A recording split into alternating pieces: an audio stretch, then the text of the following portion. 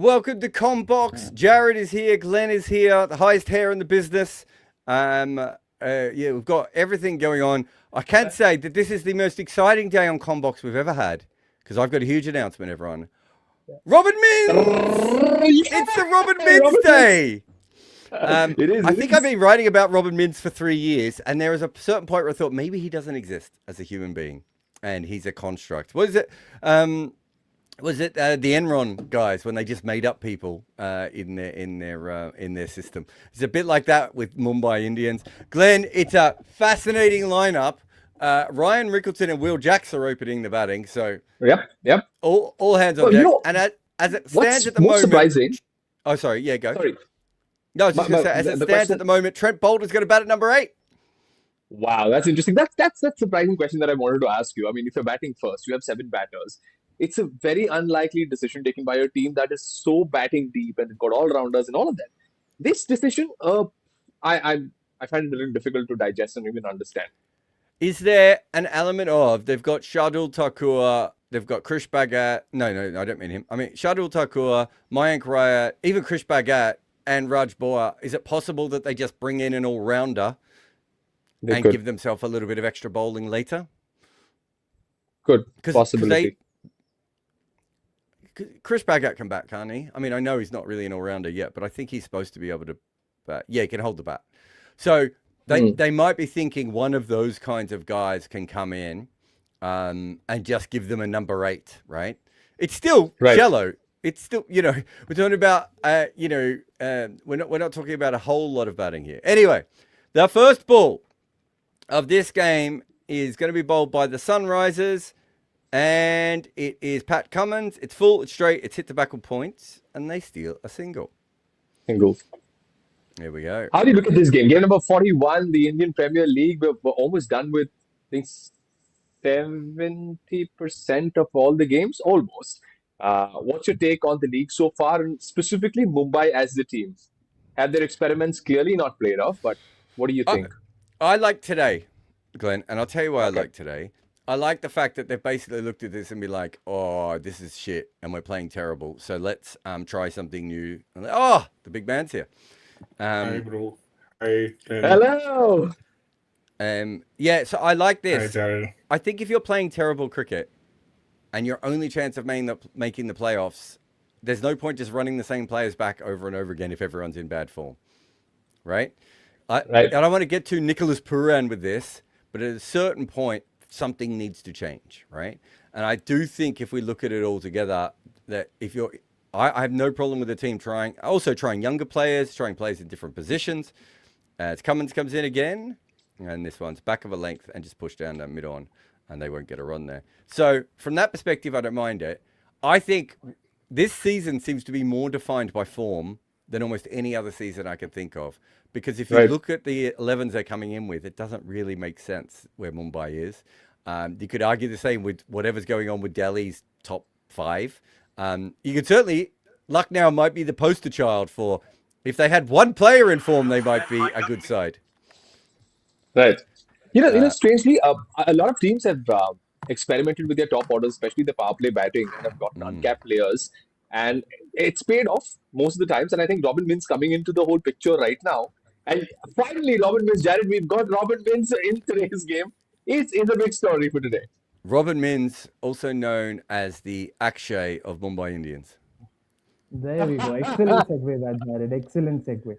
Love that. How many jerseys do you have, man? I was just about to ask the same. All time. Your microphone is really weird, Akshay. You sound like you're being drowned underwater by Deepak because he's on top of you at the moment. Not sexually. This is a big swing by Ryan Rickleton, and he almost clips this back onto his stumps, but it goes through to the keeper. No, great comment here from Abbas. He says, every time Glenn comes in, he's in a different room. Yeah, I'm actually... I finally gotten some space in the house. There's no one today, so I can actually sit and kind of work this out. I've got 2 dogs also around here. Oh, wow. Wow. Actually, do you want to do a test so we can try and mic check? Is it better? No, it could not be worse. Jesus Christ. We'll take Akshay out for a moment. Cummins in again, and inside edge. And it's going to go out to backward square leg for one.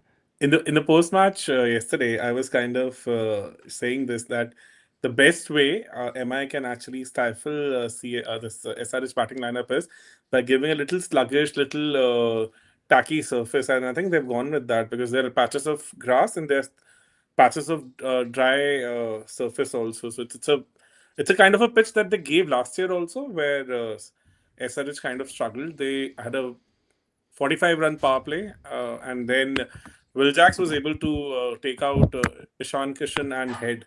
Oh, Will Jacks, first ball. Second ball, isn't it, for him? It's in the slot, and he's just played through the line, got it very high, but it's a 4 over long on. I think it was a little bit off the toe. Looked like a beautiful strike, but let's listen to Akshay to see what we can hear. Yellow. Mic check. All right, I'm not sure what's up. Let me try a different pair of headphones or something. That's a muffled mic that ain't the strike. I'll tell you, I'm on a bike and I'm going to spike. That's how we do. We roll in 2 and 3, 2, 1. Pat Cummins.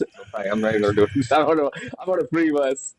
Did you watch Pat Cummins celebrate on the first ball? Like, Pat Cummins was celebrating like the fielding that he did on the first ball was absolutely sublime. Watching that attitude at the Watchalong Stadium in front of the Mumbai crowd. Quiet. I'll play with you later. Quiet.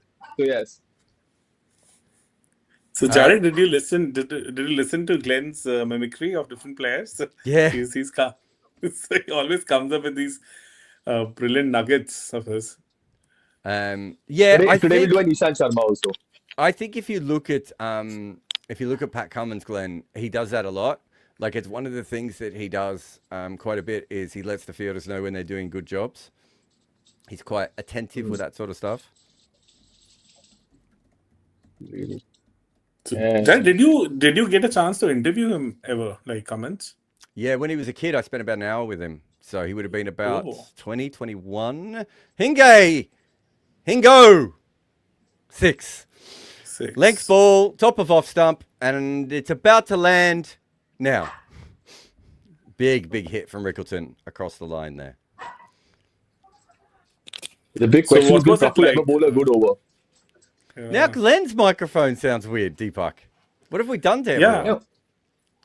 Even I'm kind of getting some sound in my earphone also, I guess. Let's try Akshay.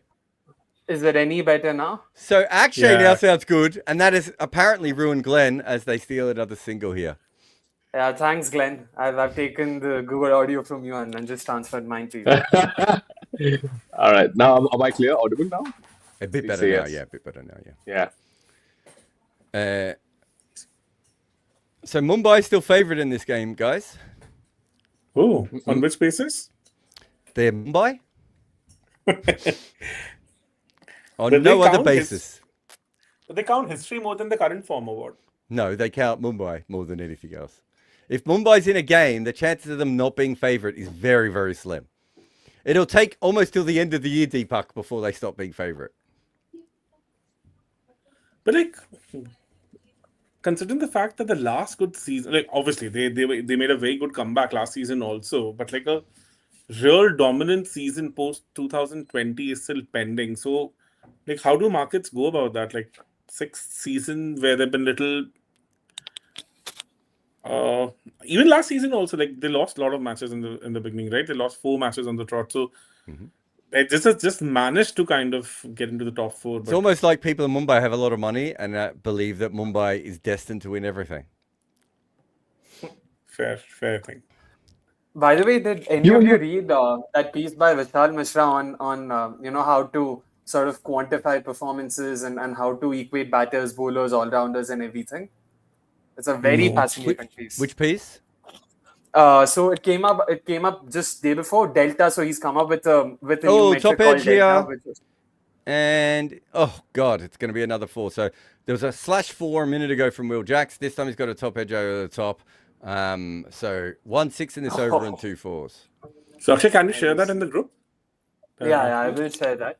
So he's come up with a new metric called Delta, that his way of sort of quantifying what's the impact that each player has generated in a game. So it's essentially a one-size-fits-all approach wherein now you can directly compare batters, bowlers, and all-rounders. So for the longest time, that's been the biggest question, right? How do you say whether this batter has more impact than, say, an all-rounder or a bowler? Because they're different suits, they're different ways, they come in different phases and all of that.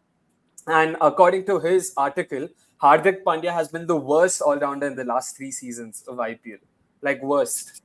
Batting, bowling, across parameters, he's been the worst. I'll share that. Very fascinating piece.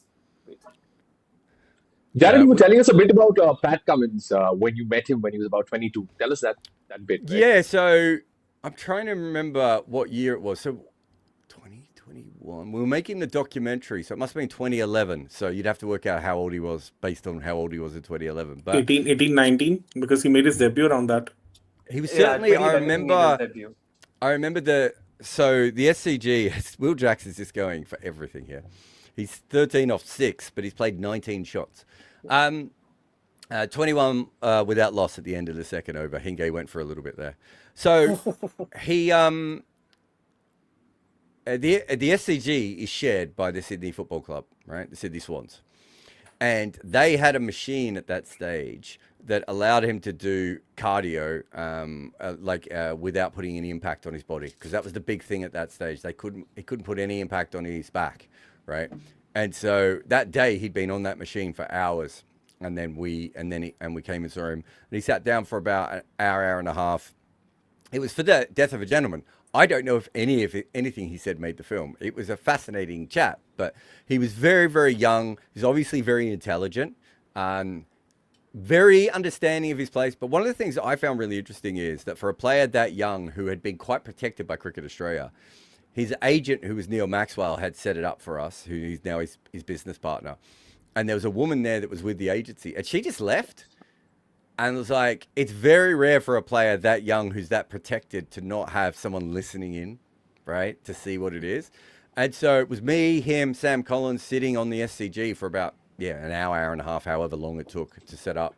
And it was the one thing I remember talking to him about the most was how much outside of the interview, the one thing we talked about him the most was about how much he was working on his batting, because he was like, I can't bowl, right? So this has to be my opportunity to become a better batter. And if you look at Pat Cummins now, as this one is whipped over the leg side for another boundary off the man himself.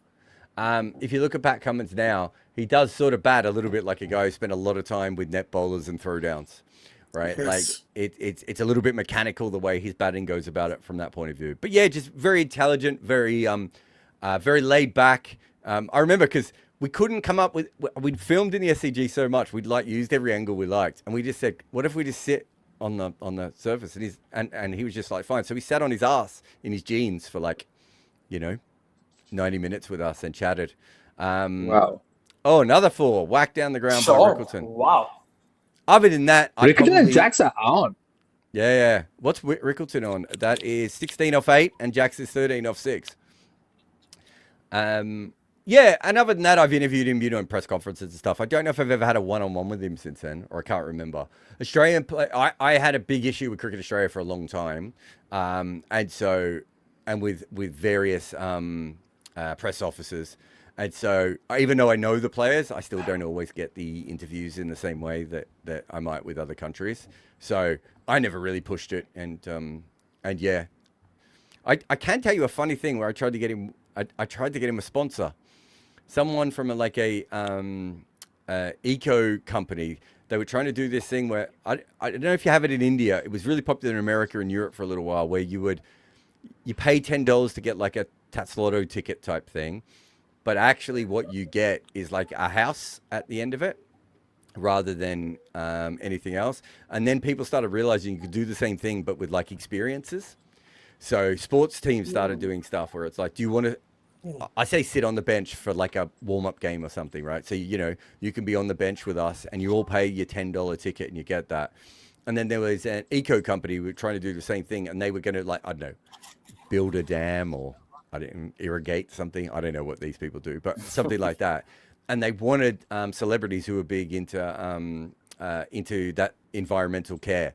And obviously Pat was one of them. And they reached out to me and I set him up with Neil. I don't know if the company went ahead or if he ended up doing it. But yeah, that's probably the most that I've had to do with him over the last couple of years that I can think of. Interesting.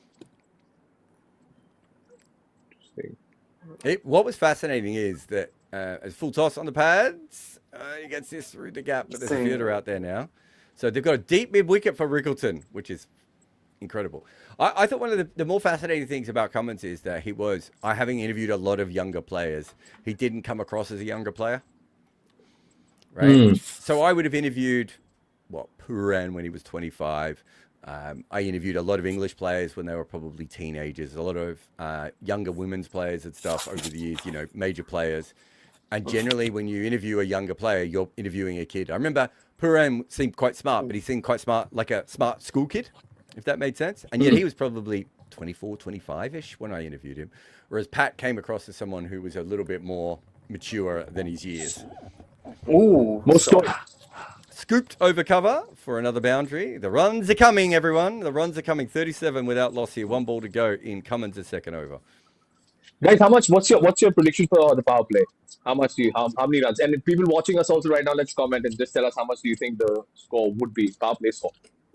Let's pick on predictions because Deepak almost got his prediction right yesterday. Ooh. Deepak, you have to say it. I'm almost going with the same number, 65 somehow. I don't know why. Okay, 72. Akshay? 81. Whoa. Oh. 75. I like this. 75. 75 for no loss. I should say the expected runs in the game, in the innings at the moment, is 226. So the market is loving this start. Yeah. Yeah, because what this are is the betting something pundits saying? Sorry? The betting pundits, what are they saying? That's what they're saying. It's gone up. It's 228. By the way, Shivang isn't playing today.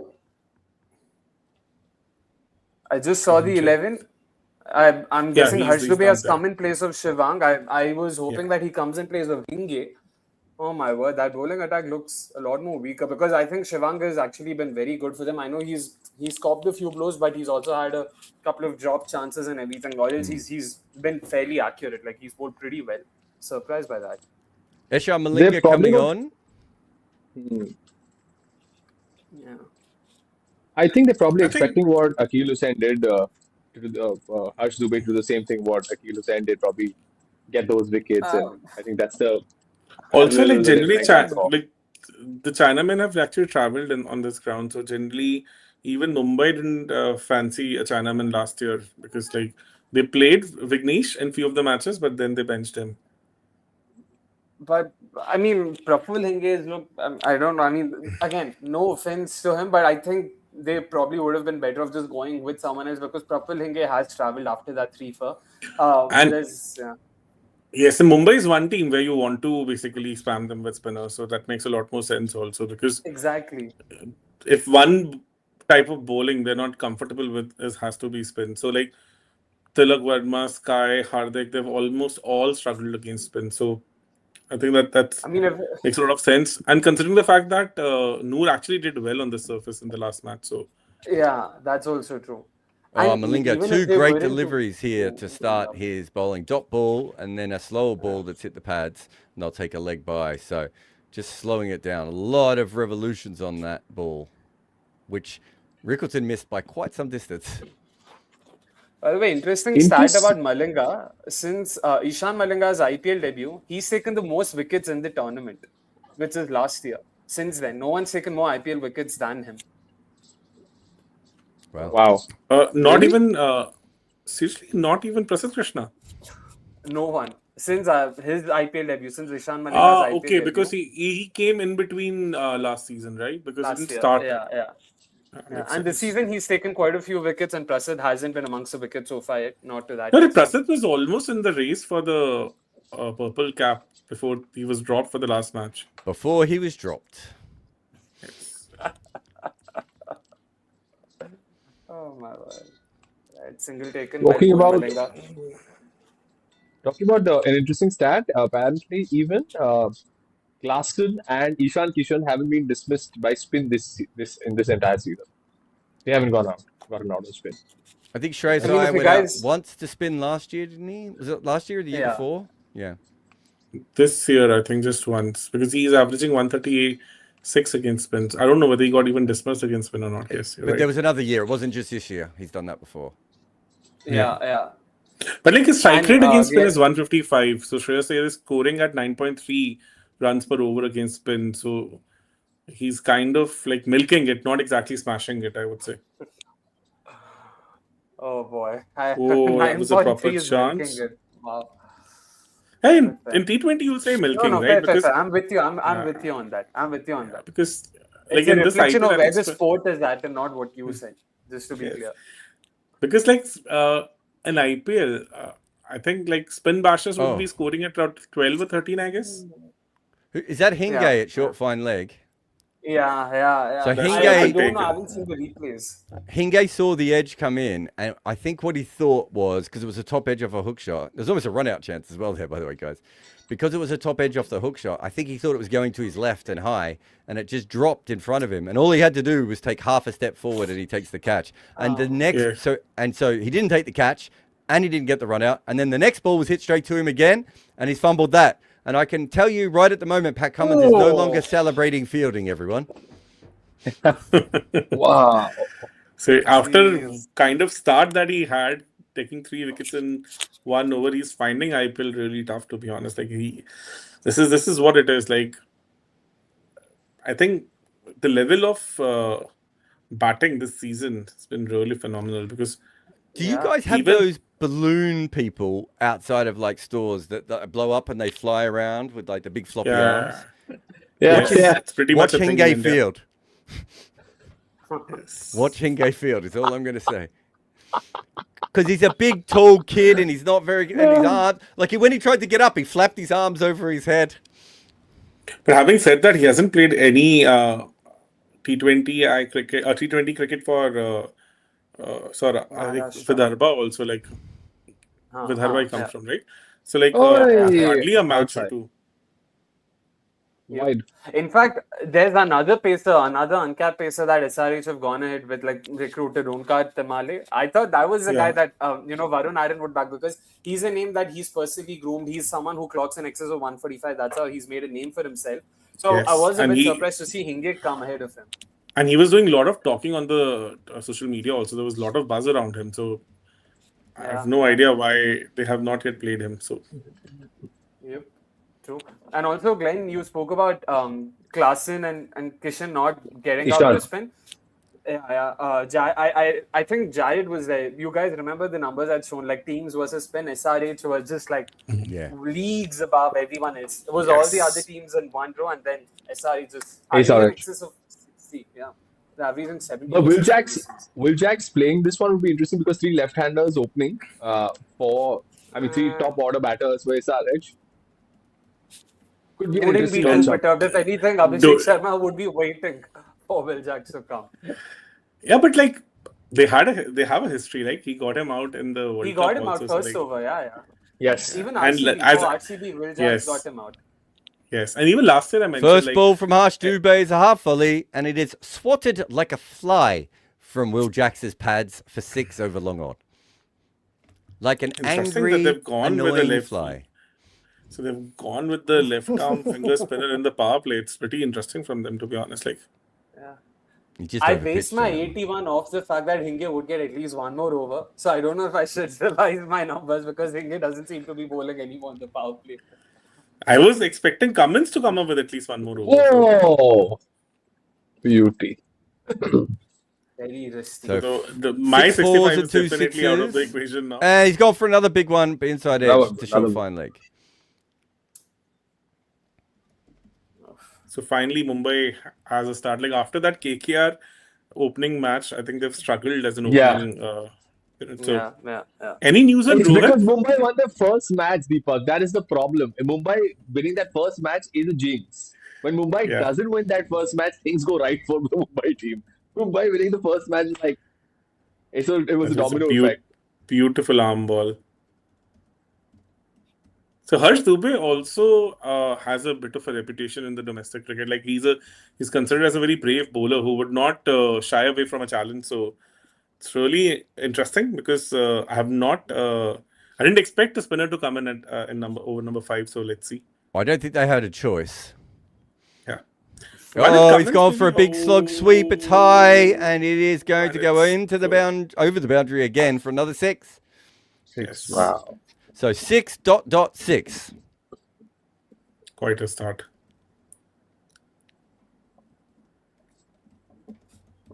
In all fairness, it hasn't looked like a very true surface, not like a belter of a surface, and I think Mumbai should be happy with the start.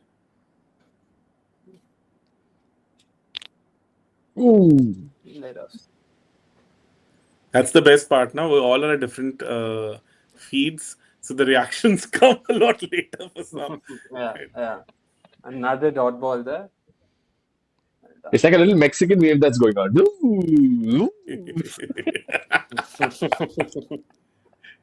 Yes. So Jared, remember like what we had decided before the tournament? If we'll have the fast feed, we're going to basically use it to kind of bring in our own expertise and to kind of give that impression that we are making all the right predictions. But I think this isn't actually the fastest feed. That last ball was cut away for 4. There is another feed quicker than what we have access to. And the one that we have that is quicker, which we don't have at the moment, but I have used before, what it does, guys, is it flicks up on the top of the screen what the result of the ball is even before you've seen it, right? And so we did Cricket 8. Me and Rob did Cricket 8. And so we could see what the ball was going to be beforehand. And like we'd have guests in and we wouldn't tell them that this was happening and they wouldn't notice because they're looking at the cricket. And like we had like Stuart Meeker in going, oh my God, I feel like an idiot. Jared and Rob know everything. They can literally tell you what's going to happen in a game before it happens. Right? And we had all these different experts coming in going, like you could see them shriveling in going, oh my God, I shouldn't be on this show. Jared and Rob could see into the future. Oh man! By the way, there is an app in India too. Like it's called Crex or Crickex or something like that. Crex. Crex are also kind of good. They are also doing the same thing. So yeah. 5 over 60 for no loss. So another change by the way. Again, I think me and Akshay seems to be out of the contest, but like we have Sakib here. Like, see what. Yeah. I mean, what did I say? 72. Possible. Jared said 75. Another 50. I said 75. 75 was me. Jared was 72. Jared said 72. Okay. Let's see. What was you? What was your prediction? 65. Okay, the market says 76. Just having a look now, and that's going to be a 6. And I'm already out. 6. I was just about to say that. To be honest, Akib had 3 amazing matches, but then he was taken down by a 15-year-old, and suddenly we see him bowling those half trackers. No, this was an attempted short ball, but yeah, it just came nowhere. Just stood in between. But just sat into the surface, and it was right in the alley of Littleton. So like, I mean, a couple more sixes, and I think I'll be back in business, baby. I don't think 81's entirely rolled out yet. Let's not count it out entirely. I think now Jared 72 is under threat for sure. Yeah. Good slow ball here. Hits the mid off. Thank you very much. I'll take that. Yeah.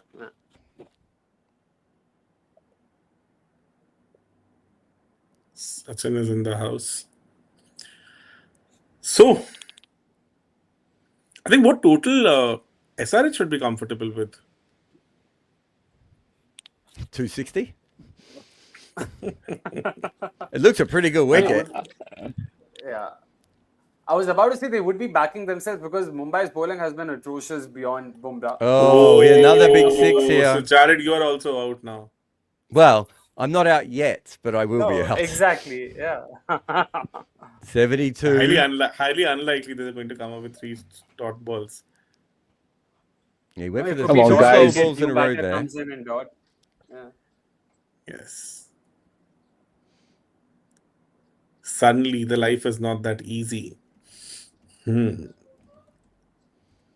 That's the whole beauty about IPL. So you have to basically evolve so much as a bowler. 100%. Oh. Excellent My start feed shows this form, mine shows 72 right now. So Six. we've So Jared. Akshay seems to be the one. I Four. think that. So Akshay is in business now. Yep. Akshay wants to tell us. Feed. Give us the feed. Give us the live feed. It is It's already 76 about without 5 loss of here. 2. Yeah. Oh Lord, what brilliant start. Yeah, Glenn's is 2 of 2 minus 5 of 2. Let's see what happens. All right. So Beautiful shot through the cover regions there. Lovely. Final throwdown between Akshay and Glenn. So let's see what we see. So what we get. Last 2 balls. It's a good wicket, though. These balls are coming on really well. We've seen sixes off slower balls as well. So far, we've seen sixes off spin. Like, they've tried everything except for genuine bouncers at this point. And this is a good slow ball. Turned into the leg side. They'll take one. So they've got, for Rickleton, and this just tells you what kind of a player he is at the moment, they've got a long on and a deep mid-wicket out for him in the power play. So... You've got a butt? No. You first finish your point. No, I was just going to say, I mean, that I know it's a good pitch, but that is a very odd field to have for someone in a power play. I was about to bring that up since you mentioned, how good a player he is. So that's why I was trying to think, makes sense. Makes sense what you're saying, of course. Wow. All right, last ball of the power play. He comes in. It's a good ball, defended really by Jax, maybe steered for being friendly to him as a slower ball. So right in the ends middle. on 78 at the end of the power play. Oh. So that means that Glenn has won by a single. So Glenn was 75. So it's 75. right in the middle. No, Right in the middle. what was Akshay? 81. I was 81. Oh, sorry, I thought you were 82. Okay, so it's a tie. There we go. 78 runs in the power play. Big start. I think it's the best power play performance for Mumbai this entire season. It's well done. Yes. How much did they manage to score against KKR? I don't remember that. I'm just gonna Let check us check that right now. I think around that time also they were around 80, I guess. So We've got a super chat from Rudra. It says, sorry this isn't cricket related. Nuggets been painful to watch, especially Joker. 3-point attempts post-injury are basically a turnover. Don't see Denver doing much even if they somehow advance. I actually thought they played... I thought they played bad in the first game, the Nuggets, when they won it. I still think they could... I mean, they might be able to get past Timberwolves just because of all the injuries, although Denver has a couple of serious injuries now as well. But yeah, they played terrible. I'm not as worried about how they play against the Timberwolves, though, Rudra, because the Timberwolves is the team set up to beat the Nuggets.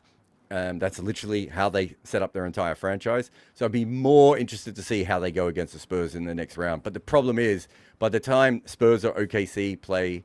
by the time OKC play the Spurs or the Nuggets, they're going to have played a lot more games. And I think they'll just be too tired. So I'm not sure it will matter either way, really. And to some people, that will sound like a foreign language. I just zoned out completely, having absolutely no clue what was even being spoken.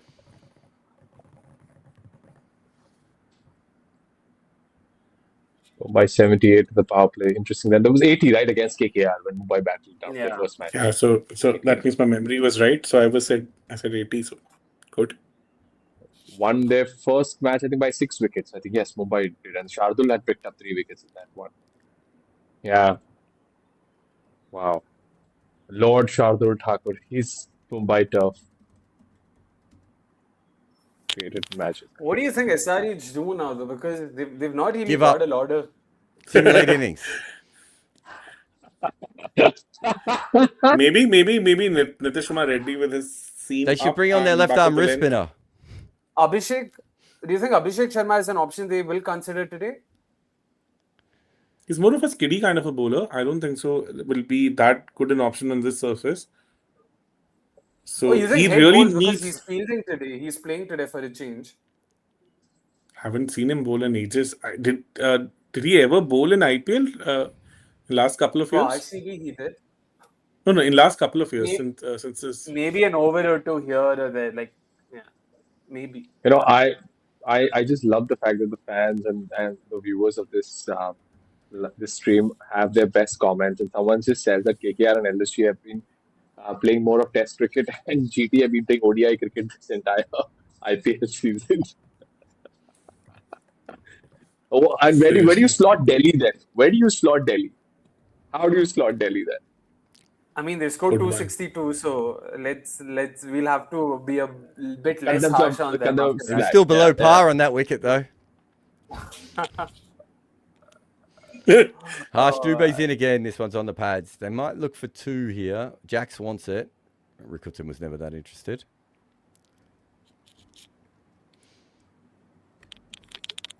So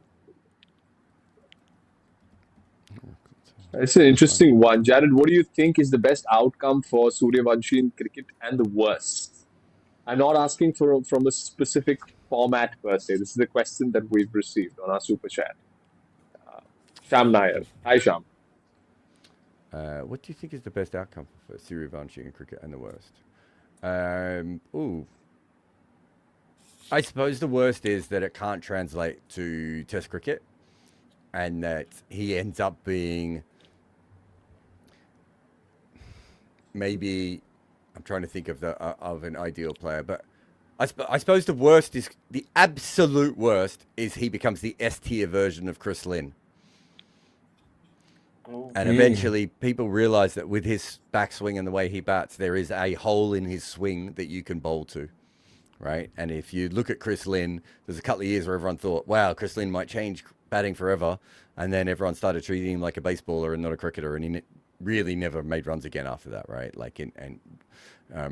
If anyone's old enough to remember how big of a deal Chris Lynn was for a couple of years, not just in the IPL, either in all leagues, right? Yeah. And this is slog swept but straight and over long on's head for 6. So I think let's say that Chris Lynn was probably like a high B tier level version of that. And so an S tier level of that is still a great player and it's still going to cause you problems, but perhaps he's not. That's the absolute lowest I could see. He's just too talented for him to be much worse than that. I think he'll still be relevant in Indian conditions as far as Test cricket is concerned, right? No. But what we're talking about at the moment is, he's not really batting, is he? He's hitting, and that's what Chris Lynn was doing. And so, is there an element of if you can find a way to stop him from being able to hit? Does he have the other skills? I think he's a lot more skillful than Chris Lynn. Having said that, I watched the young Chris Lynn, and I thought Chris Lynn could have averaged over 40 in Test cricket. But he completely changed his game to make it so he was playing like a baseballer, and he never really recovered from that later in his career. One thing that I've seen in him in this season is like whenever the ball is not in his half, though the margin is so small, he still tends to kind of take a backseat and would just try to knock it around for a single or so. Yeah. Like this was not there earlier. Like this was not even in the under-19 cricket, what I've seen of him. Like there's an evolution happening as with the batting is concerned because he's kind of becoming more mindful of the fact that what exactly he can hit. The range is insanely huge, but like it's not just that though, is it? It's at the moment we don't actually have that much data on where to bowl to him and how to bowl to him, 100%. Right? Yes. And so as I think it's very hard. Like you're saying, now he's playing these shots. It's very possible he didn't need to play those shots before because people weren't bowling those deliveries to him, right? You know, first class level and junior level, you don't have the data, so it's very hard to be able to go through that. So that's probably the worst case scenario, which is still a multi-million-dollar player who's going to be a star for a long time. The best case scenario is, I don't know what the top end of this is, but the best case scenario is he can replicate this in Test cricket, right? And find a way to negate any weaknesses he might have in Test cricket. And then you become, and then essentially what you have is someone who is technically a combination of Sachin Tendulkar and Lance Klusener, right? Wow. As this is caught behind, Reddy comes on. God, how many times has Reddy just taken wickets? I said that. Why not bring in Reddy with his seam up and back of the line ball? So I just said that. Just looks like a normal delivery. I'm not even sure it seemed away. Anyway, Will Jacks is gone. and he's gone for 46 off 22 balls. As he's just And nicked that ball was 140.2, by the way. Sorry. Actually, that Oh, might have that's moved the away fastest. too. That's the fastest he's bowled. Yeah, just a Yes, little bit of seam it's- movement away. Yes, I mean, it straightened a bit. just remember, it was 140. Yeah. Fair. But they needed that wicket, and again, as he has many times this year, I like him with this bowling so far this year. But anyway, so you're in a position then where if you look at his technique at the moment, it's kind of, there is elements of both of those players within it, right? The eye is obviously Tendulkar's, but the techniques is much more Klusener's at the moment. And what does Klusener average in Test cricket? Deepak, off the top of your head? I think at one point of time he was averaging 50. I don't remember the. I think in first class cricket he has a ridiculous batting average, and they batted him at like number 8 in Test cricket, and he ends up averaging 33, and in first class cricket he averages 43, right? Yes, So, because and again, this is a much more. I think like Lance Klusener was a little bit more raw than what we've seen from Suryavanshi as well. And I think his eye is better than Klusener's as well. Yes, and I think early part of his career he was easily 50, because I clearly remember he had those insane hundreds where he would just blast away, and then obviously people understood how to bowl to him, because he would come in and would play those counter-attacking knocks and stuff. There's a lot of things that can go wrong, and we've seen players come in very young in Test cricket and star for a little while, and then not go on to be one of the best players of all time. Neil Harvey is probably the best example of that if you want to go back in history. But Lawrence Rowe, even Jimmy Adams, he was a little bit older, but there have been players who've come in and been great for 2 or 3 years, and then people have worked out how to bowl to them over a period of time. Where would you put Carl Hooper in that? Like, in terms of the Carl Hooper was better at the end of his career, wasn't he? But like, considering the fact that I heard an interview of Lara where he said that he was insanely talented and should have been among the top. Yes. Like, is it an exaggeration or like? No, but that's a very different thing. If you talk to any player, they will tell you even people at club level sometimes were more talented than them. Right? With Suryavanshi, it's already beyond talent because he's already been able to replicate it at the top level. So it's well beyond talent. We already know he can handle pressure, right? We already know he can handle international players. So I'm not saying that Brian Lara is wrong, but, there are lots of players who have that, right? Like Aravinda de Silva was probably in the top 5 most talented players of his era, and he doesn't average anywhere near the other guys with his level of talent, right? And he took a lot of time to get off the blocks. Yeah. So, look, absolute best case scenario is that he is, as I said, a more polished, more skillful version of Lance Klusener with a better eye. And he's got a little bit of Sachin Tendulkar's at least poise and ability to handle pressure. And then if you think about it from a batting perspective, if you're in a test match and every full ball you can launch for 6, right? It does mean what length do you bowl to him? He could change a little bit in the way that Brendan McCullum took the slips out of play with the way he played. If Suryavanshi can take length balls out, length balls are the most important balls in Test cricket. Yes. So that is a completely different level of play that we don't know how to factor, right? But as I said before, we have certainly had players who have had, at a very young ages, who've had ridiculous starts to their career, and that is not where they've finished off, right? And so that's not saying that anything else. It's just that sometimes people peak at weird parts. Sometimes you get a really good bump. As another 4 from Rickleton here. Like, any parallels, Jared? Anybody that comes to your mind who would have started this early and had an insane peak to begin with? Yeah, well, 2024, I think there was from the Delhi team, Jake Fraser-McGurk for me. I mean, if I'm talking about players of this era, he was aggressive. He was an explosive batter, and then getting sold in the 26th auction.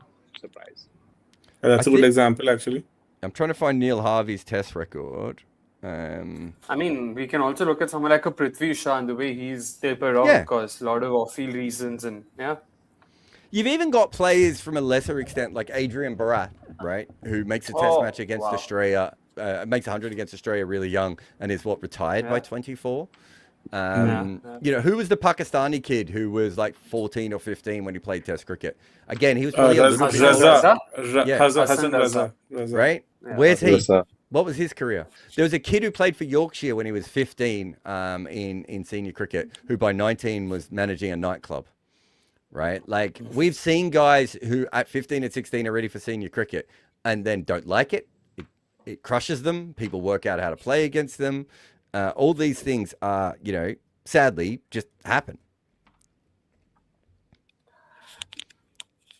Also, I'm forgetting the name of this guy. Jared, do you remember this was peak COVID? I want to say 2021. An article had come out about this Indian guy who scammed his way into playing professional cricket. He played for Worcestershire, if I'm not wrong, and then he also got an IPL gig. Do you remember the story that broke out? Allegedly, Adrien Shankar is the man that you're talking about. Yeah, because he said Adrian, but I thought it was some Adrian. Thank you.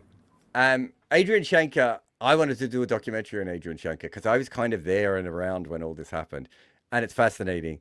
Deepak's on a conversation with someone. I can't talk about Adrien Shankar unless Deepak is ready to listen to this story. Right? Sorry, I'm back. Fascinating story. So Adrien Shankar went to the same school as Alistair Cook in high school, and then he went to Cambridge and played cricket at Cambridge.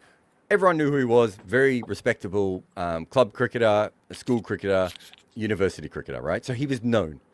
And then Adrien Shankar kind of disappeared and didn't go on into professional cricket the way that a lot of the kids that he grew up with had gone on to.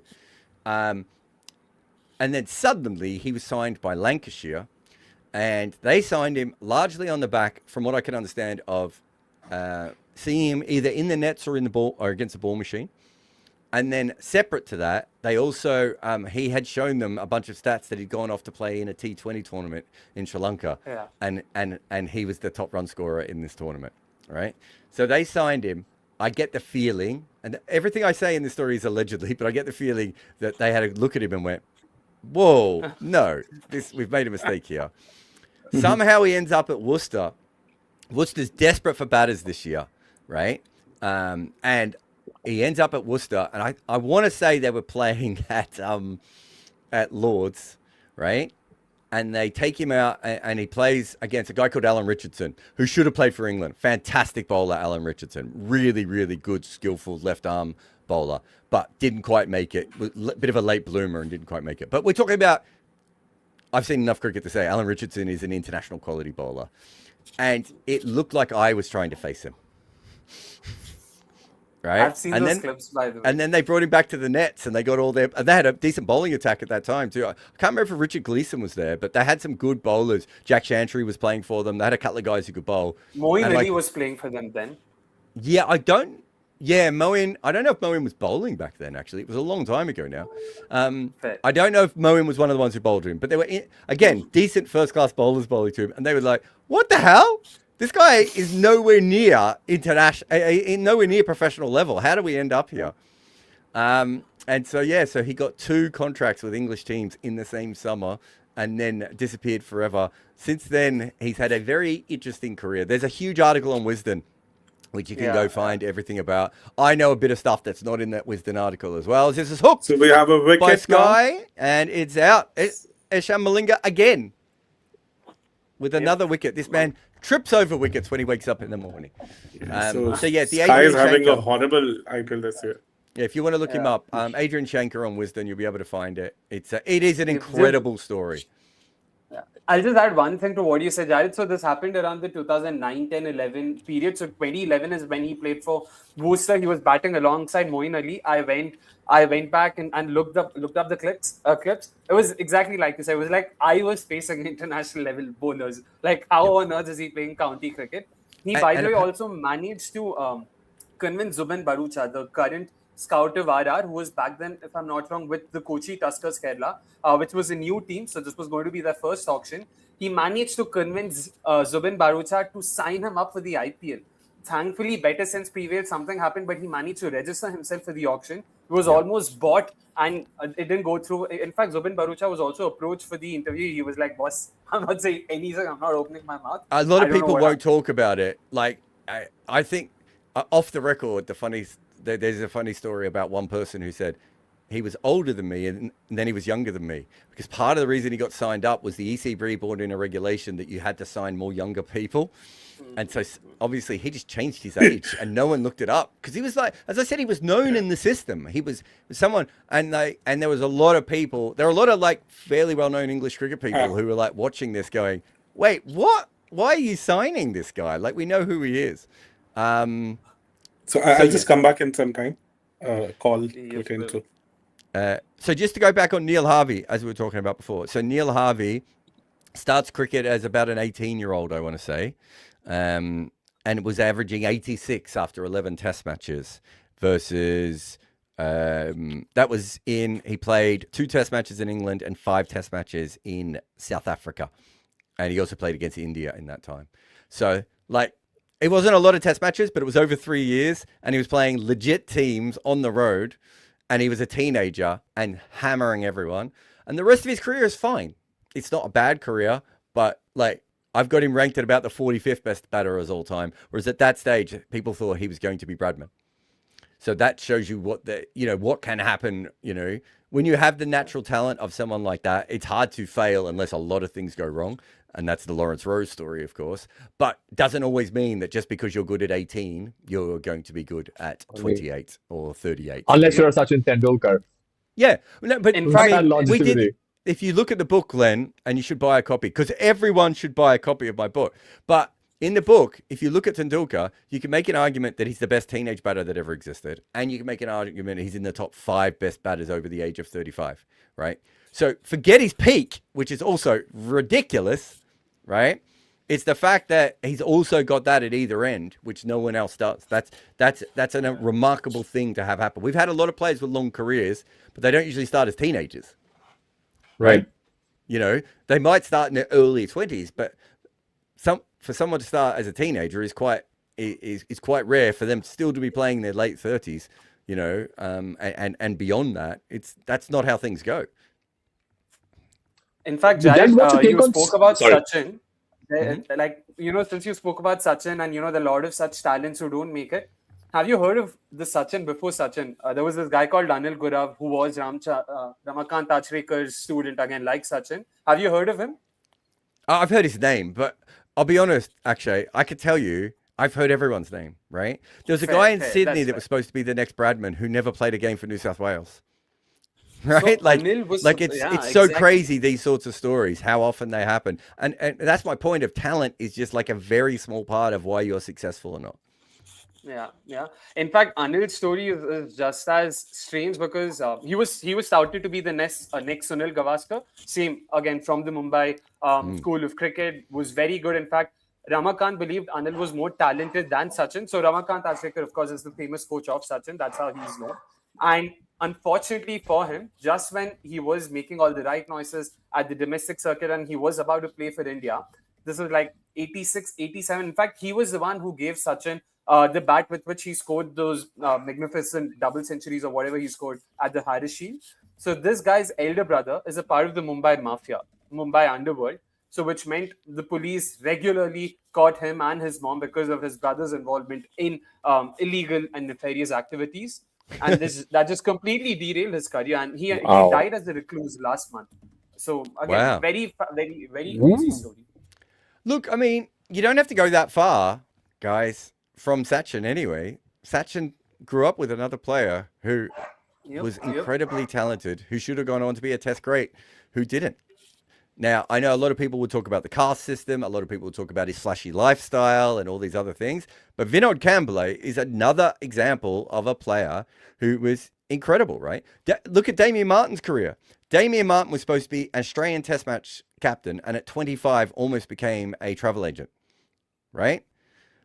So let's say Damien Martin goes off and becomes a travel agent and never comes back to cricket. He would be another one of those stories. The only reason we know about Damien Martin is he hung around for one more season, right? So sometimes these sorts of things just happen. And so many young players, you've got to understand that by the time, for a lot of these really talented kids, as this one is pushed into the covers from Cummins, who's back on for his 3rd over, I think, a lot of these times, what you actually end up with is a situation of, if you're, especially in Asia now, if you're a young gun, you're kind of a professional from like 7, 8, 9, 10, 11, right? You get to 25 and things aren't going right for you in the way that you think they should be. The pressure comes down to you. Have a look at how many. Look, Suryavanshi can be compared to how many great women's tennis players who at 15 were good enough to be, number one in the world, and by 22 hate the game of tennis, right? Mm. Now, that may not happen with him. It doesn't happen with every younger tennis player, right? But it's happened with enough of them. These things are tough. Being a professional athlete is tough when you're an adult, right? And these guys are having to learn it when they're kids. Look what happens to child actors, right? Talk about being screwed up for the rest of your life. Yeah. And that's another reason I respect Tendulkar so much, because I know what you have to have gone. Forget even the Indian angle with him. To be that good when you're that young and to keep that consistency all the way through your career it's just on another level. Normal human beings cannot do that. It's actually also very sad that people have been picking on. I mean, I know Prithvi Shah has struggled a lot with this, but constantly picking on him, bickering around him. I mean, give the lad a chance. I mean, it is hard to play at the highest level. It is insane. And Jared, you've seen it like firsthand, better than all of us put together. It is so hard to be famous. So you know the famous rule, don't you guys? When you whatever age you become famous, your maturity usually gets locked in around that level, right? So, you could almost call that the Michael Jackson rule, right? But you see that a lot. And it's really something I've noticed a lot, that with players who don't become famous till they're 27, 28 are quite often a lot more rounded and a lot more able to handle things. If you become famous at 18, my God, can you imagine if one of us, this is an incredible shot by Namandia through extra cover for 4 here. Beautiful timing. If you become famous at 18, your entire worldview is warped from then on in. Oh. Right? Everything that happens to you in your life is completely fucked because you're not used to normal life at all. You've never had to do anything normally. That's true. That's very true.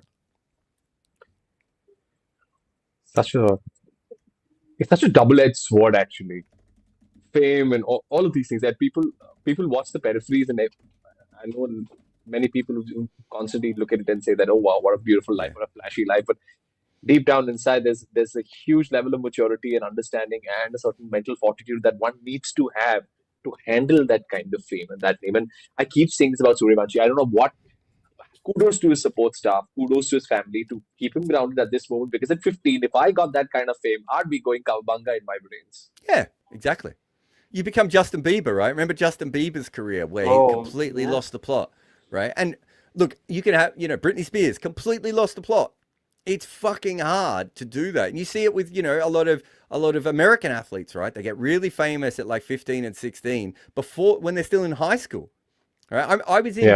I was in America the year before LeBron got drafted, and I couldn't get any NBA news. All I could get was another 4. Rickleton is timing these incredibly. This is short and wide, and he just plunks this to deep extra cover again for another boundary. Yeah, I remember being in America trying to get NBA news. You couldn't, because the only thing anyone was talking about was this 17, 18-year-old kid, right? And so you have to deal with that. And I've seen people abuse Sachin and LeBron over years of being too curated, right? And being too safe and being too worried about their image. And I was like, yeah, guys, because they had to, that's all they ever learnt to do, right? That was literally what they were taught from a very young age to do. It's really tough. Do you think that's a right approach? Because for a lot of players, sometimes just being out there, being a little belligerent, being a little flashy also works in today's social media world, and it actually pays their bills too. So, like I said, being a little flashy also could somewhere add value to you as a player. But how did it go for the Krunal and Hardik when they had some fun on it? How did it go with Rian Parag having a vape the other day? You gotta be careful, man. Right? I feel, especially in a country, but even more so in a country like India, again, it's there are too many variables to that as well, right? Because it's a part of our culture to deify our sports stars, our actors and heroes and everything. And because that's such an intrinsic part of Indian culture, it becomes that much more harder for you. Because again, it comes at a great cause. This is something that I've had a lot of conversations, over beer or a drink or something. I never want to be that famous. I'll never want to trade my privacy for anything. That's me. And cricketers, they have to do this without their consent. They've not consented to being for their privacy or privacy to be violated. But it is day in, day out. No, exactly. And it's, I mean, I've got so many stories of being with famous cricketers when just terrible things happen to them, right? Like when, people just did things that were unacceptable and were awkward, and you have to get involved, and it is bad, and you get the money for it, right? It does do that. But if this happens to you when you're a kid, you don't really have a normal life, right? Like there is a trade-off for all that. And so what's the answer? Like, do you hold back Jennifer Capriati and Martina Hingis or Suryavanshi, right? Like, you can make the argument you probably should, right? But at the same stage, if they're ready to dominate now, what if they've only got 5 or 6 years when they could dominate, and that's when they make all their money, and you've lost them that, I mean, without getting, it's the perennial thing in the NBA is whether players should go to college or go straight from high school, right? And you look at Kareem Abdul-Jabbar, who probably lost 4 years of his major earnings, where he was the best basketball player maybe on earth, and he was probably getting paid under the books, but he wasn't getting paid properly to play college basketball, right? So that was probably better for him long run as a human being, and he ends up playing in the NBA for a million years. But what if he'd done his knee when he turned 23? And he never gets to earn his money. What if Suryavanshi gets a series of, like Will Pucovski. Like Will Pucovski is obviously one of the best Australian batting talents of the last 10 years. And Cricket Australia are having to find him other jobs now, right? He'll never make the money off the thing he was really good at, which is batting in Test cricket. Like, you don't know what's going to come for you. Like, Jared, what do you mention now? There have already been talks and calls for, youngsters, teenagers or cricketers below 18, them not entering the auction or not being allowed to enter the auction. Just find another way of recruit such cricketers if they're that talented. But it's so hard. It's you want to think of it from a holistic perspective, but for those individuals, it's their lives you're talking about. If they earn that much money, yeah, I do think going ahead, there probably needs to be a rule that I'm not sure you should be playing in cricket, certainly below the age of 16, but you can make the argument 17 or 18, right? I do think there is an argument for that going ahead.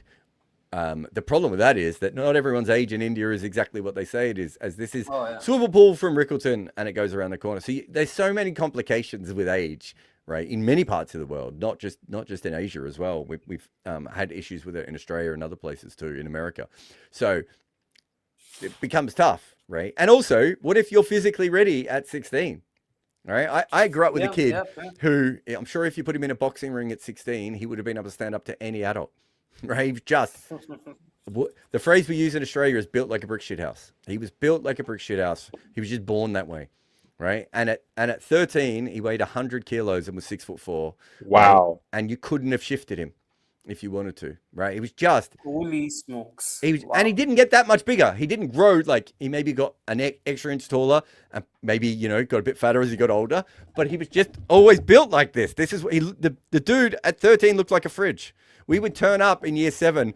The rest of us with pimples and our, and looking like, 8-year-olds. And he looked like he was about to teach the class, right? Like, people are physically ready at different ages. And that's what I was trying to say. So you have to be careful about that. All of this, Suryavanshi has brought up so many different things. I've told the story before of being with KS Ahmed when he was not yet 18, at least on paper. And traveling around the world. This is going to be another 4. Wow. Namandia. He started slow, but he's hit 2 incredible shots through the offside, one to backward point and one through covers for 4. KS Ahmed was traveling around on his own to go to St. Lucia. So he's in Trinidad. He doesn't speak English very well at that point, right? He doesn't know how to fill in all these Trinidad forms. The only reason we got him through immigration is because I recognized him and I happened to be in the queue at the same time, right? It's like there's such. I promise you, in some of these leagues, I think there was, I can't remember who it was, but there was another player who turned up in the in the Big Bash. And he was so nervous, he didn't leave his hotel room for 3 days because he'd never been in a Western city. And he didn't know he had to go and collect his per diem, so he didn't have any money. So he just stayed in his room for Oh, days. I can't remember who that was. Someone might be able to Google it and tell us who it is. So, Wow. yeah, it's a really, really, like from that perspective, there's a lot of, we haven't even got on the women's cricket, some of the wild shit that's going on with women's cricket in the last 20 or 30 years that like, Was about to bring that up, but yeah. right? I mean, some of the stuff in women's cricket is like, we will have 20 years of lawsuits and everything coming out in the next couple of years. And that's before we get to all the academies and the underage kids who are off in places. Like we're going to have a huge pedophilia problem in cricket because it hasn't come out yet. And I promise you it will. We've already had it in football and other sports. We haven't had it in cricket. It will come. We've had little bits in Cricket Australia. There's been little in India too. In Kerala, Yeah, we've seen a couple of cases already being filed last year. But yeah, I completely agree with you because of what little I've heard from the cricketers themselves. It's not easy. It's not easy, especially in a country. Again, oh my God, Ryan Rickleton. Harsh Dubey probably wishes this is the game he missed as he's whacked for another 6. He's now gone for 37 runs and 13 balls, I want to say. Yep, that's right. wow. The Harsh Dubey gamble didn't pay off like the Akhil Hussain gamble. He's bowled, he's bowled okay at times this year, hasn't he? Yeah. Harsh Dubey has been pretty decent. And again, Akhil Hussain is a very different kind of a left-arm spinner, right? Like, so I feel that there's no point trying to compare the two. Well, but I would argue that Harsh Dubey's at his best with the new ball. But they've not used them that way, right? That's what I mean. But he has earlier in the year, at least one game, maybe 2, I want to say, he used the new ball. So, yeah. Sadly enough. Wow. Jared, I love the point that you made about Suryavanshi also. He's hitting, he's not batting. And the whole test cricket thing for him to, the best thing that could happen to him would be a redemption. And I mean, not redemption, rather play test cricket and see what the outcome would be for this young lad.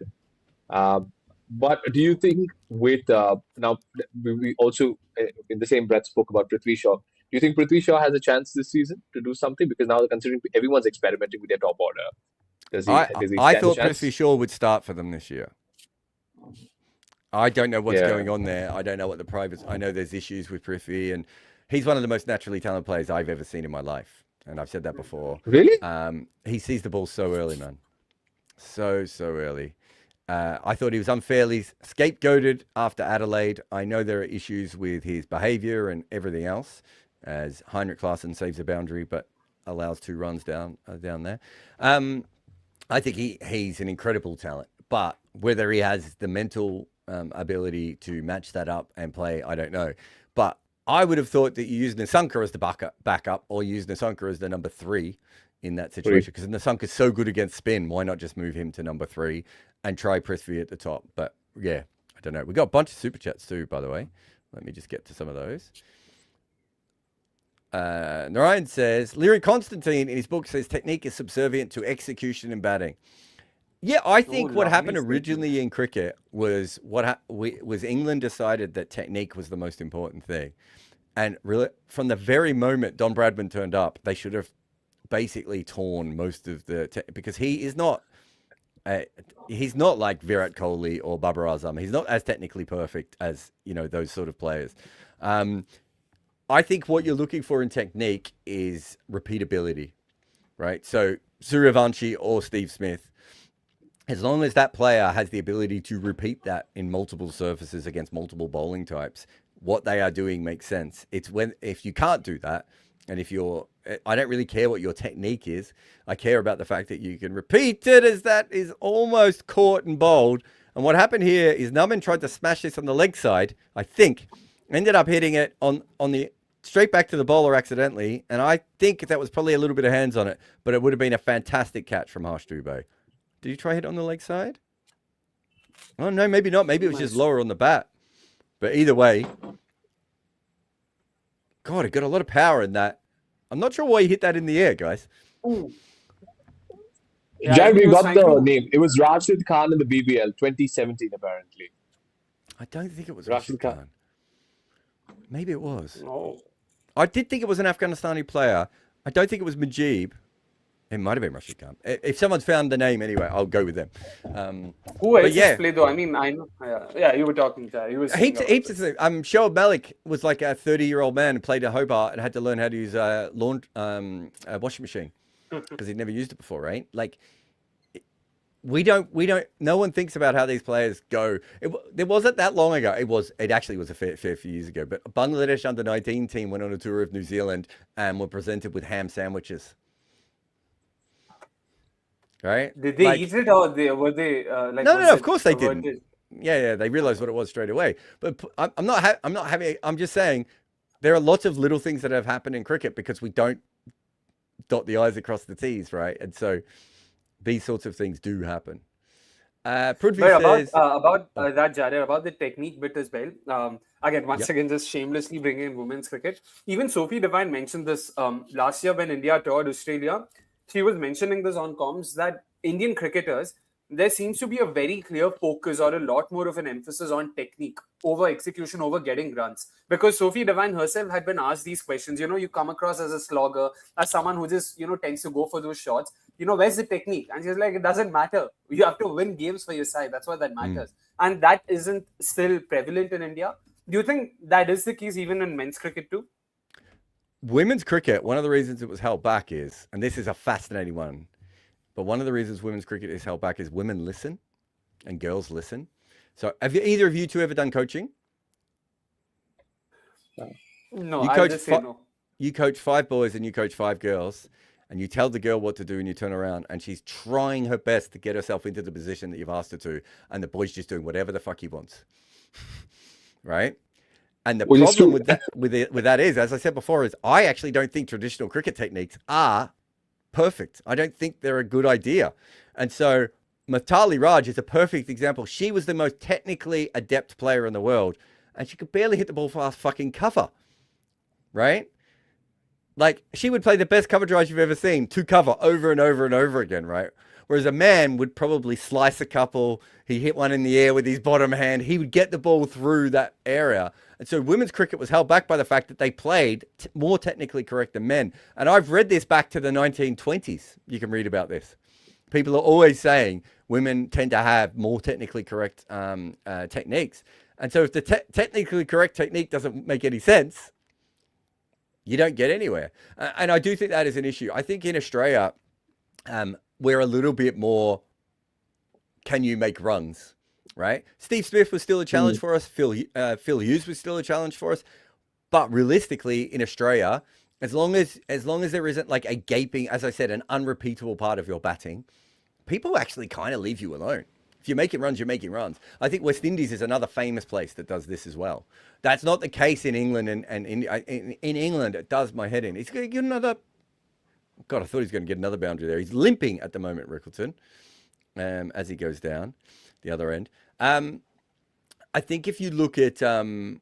if you're in England, the amount of times like they'll be coaching kids and be like, you have to get your front foot forward all the way over. And I said, no, you don't. It's a fucking terrible technique. You can barely see the ball if you go into that position. And if you face fast bowlers and you try and take a huge lunge forward against them and get your front elbow up, do you know what will happen? You're already out. Right? You need to be balanced. You need to be hitting the ball under your eye line. Right? Moeen Ali and Damian Martin and VVS Laxman, perfect techniques. They don't fucking have a big forward press. Right? So I do think there is an element in some cricket cultures where that is a little bit more prevalent. But it should be said, the MCC coaching manual, which caused all these issues, hasn't been in print for about 30 years. So people need to just move on from it, right? Fair. That's fair. That's fair. I mean, what you said reminds me of my own coaching sessions from back in the day where I used to struggle with just being technically correct. And yeah, fair. That's true. That's my 11-year-old has he bats very, very similar to Moeen Ali.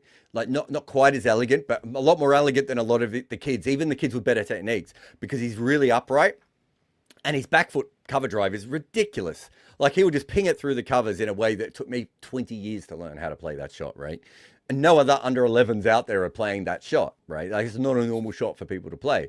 And so there are kids in his team that are much better bats than him, but they're playing much more technically correct. And his coaches are trying to drill that out of him. And I was like, no, that's his thing. He is naturally hitting every ball under his eye line. There are other things that we need to fix in his batting, right? That's the thing we need to leave alone, right? Because as he gets older and the bowling gets faster, the other kids are going to struggle because they're already pinging on their front foot. He's already on his back foot, and he can play that punch and he can play the pull shot. So it's little things like that. So for me, to go back to the original question is, I'm looking at the shots that make sense for the person, right? The style that makes sense for the person, right?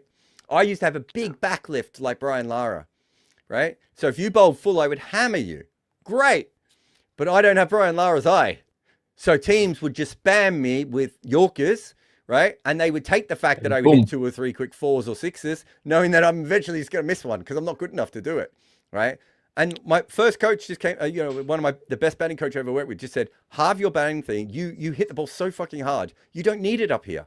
If you do this, you'll still be able to hit 4s and 6s, and you just won't miss as many balls. Repeatable. That's the only difference that I had there, is it suddenly became repeatable, right? And that's what you're looking for with anyone.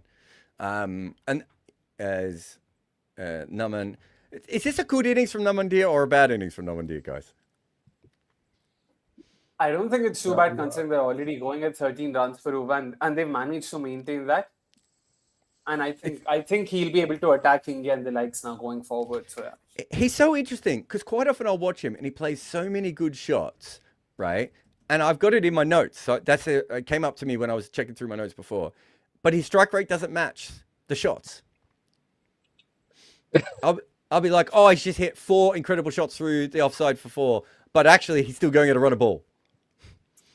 But he has an IPL strike rate of 170, Jared. I mean, that's pretty good for him. Exactly. So, but that's what he said, right? It doesn't match. It doesn't match the math. It doesn't match the match. Yeah. That's true. Exactly. That's what. Guys, what do you think is going to be a good total from here on now? I mean, what do you think? Where are we going? 250? Has to be. Yeah. I said before, didn't I? Probably 260, right? This pitch just looks so good. Yeah. That's why I'm worried about the way he's batting at the moment. Also, he doesn't have a strike rate of 170 this year, actually. I'm sorry? He doesn't have a strike rate of 170 this year. No, I said all IPL. All no, IPL, but I'm saying this year I've seen him in form and not make the runs. Oh wait, we've got a couple of super chats we want to get through too. Prithvi says, Mumbai got Rob pilled and up the volatility. So we've been talking about this a lot. And reaping the rewards. 230 looking on here. I hope NKR gets the customary 13th over wicket. We missed the 13th over. There wasn't a wicket in the last over though. So well done to the batting teams for that. 13th over was 7 runs, and I think the 12th over. Yeah, 12th over was. 13th over was Ishan Malinga who bowled well. Yeah, 12th was 19 runs. 12th was 19 runs. So for those playing at home, it's still following the pattern. 12th over is always high scoring. 13th over is always low scoring. And if you look at this over just now, Hingay is on, and it looks to me like that ball is is a lot harder. In fact, this might even be caught in the outfield. There it is. A little bit of extra bounce. He tries to whip that across the line. Again, the 13th over hits even when it's in the 14th over. That harder ball, bouncing a little bit extra. It's taken an edge and gone straight up in the air and has been caught out at deep mid-wicket. Not a bad wicket for MI to lose at this point in time, though. So,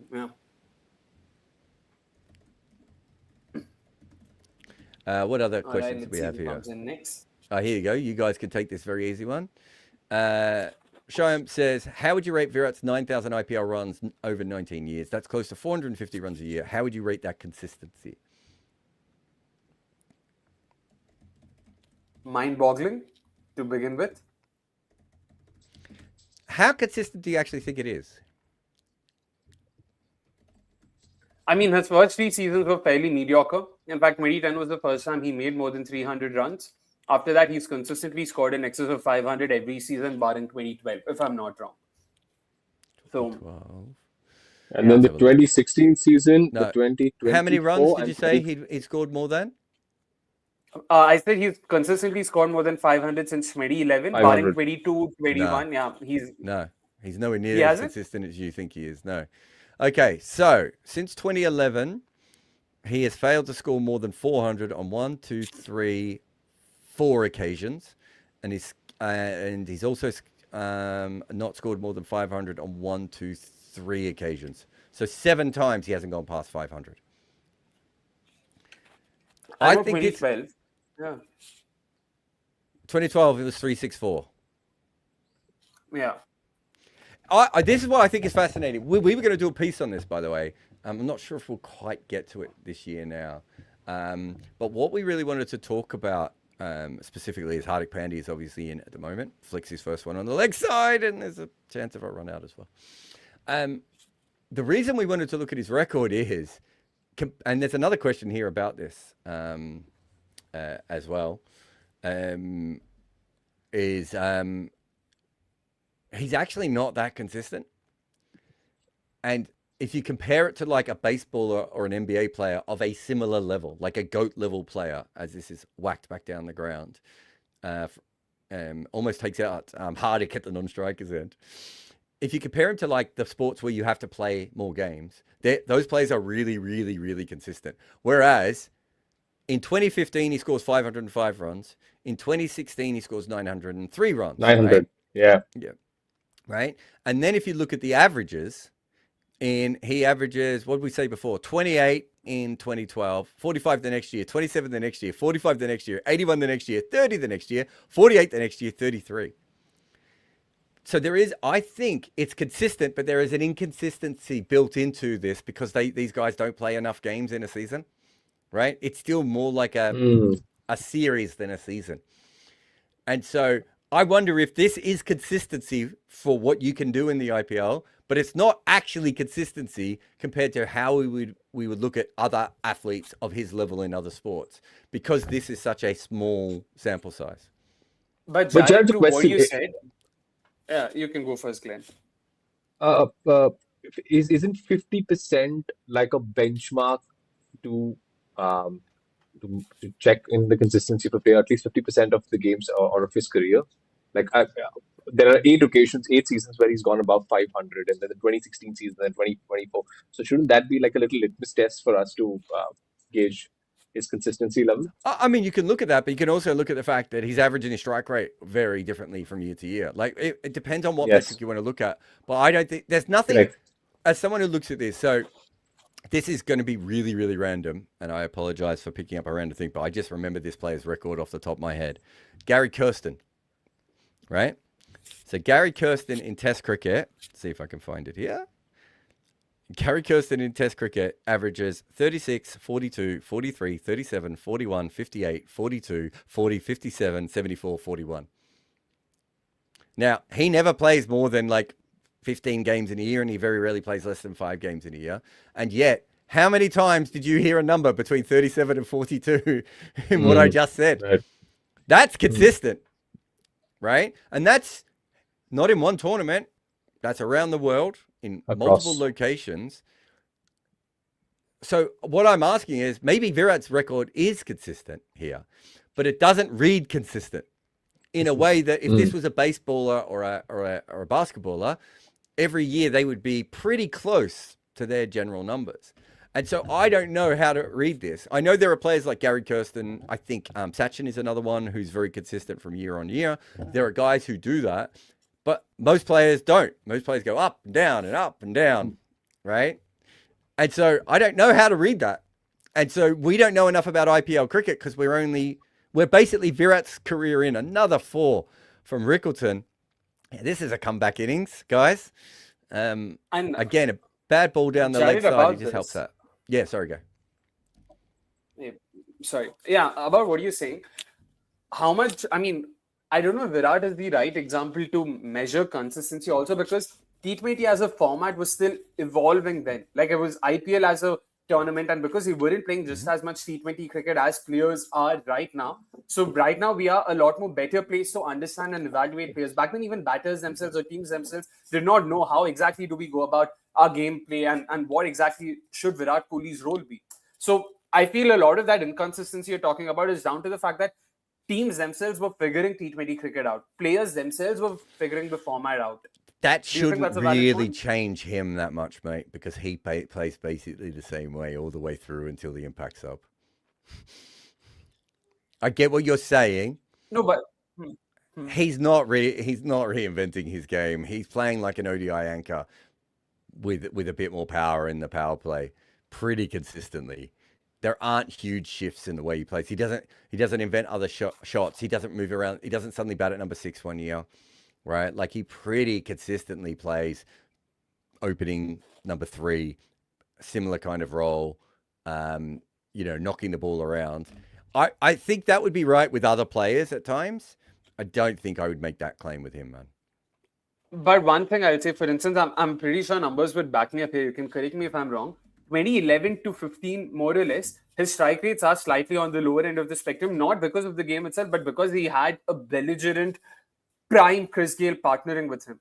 Once Chris Gayle phased out from 2016, 17, 18, you actually see the strike rates go up. You see him approaching the format differently. Also because T20 cricket itself became a lot more fast-paced. So I agree with you. It didn't become a lot more fast-paced. That's what I'm telling you. It had a very, very slight rise year on year. It did not become a lot more fast-paced.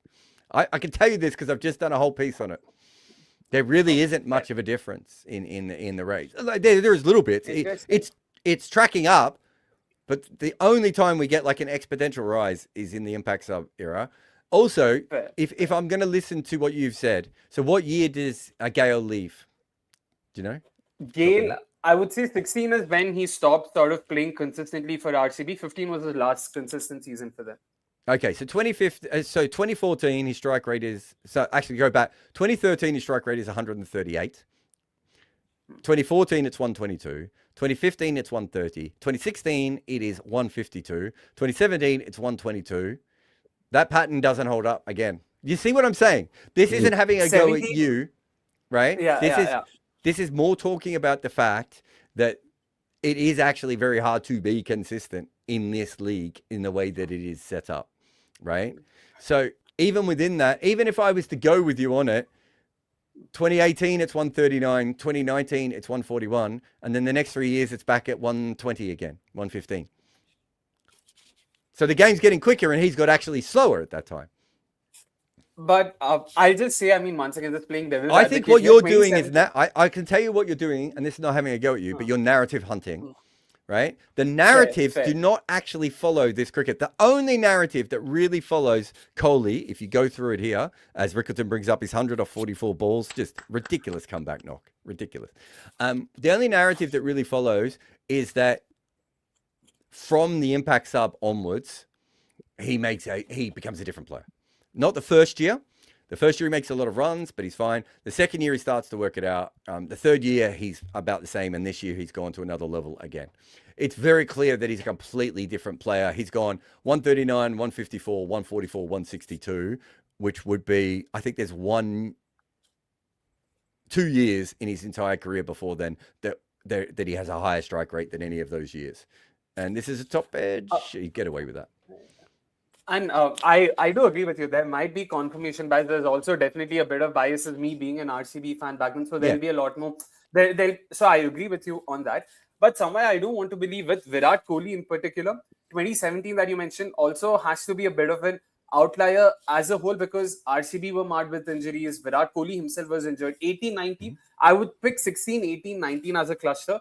2021, once again, because it was played in UAE, the tournament itself saw a clear dip in the scoring rates. After 2018-19, 2020 and 2021, the tournament itself saw a clear dip, I would say, in average scores across the board, across teams, across players. I don't think everyone was scoring at the same rate.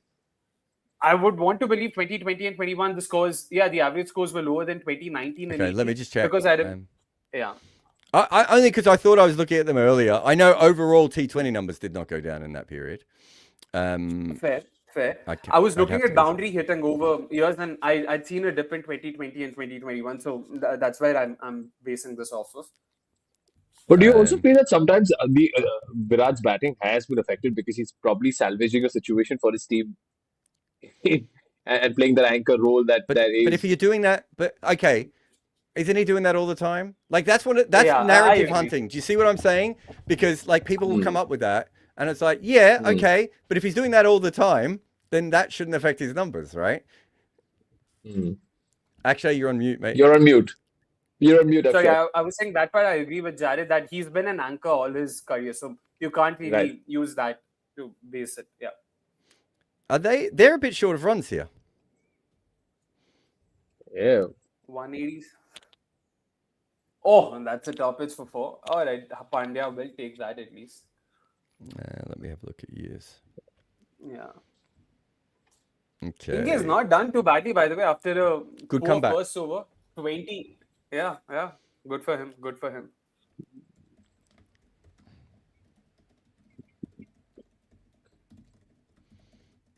As we say that, he's gone for 4, 1, 4, and a 6.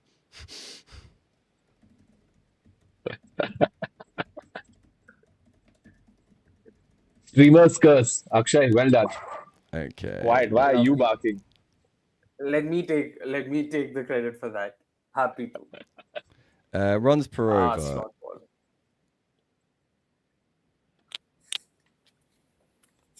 Nice. So in 2019, runs per over were 8.41. In 2020, they were 8.28. So within the margin, I would say. The next year, 2021, is a little bit lower. It goes down to 8.05, which it hadn't been since 2013. But that's not really his strike rate is going down a rate of 20, and the overall strike rate is going down 7. Fair. So it would be hard to down look more at than that. the league average. Yeah, and do you know that could be that some of those wickets are even more spin dependent, perhaps, and that's where he slows down naturally. But again, in fact, he had a horrible 22 too, of course. Yeah. 22. COVID and all, I think there was a COVID time. Yeah, I'm assuming. yeah. Yeah, COVID 2020. Yeah, 2022 went back up to 2021. 8.5 runs and over by the look of this. Yeah, and he was just bad. He had a rank bad season. That was his lowest point, and then the impact sub and all of that came in. It became a lot better. Can someone have a look at Hinga's overs here? His first over went for Aren't they $1 striking million, it? and his last over's gone for $1 million. He can't have gone for many in the second over, can he? Finally, he nails a Yorker, and that goes for just 1 run. But nonetheless, 18, 19, 2. 20, or they sneak in a 2-2. Wow. They still got a second run off that. Yeah. Let's just go through a Jeez. couple of. We've got some super chats. They're flying in, and we're not answering them because Yeah, actually quite can't a stop few, talking. quite a few. Andy says, "What's Jared's position on the NBA GOAT debate? While LeBron has the best career, hard to look past MJ's higher peak and cultural impact." Yeah, I think cultural impact is massive for Michael Jordan. I think you could make an argument that LeBron James fits on more teams because he can play more roles than Michael Jordan and doesn't need the ball in his hand at all times, and so is therefore a more useful player overall. But I think if you're looking at dead set peaks, I'm not sure we'll ever see anyone with a peak anywhere near the level of Michael Jordan's when it comes to that. Rupesh says, "Where is Estelle?" I ask myself this every day. Why isn't she there in Crick Picks? It's a fair question, Estelle. Why are you not there? No, look, Estelle's had a lot going on. She doesn't cover the IPL anyway, so it's not a series that she looks at. Estelle still works for us. She's still around. She's just doing other things at the moment, but she hopefully will be back again soon. Prab says, "How is Rose technique making the greatest 6-hitter?" I read that as technology first, and I was trying to think, what technology are we talking about? Technique makes sense. But Rohit is not the greatest 6-hitter, is he? Is that what I'm confused? Maybe that's what Anshu thinks so. That's why he's just asking you. That's his opinion, that he's the 6-hitter and he's operating from that chain of thought.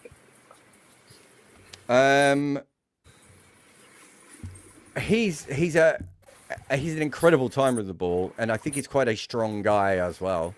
So that's why he hits a lot of sixes. I don't think he's the greatest 6-hitter. He is one of the best 6-hitters when you look at true sixes, though, because most opening batters, up until the last 2-3 years, never hit sixes in the power play. So most opening batters don't, and he does. But yeah, I'm not sure. His pull shot as well. He has the ability to hit the pull shot up, right? And not everyone does. A lot of people, if you look at some great pullers of the ball, so Ricky Ponting, Matthew Elliott, if you want to go back in the day, Brian Lara, they don't actually hit their pull shots up. They hit them quite flat. Actually, do you hit your pull shot up or flat? I don't play a pull shot. As simple Okay. as that. I'm not that good versus short balls. Yeah. So mine is really, really flat. So much so that there was like 1 year I got caught at mid-wicket like 7 times. Right? Oh. Like, because I just hit it dead flat, right? I probably broke a couple of fingers on the way through because I hammered a couple of them. But mostly, like, I just kept getting caught because I kept hitting it in the same place. So I think with Rohit Sharma, he hits up and under a bit more than other people. I hope Rohit fans clip this and make this viral. That's one way of reaching more people. Rohit is not the greatest six-hitter, period. Just move on. I mean, Just even one question. Rohit fans couldn't argue that. When you say You'd be that surprised with what they'll argue. when you say that he slices it, are you saying that he's got a better technique to watch the ball as compared to people hitting it flat? No. I'm asking It's you not very slicing. quickly. It's more, I suppose you would say it's an up and under shot for him. Okay.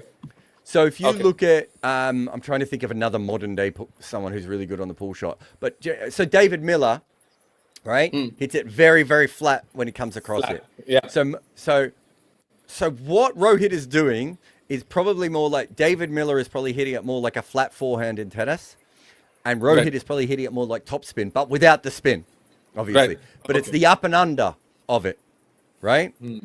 So if the best player to compare it to isn't someone who plays a pull shot in this way, but it's actually Sky. Everyone sweeps, but most people sweep flat through the ball, so their bat goes like that. Whereas Sky sweeps up, right? So his sweeps go up over backward square leg. It's very rare for someone to sweep over backward square leg. Usually, if you're going to do that, it's when you play the slog sweep and it goes to mid wicket, right? And so when Rohit plays his pull shot, instead of hitting it flat, he's hitting it under, right? You can see it with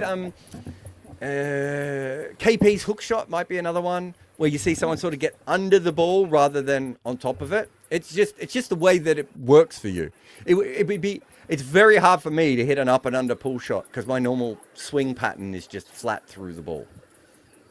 I hope that makes sense. As Cummins comes on for his last over, so 203 for 3 after 204 for 3. I'll get that right. With a couple of singles here. Ribu says we talk a lot about Shreyas Iyer and Phil Salt trade, but it was the Hardik trade which has fundamentally hurt both sides. Gujarat can't get a functioning middle order, and Hardik is somehow Mumbai's second best bowler.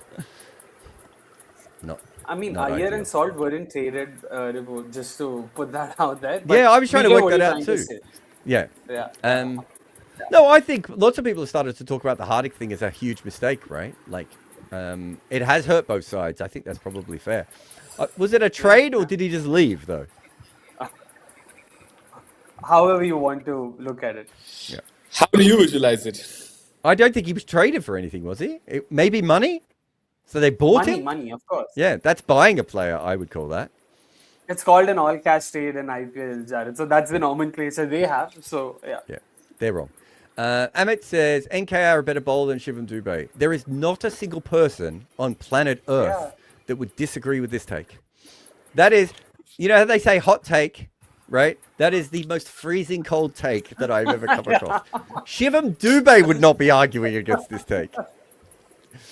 Narayan says, is there an impact on captaincy by the role you play? Opener, batter, wicketkeeper, fast bowler, spinner. Fast bowler, spinner.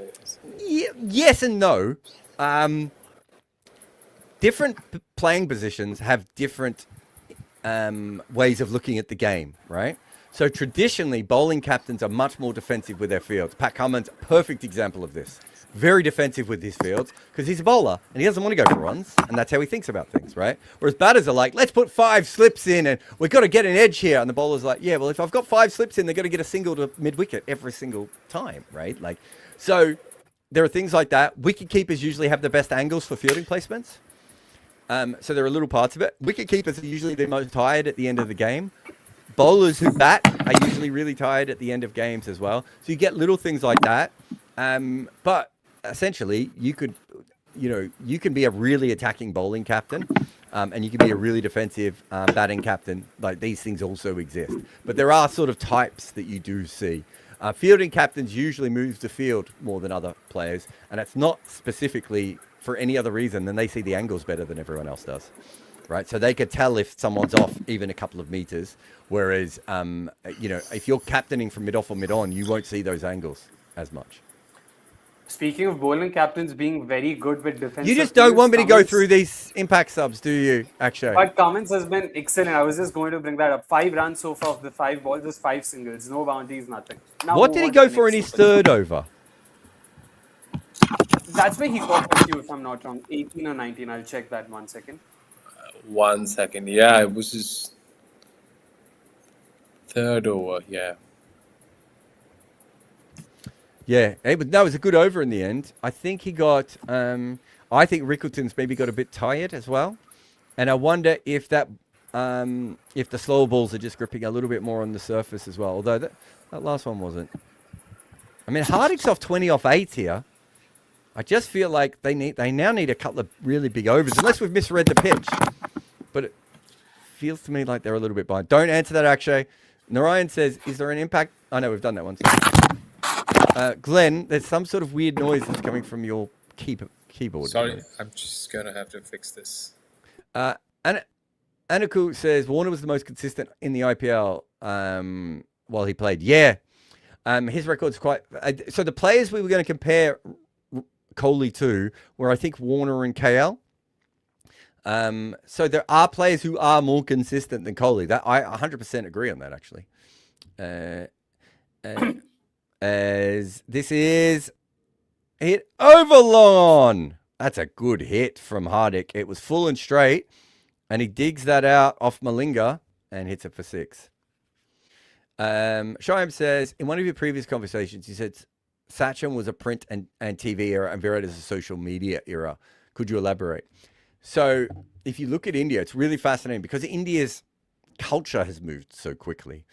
Every player is very different. So I don't know, you might know this, but when they beat England in 1971, the only way for people to see that was to go to movie theaters and watch the clips online at movie theaters. So those players are really newspaper and cinema, right? By 1983, TVs are in India. And so there are some people who have TVs, but a lot of people have to share at that stage. So that's almost like a shared TV situation. So newspapers are still really important. Sachin comes into that era. So he's at the start of the end of the Doordarshan era, so that it's easier to find cricket on TV and all the games are available. But the games disappear straight after you've seen them, right? Like that, it's not like now where everything else is around. And so newspapers and Cricinfo sort of become that. Virat's career starts at the point. So he's 2008, I want to say the start of his career is. Correct. Right? Yeah. Yeah. So 2012 is when Jio basically give mobile phones to everyone in India. When's the big mobile phone boom? 2008? Is it 2000? So 12 is where they start giving phones. 16 is where they smartphones. the rates become the internet rates just nosedive completely in 2016. Yeah, so 2012 is the first boom, Shyam, and then 2014 to 2016 is smartphones. So Virat lives in almost entirely in the selfie era, even with the old phones. And then he goes into the social media era almost exactly straight after that. So it's a very different kind of era to Sachin. So all these different people are doing that. The only reason I know all this actually is because we're doing the book on him at the moment and we're going through why everyone's career is different. So one of the reasons that Virat is so much more famous at times than some of the other players is because there's nowhere you could go where Virat's face is not going to pop up. Right? Whereas that's not quite what, even Sachin wasn't quite on that level, despite the fact that Sachin was more actually famous. He's not as recognizably famous in the way that Virat is. Prudvi says, should Mumbai Indians and Delhi Capitals get together and swap Miller with De Kock? I don't think so, because I think DC have other opening options. Yeah. And Mumbai have enough options. Like, I don't think lack of finisher options is an issue with MI. They have plenty of other issues, but this isn't one of them.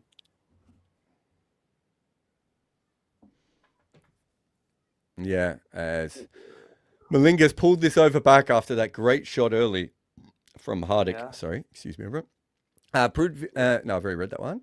And then Brut says, who all do you put in the Romario family of bowlers? I would put Marcus Stoinis in that family.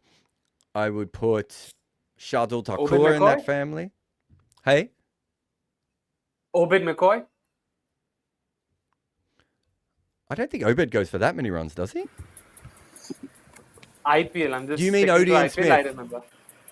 No, Odean Smith is a league above Romario, to be honest. I mean, I've never seen him not go for runs. I've at least seen Romario bowl an odd over or two where he doesn't concede runs. But Obed McCoy in the IPL did concede a fair few. That's how I think remember it. I think Obed's a class above these guys as a bowler, though. Fair. I think that he is a guy who goes for lots of runs and takes wickets, but I would say that he's probably like the good version of them, right? Like, I mean, Unadkat would probably be would have been in that, wouldn't he? Ah, come on, Jared. That's too harsh. I think Unadkat's done reasonably well this time around, especially. No, this season, but career-wise, I would still have Unadkat more like in that Obed McCoy sort of category if that's where you're placing Obed. I don't think he's as bad. I agree with Stein. Unadkat has quite a few years where he goes at over 9 runs and over, well before the impact sub era. But he also had an unbelievable season in 2017 where he picks up like 20 plus wickets. What did he do the next year? Oh, yeah. Crash, bang, and wallop. I know. So the next year, he went at 9.65 runs and over. The following year, he went at 10.66 runs and over. The following year, which we've just said is a lower scoring, which had a bit of a dip, he went at 9.91 runs and over. You know about each of these 3 years, slight digression. Unadkat, I don't know if you know about this. So RR buy Unadkat for like 11 crores in 2018. They release him and buy him back for like 8.5 crores in 2019. They once again release him and buy him back for 3.5 crores in 2020. And they once again release him and buy him back at base price for 2 crores in 2021. 4 years, 4 times they release him and buy him back cheap. They could have saved themselves a lot of trouble in that one. I think you're probably right. I think bad Unadkat was probably worse than Obed consistently. Yeah. And I think having seen both of them play, I'd say Obed's a much better wicket taker than Unadkat, like in his career. So yeah, I would probably link those two together a little bit more. I'm trying to think, is there a spinner? Spinner who gets wickets and goes for runs. Chahal comes to mind if that counts. Who? Chahal, but of course, I'm just joking. Yeah, I mean, he's like the great version of that, isn't he? But even then, he's had a lot of low. He's not consistently as high scoring as the other guys that we've mentioned. True. SRT says your updated views on NKR's bowling. I mean, if he can bowl at 140 Ks and get a little bit of sideways movement, he's a genuine threat and a really good fifth bowler in multiple formats. No issues there at all. I didn't think. What is interesting in the future is if he can be a new ball bowler as well, and has the ability to do that on top of it. But yeah, Eshan Malinga 1 for 29 from 4. What's the second best figures today? Should we just have a look? I think Cummins, he went for 39 or 40 or 4. I think that should be the second best. And then the third best figures are Hingay. Oh, I'm scared. 1 for 40 from 3. Okay. We were right about Hingay. He actually did have a good over there. Yeah. So who has to also, bowl? Since you asked how much did Cummins go for in his third, he went for 11. So 6, 16, 11 and 6. That was his over split. Sorry, say that again. 6, 16, 11, 6. That was his 4 over split in terms of runs conceded. So yeah. It's going to be Sakib Hassan, who's going to be coming in for the 19th over. Vibor says, thoughts on Rian Parag's vape incident? Reckless. Yeah, I mean, a bit silly. I don't think he should have been banned for the rest of the year, but I don't know what the legalities of all these things are. I don't think people should be banned for smoking weed. So I'm probably not the best person to talk about when it comes to this. Again, consumption isn't illegal. Just to put it out there, consumption isn't illegal. Sale and purchase of vapes are illegal. So technically, he's not done anything illegal by consuming. Has he been banned for the year? Am I right? Or was No, he hasn't. People are calling for him to be banned. No, I thought there was an update before. Someone sent us a message about it.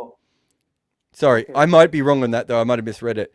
As Hardik tries to swing Hussain as far as he can, and unfortunately for him, He hits it up to long off and is... Oh, yeah, no, you're right. It hasn't been banned. Maybe I just misread the message someone had sent through to me. Yeah, he's not been banned yet, but yeah, BCCI apparently have already initiated an inquiry, and yeah, not that it'll go anywhere, but yeah. What's the difference between this and a cigarette? Is there anything? I mean, from what I understand, vape is through water vapors and all, so No. I different. I don't want you to explain how vaping works, although thank you.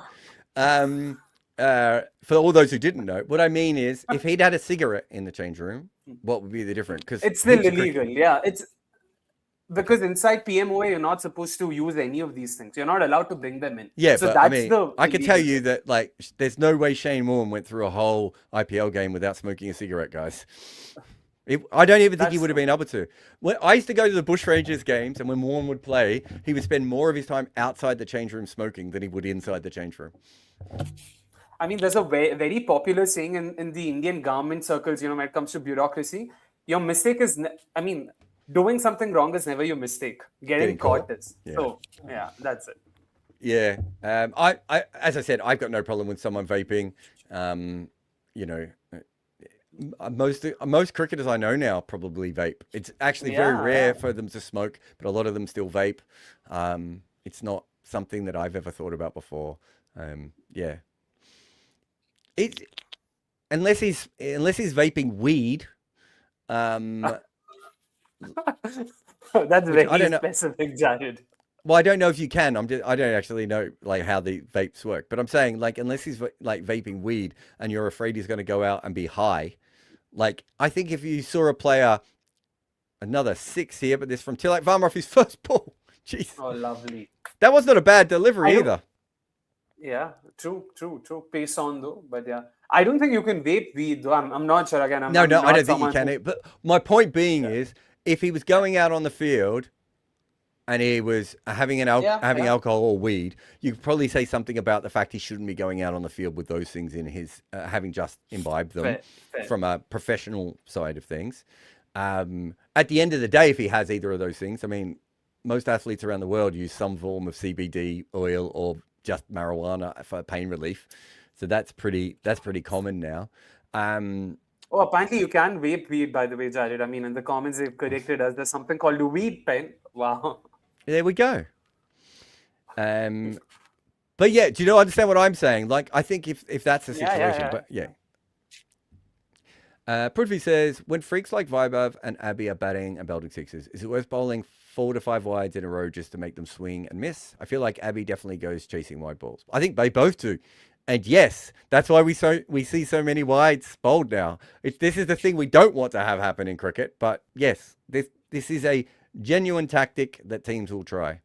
I can tell you that during his career, Chris Gayle had the most wides bowled to him of any person per delivery by a long distance. And that was taken over by Andre Russell. Oh, interesting. Very interesting. That wasn't aware of it. So I don't know. I haven't done the numbers since then. But Fair. By the way, I don't think I've seen our chat be so active, but for weed. Like almost everyone's just, gotten active and been like, oh, you can't vape weed. Oh, there's something called a weed pen. Oh, this happens and that happens. Chill, guys. I'm like a normal person, only inject my weed into my eyeball directly with a syringe, which I believe is the correct way to do weed. Way to rage bait. By the way, don't try that at home. Yeah, please. I don't mind having needles, but the idea of putting a needle into my own body for that is not ideal. I think Rickleton, I don't know if we've got it, and Varun's not around today, but I'd be interested to know what Rickleton's strike rate is by 10-ball block. Ooh, yeah. Let me try and do that here. Wait. Because he has definitely slowed down here, hasn't he? Hardik actually kind of helped him out for a little while there. Tilak is facing good slow ball by Sakib Hassan here. It just dies through to the keeper. Puts a lot of revolutions on that ball. So it's wicket 6.11. They've done well at the end, but whether it's just that this is a hard pitch to score on at the end, incredible revolutions by Sakib. But Tilak hit a 6 and then got stuck in the rest of that over. So he's now 7 off 4 deliveries with 6 balls to go. And they will be bowling. Who will be Hingay or Yeah, most likely. or Nitish, Nitish maybe. Kumar Reddy? Could be. Let's see. 900. All right. He scored 20 of his last 10, Rickleton. Let's go further back up. All right. Oh, surprising. It is Hingay coming on. Ooh. Oh my word. Let's see what happens here.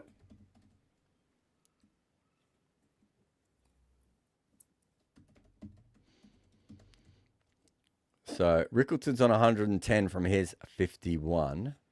Tilak's on 7 from 4. It'll be Rickleton facing up. Just having a look. Are they?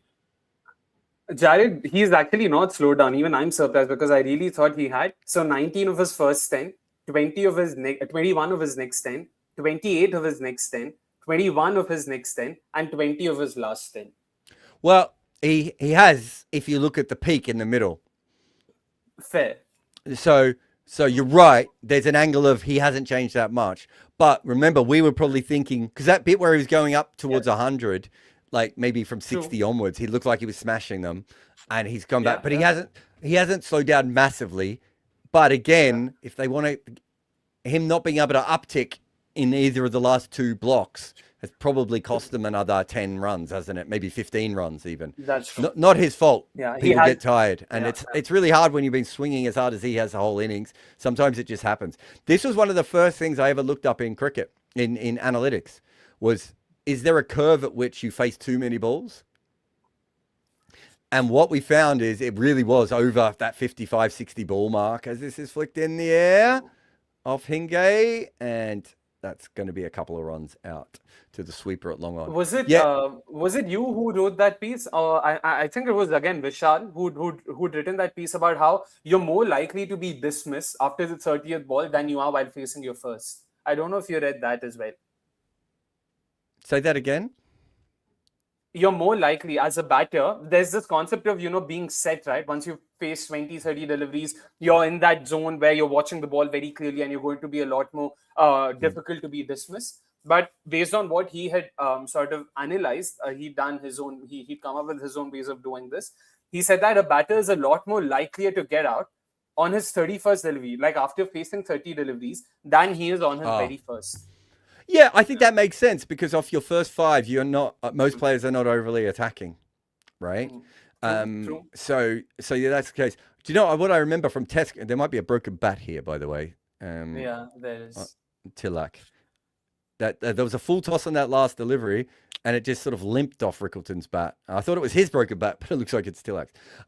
Yeah, there's lots of little anomalies like that. So you're more likely to go out after you score 100 than before you score 100. So from 95 to 99, you're much less likely to go out than from 100 to 104. Also, we think that we think that a player doesn't get set until they're like 15 or 20 in Test cricket, whereas actually once you're past 5, you're pretty set. Right, so there are all these little anomalies that when you look at the stats, I mean, I think it's still fair to say that until you pass probably 10 or 15, you may not feel set even if you are set. But there are all these little anomalies when you look at cricket from that perspective. And to have a look at it. Anyway, Hingay, 232 for 4 deliveries remaining. This is in the slot outside off stump. How's that new bat? It's not very good because he's caught it long off. How is he? Tried to get under that one, Tilak. This is a fascinating innings. He comes in first ball, hits a 6, and he ends up with what, 7 off 5, 7 off 6. I want to say. Yeah, 7 of 5, 7 of 5. Jeez. By the way, about Rickleton, I do agree with you that of course he's not. He did not really decelerate or something like that. But you usually expect batters to switch gears, right? After facing 30, 40, that never really happens. Oh, well, I think the interesting thing is he did switch a gear. And then he went back to his original gear, right? Which is again, that's not having a go at him. That's a fairly normal pattern when you get tired. True. He just hasn't been. You look at that full toss he got a minute ago. He just looked like a guy who was exhausted.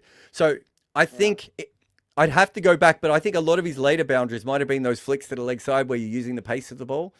What he's probably lost is the ability early on in the innings where he was just muscling the ball over the leg side over and over again. True, very true.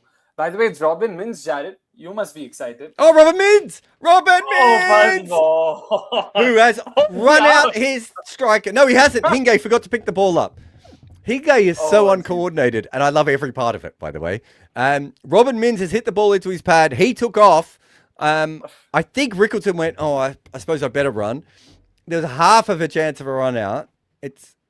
Oh no, Hinge just forgot to pick the ball up. Yeah, I think he took his eyes off the ball as he ran through it. Anyway, Robin Mins has a run this year in the IPL. That's his first one this year? Yeah. I think first ever IPL run, right? I don't think he's ever played in the IPL before. I thought he played one game last year and made a duck, but I could be wrong. Yeah, I don't think he's ever made a run in the IPL. Let's check. No, he has. He has. Oh, that was his his 6th run. 7th run. I stand corrected on that. What did he make last year? I've got a good story about this.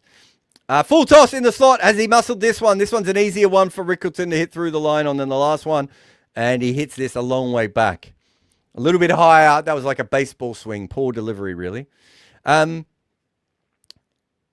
Yeah, I can't remember the game, but in 2025 he played a game and he made 3, but off 15 balls. Yeah. No, was it off 15 balls or 10 balls? It was something like that. Yeah. So his career strike rate is 40 and he's made 6 runs with a high score of 3, which he's done twice. Anyway, it's not him facing. It's Rickleton again. This is down the leg side. These are the sort of boundaries I said that Rickleton was still finding. He gets this. It might even be off the glove or the shoulder as it's down the leg side and he tries to hook it and he gets a little bit on it somewhere and it goes for 4. Stupid bowling. End of the innings, by the way, 243 for 5 is what MI have ended up with. Jared, again, you would want to believe that's like 10 shot. I'm basing this largely on the fact that Rickleton didn't kick on and that Namandia didn't score at the same rate as everyone else, right? No, it's not like the end of the world, but it just felt like to me, everyone else, you look at everyone else. Jax has a strike rate of 200. Rickleton has a strike rate of 223. Hardik had a strike rate of 200, right? It feels like that kind of wicket to me. I could be wrong. I might be misreading it. It's still 243. Anything can happen in a chase of this. But my initial thoughts were very early on that this could be a 250, 260 game. They haven't quite got there. Magnificent innings from Will Jacks to get us started, but just a complete level above that from Ryan Rickleton. 123 from 55 balls. We said he slowed down a little bit. It was only because he was tired from whacking so many 4s and 6s earlier on. 10 4s, 8 6s. Akshay, will you be back in 10 minutes with me? I am. I will be back. I'll be back on Combox in 10 minutes. All right. Cricket has never finished at the close of play. It lives in the arguments, the memories, the comment sections. Cricket makes you talk. Combox is entering that chat.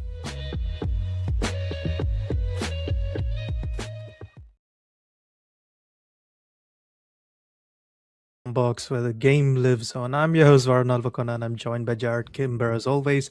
And today's episode of Footmarks is on Welcome to the Ballpocalypse. So Jared, you recently have written a piece. I don't know when this is going out and when that will go out. We should have confirmed. But you basically, it's a long-winded way of saying people are scoring quicker because of the impacts of error. And that's the end of the podcast. I think it actually came from something quite different, right? Which was I just kept watching these games where in the second half of games, people weren't scoring quickly. And thinking to myself, everyone is telling me how many runs are being scored. And then I'm watching guys who can't hit 6s at the end anymore, right? And so there's an element of undeniably the run rates have gone up, but where have they gone up and how have they gone up was the big one, because they're not going up at the death. I didn't know how true I was when I came up with that, but it just felt very, very obvious to me that it was, when people were talking about what was happening, it was very narrow-minded onto the way they were looking at the game. So the runs per over was 8.54 in 2022, which was the last year before the impact sub. It was when we did this, it went up to 9.89, which is we're still not at 10 runs per over, but I feel like at some point we might get there, unless the pitches really slow down. Yeah, I think, who knows what might happen towards the end of the year, right? We might have that. But when people say 200 is a pass score, I think it's worth having that conversation now for the first time ever. Whereas I remember when everyone said 300's a pass score in ODIs. It's like, well, actually 240's a pass score in ODIs. So I think we're much closer to 200 being a pass score in T20 cricket than we've ever been before. But that's when I wanted to look at what the impact was, pardon the pun, on everything else in cricket. And that's when you realize this is really only happening in the IPL. And specifically, it only started happening when they changed the regulations. Yeah, because historically, I think if we take a look at which areas get the most run scoring, it's always the death, right? That's always what happens. The death pushes the limits, then it trickles down to the middle overs, and then the power play comes, right? And that's so. I think what we're seeing is completely different, where it's the power play which is like leading the charge on these higher run rates, right? We don't see teams blocking out the power play anymore, right? If we look at the first over, which is probably one of my favorite things ever, for a long time, even till 2023. It was basically a given that the first over would go for 6 runs, right? Teams, it's always 6 for 0, isn't it? Which is quite insane when you think about it, because it's the first over is usually when there's the most amount of swing, and we don't see any wickets or any boundaries. Yeah, and not only you say it's 6 runs, but it's also sometimes less than 6. Like as in some years it was averaging like 5.7 runs an over, right? So it's a very, very confusing over, all things considered. It was 5.2 in 2013. Oh my God. And I kind of understand it on some levels. The ball is swinging, you want to get yourself set and everything else. But it also means you're wasting a lot of time in the power play when you don't really need to waste that time. And separate to that, also, people quite often bowl really bad balls with the new ball, right? Like it slips out of their hands all the time. It seems like everyone was... I think there was an agreed upon way of playing T20 cricket. And one of them was just knocking the ball around at the start. And what has happened now is that teams are like, no, we can't waste any of the power play. Yeah, and in this year, I think the first over has gone above 9 runs per over. It's at 9.2. It's just remarkable because everyone's doing it. Gujarat Titans, who are the most conservative first over team, were getting 9 and 10 runs an over in the first over regularly this season, right?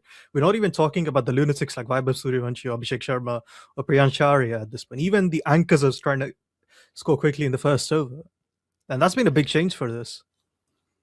Yeah, and I think it doesn't happen in 2023. Am I remembering that right? Yes. I'm just trying to remember. Yeah, and so the first year of the impact sub, teams keep playing the normal way, and then basically from 2024, and I know Travishek get a lot of credit for this, but it's not just them, right? We see it right across. In fact, Sunrisers aren't particularly one of the more faster scoring first over teams compared to some of the others. You know, Phil Salt's a one-man machine in the first over, right? Like, you know, there are certain players who kind of do it on their own. Arya, Salt, those sorts of guys. But it doesn't happen in the first year. So there are some things that change straight away with the impact sub, and there are some things that take a year to come in. And so I do think that there has been lots of conversations and discussions about actually, we are watching people learn T20 cricket in the IPL in real time. This is completely different to what was happening 4 years ago. I think for the impact sub era, the critical point was probably the 287 game, right? Not the 278 game, because with 278, if the team did it once, you'd be like, okay, it hit that record had stayed for like a decade. Someone was bound to break it. The fact that Sunrisers did it again the same year, I think that changed T20 cricket, right? We see RCB's revolution starts from that game, essentially, right? They go, okay, we can't just keep making below pass scores, and we have to attack. And I think Virat Kohli is almost a very important person in this, right? He's almost the last of the old guard, and he changed, and everyone followed with him. Yeah, and I think that the other thing is that what happens in most major sports is when there's a trend, everyone sort of hops on, right? So even as you said, Gujarat, who we're not talking about a team like this, I think everyone's looked around and been like, we have to do something here, and the game is changing very drastically around us. So you talked about the first over. You might have the stats there, but what are the stats in the 7th over? Because the 7th over, again, was very traditional. People would, I used to call it the captain's over. You would sneak your worst bowler out in that over if you had to. And now, so in 2022, it was about a run a ball, just over a run a ball. Yeah, it was 6.81. 6.81. And what is it this year? When we did it was 8.6, basically. So it shows you this isn't just about the power play. This is a whole different way that teams are playing. And if you look at it from the perspective of, if you look at it from the perspective of the way that T20 cricket has always been played, which is from the start, we were told if you lose 3 wickets in the power play, you're going to lose. We always thought that was a bit of a silly way of thinking. Or was it is it 75% or is it 70% of the games? It Right? changes. It changes every time we talk about it anyway. But that percentage, I think, was really, it became such a big stat and was so talked about. Whereas actually, when you look at it, the best thing that you can do is bat in a way to get yourself into a position where you're definitely going to make runs in this game. Right? Like, it's actually very, very hard not to be able to do that. The best time to hit boundaries is with a hard ball and with the field up, right? Nothing has changed in that. The ball is still swinging at the same amount. The ball is still seaming. People are still bowling really, really good deliveries up top. It's just that teams are like, we are going to go harder. And that's why I think the actual impact sub is so fascinating, is because the impact sub usually means you have a lower order batter coming in. Right? It's usually someone coming in further down the order available to you, or it extends your order a little bit, whichever way, even if it's a top order player coming up, they extend your order a little bit. But actually all the impact is at the top. It's not it's not the batting order being longer. It's not like people are using the number 7 and number 8 better than they used to. Number 7 and number 8 actually aren't still not having a very big impact on T20. Oh, yeah, I think I was telling you, right, in the live yesterday, the top 3 have a better strike rate than number 7, 6, and 7 this season. Right. And so what is happening is we are, for the first time ever, expanding what is possible for top order batters. And for people like me who've been talking about this for 20, 30 years now, like, I've always thought this was possible. I never really understood the way that we played before. And also, this is what our frustration has been with, people like Kohli and Williamson and Bubba Azam and Steve Smith. All these sorts of guys, right? Is that your best batters are the ones most likely to score really, really quickly, because they have more options than anyone else and they can play more kinds of bowling than everyone else, right? And what the impact sub has done is really open that up, right? So that now you can really go hard, and Kohli can attack pace bowling the way that you and I always wanted him to attack pace bowling, right? But the funny thing is, the extra batter at the end isn't making much of a difference. It's really just the fact that they know it's there. And that's, as we've talked about a lot on this channel, that's the Evan Galbus effect, right? When you look at a batting order and you can see that it goes really deep, your top order plays with more freedom and everything else. Have a look at the great England team, right? When they were going all the way, down to number 9, 10, and 11 in some of those games, look at the freedom that their top order played with. And when you have really skilled top order players, as a lot of these teams do, suddenly it's just opening up. And so that first 10 to 12 overs is huge when it comes to scoring now. And the other thing which makes it surprising is if we look at fast bowling in general, the default bowl a fast bowler bowls is the one that doesn't seam. I don't know if many people talk about that. So I think if you look at it historically, do you remember we were talking about this, where it's from 2015 to 2019, batters really respected that. And now batters are smashing that. I think that's, again, a big change, because I've been hearing a lot from people that, it's like batters are worse when the ball moves now. I looked into the data, Jared. They're not any more better or worse. They're just as shit when the ball moves as they were 10 years ago. Or what we're seeing now is if the ball moves a little bit, they're better. If the ball doesn't move at all, they're a lot better. And what Himanish was telling us, he's also correct, is we are seeing more flat pitches. And what my point is, I don't disagree that we are seeing more flat pitches. My argument is batters are better at being flat pitch bullies now than they were 10 years ago, right? Yeah, I think that's a good point. And your data's showing this, and Himanish and myself, we've all looked at this in different ways, right? Which is, when the ball, there's a couple of ways of putting this. When the ball is not doing anything, there were times in traditional cricket where people would still hit that ball for a single, right? If they get an over-pitched ball, Andre Fletcher played with me at St. Lucia, and if he was facing finger spin and he got a low full toss, he would punch it down to long off for 1, right? Over and over again. Players don't do that anymore, right? Every bad ball is now maximized. And I think that's the thing that the casual people, or the people who are not like hardcore looking at this, are not seeing. What they're seeing is, there's more 4s and 6s, so it's a flatter pitch and the game's been ruined for bowlers. There's elements of that are true. But the other element is now, and we've seen this with Varun Chakravarti recently, is every time you miss your length, every time you bowl wide, you are a chance of being hit for a boundary. And traditionally, no form of cricket has ever had this before, right? And that is a combination of new batters being set up for that, and then the impact sub allowing you to know that you've always got one extra batter in your lineup, right? Even if it's only half a batter at number 8, whatever it may be, you've always got that little bit of extra batting available to you in that side, and so you can go that little bit harder. So they are punishing every single mistake of bowlers, and this is something that people who've watched cricket for 20 and 30 years will never agree with. They will say, our bowlers were more accurate in the old days. But if you go back and you look at some of the great overs bowled by people, there's full tosses in them, there's wide half volleys that are missed, and everything else. Players don't. We love the game, but we love the stories. Fans have stories. Former players have stories. Journalists have stories as well. Combox brings them all together. The game lives on.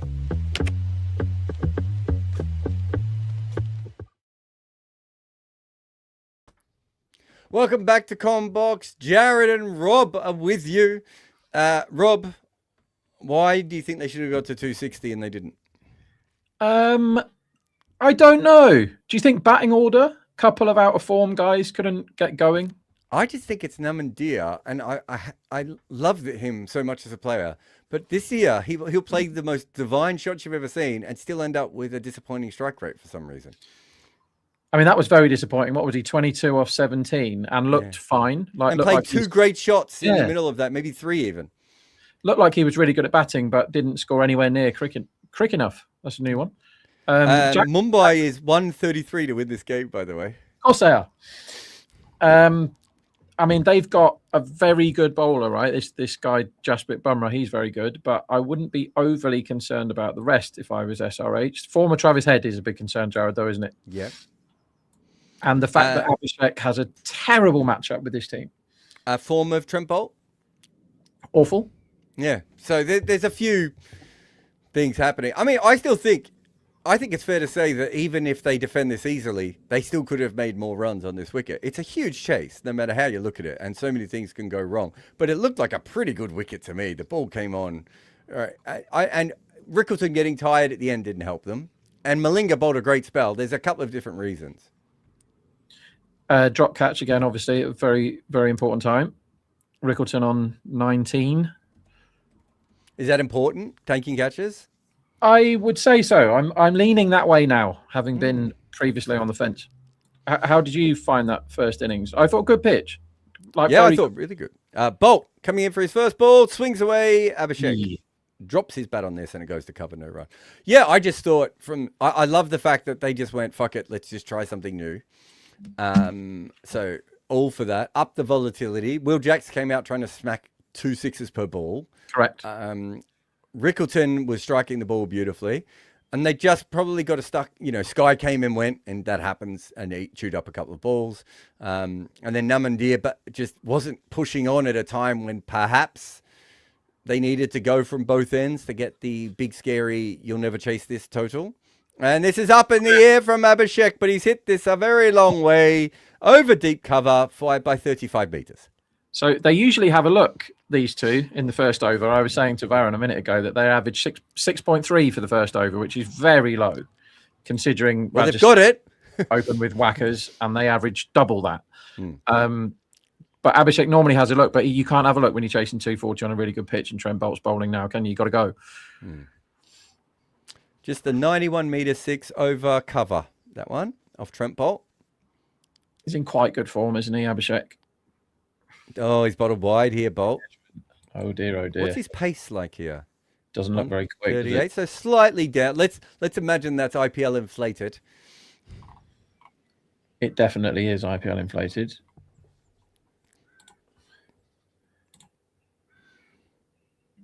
So Abhishek this year, his strike rate is 213. Incredible. The top 5 strike rates are all Indian players. Incredible that Suryavanshi isn't winning that. Yeah. That's what I find incredible. Is that 2 wides in a row? It is. So Bolt's lost his head already. And it was only 1 year ago, wasn't it, where he was still the most dependable first over bowler on the block. But age catches up with us all, Jared. Well, not all of us. You're 103, aren't you? Speak for yourself. I'm young at heart because I have my heart replaced by a child's. like all people, all rich people do. Bolt in again, swing, well timed by Abhishek, but he'll probably find deep backward point here. He wants to strike again, but no, Travis Head gets it. Yeah. It's pinging off Abhishek's bat, though. Yeah, incredible timing on a bunch of those. He hates facing... Everyone hates facing Bumrah, so there's no point reading that out, but he hates facing Hardik. And Shardul, who's not playing. What is he? 17 for 3 off 16 against Shardul Thakur is Abhishek. I love that. There was I forget the name of the guy, but there was like a very average first-class player who played for South Australia who was a batter, and he would bowl like little wobbly stuff, Paul Collingwood type, Sourav Ganguly type medium pace, right? No one ever had any trouble with this guy, except for, of all people, Alan Border, who would go out to him almost every time every delivery was bowled. Like it was almost like Cullinan versus Warne, except that Border was like 38 and averaging 50 in Test cricket by this point, and was facing a medium pacer in Adelaide. Half of these games were on the flattest pitch in the world. Yeah, it can be the kryptonite to good players. Swing. Oh, drop. Is that dropped? Yeah, of course it is. It was parried back to deep backward point, though, so then you get a single. So if you're going to drop it, that's the best way to drop it. I'm sure Rob will agree on that. It's a tough chance, but he's got his hand onto it. At least, yeah. You know, some people say that's 3 runs, but they'd be wrong.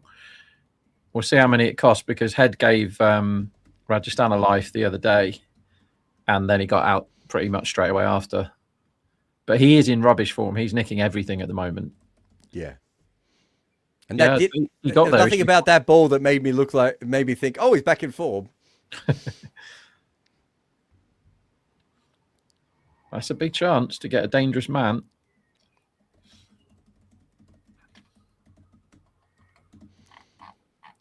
Good work from the camera person, just to get Will Jacks fiddling with the towel behind his back and make it look like he's picking a wedgie. As this is struck incredibly by Abhishek.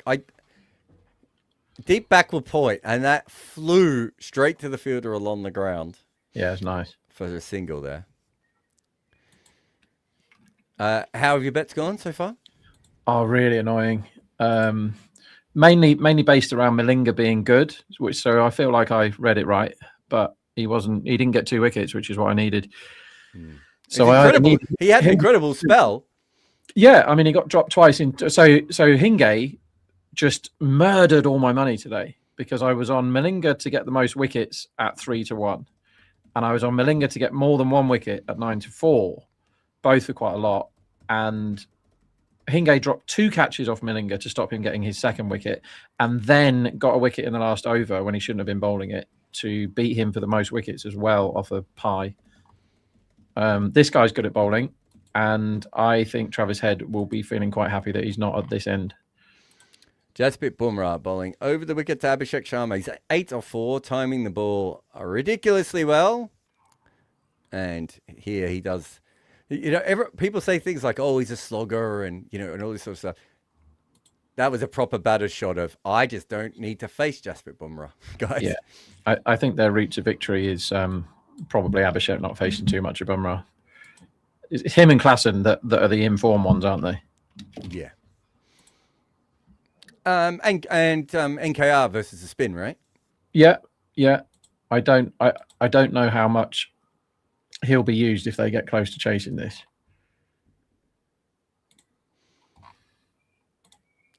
Bumrah in again to Head, full toss, timed poorly. That looks like a guy out of form as well, because it does. That should have gone. He kind of half played at that full toss, trying to push it through the field. Didn't quite get it away. Rudra says, how would the removing impact sub affect rates? I feel batting has fundamentally changed and still would lead to these 170, wouldn't lead to these 170, 160, 170 games. Yeah, we'd actually already gone by on the 160, 170 games before the impact sub. I can tell you exactly, because I had these numbers up right in front of me. Just in the IPL alone, where are we here? As Bumrah is coming in to Head again. He's 1 off 3. This one It's not his greatest shot, but he might get a couple down to deep third as Tilak comes around. The hero of gay Malaysian Twitter. He did not want the second run there. There was 2 runs there all day because when Head was setting back off for the second, or could have set back off for the second, Tilak didn't have the ball yet. But he was like, no, I'm not facing Bumrah. I'm in shit form. It did go very fast to Tilak. It was the only thing I would say. But you're right. I thought there might have been. Okay, so the last year before the impact sub in the IPL, the run rate was 8.54. Wow. Which is already, what's that? Where are we? 170. That's already above that's the average score, right? Yeah. So that's already telling you that the game has moved on. And I think Pakistan that year might have been at 9 runs and over. I think Pakistan was the first competition ever to be 9 runs and over in the PSL. So we're already on our way up. So yeah, we're not going to go back to the everything else. But 8.4, it was that year.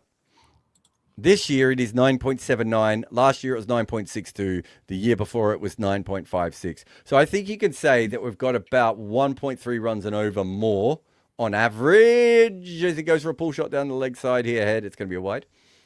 I'd say 1.2 to 1.3 runs and over more than we would have had without the impact sub. If you say, well, we were on our way up anyway and batters are already taking more chances, we would probably be at about 8.7, 8.8 would be my guess now. So it's probably just 1 run and over more. But you said it was 9 point what now? 9.36? 9.79. No, bloody hell, 9.79. So it was like 168 average. What's 9.79 times 20? 195. Boom goes Abhishek for half a dozen more. It's a good hit, that. Bumrah never used to get hit for any sixes, and he does get hit for them. And then I did a piece about it, and he's not stopped getting hit for sixes since. Do you know who the best was at not getting hit for sixes, who then came back, remodeled his action? Yardi. And Patharana, yeah. Remodeled his action to make him get hit for sixes and to make him less injured, and that definitely didn't work, did it? No. 82 meters, that last one. So he's hit a couple of big ones already.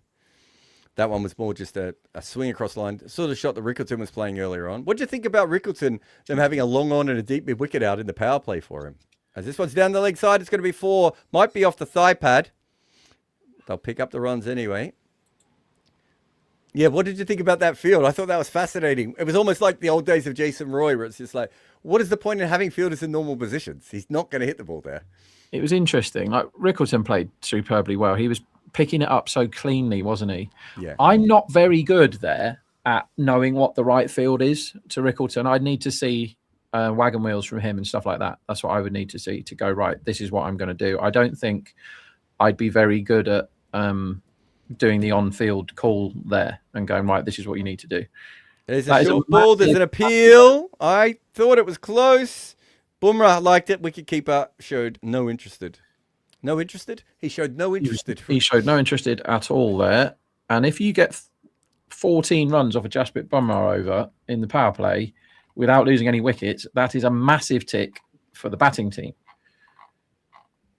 It does feel like Head's not going to get any runs here. That's what would stop me from piling into SRH at 2.8. I'd rather back him when he's out.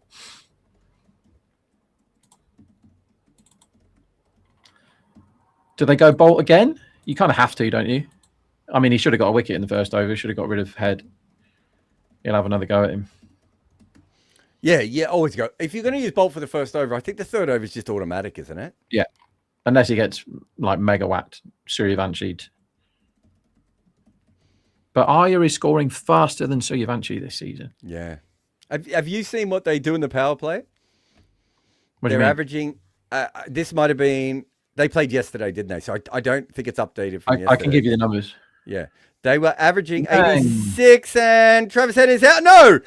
Travis Head should have been out. He should have been caught at deep backward point, and that has gone directly through the hands of the fielder for 6. That is very, very bad fielding. Because is that Namandir down there? Yeah, Namandir's had a turbulent time with his fielding this IPL. He's done some good things. He dropped Kohli early in one of the games, and Kohli got loads. That's still swinging, by the way. Yeah, it swung plenty. It's kitchen sink from head, and it should be out every time. Oh, and it's such an parried it into- awkward attempt at catching that. It's like his legs and his arms were doing two different things. He looks like Hinge.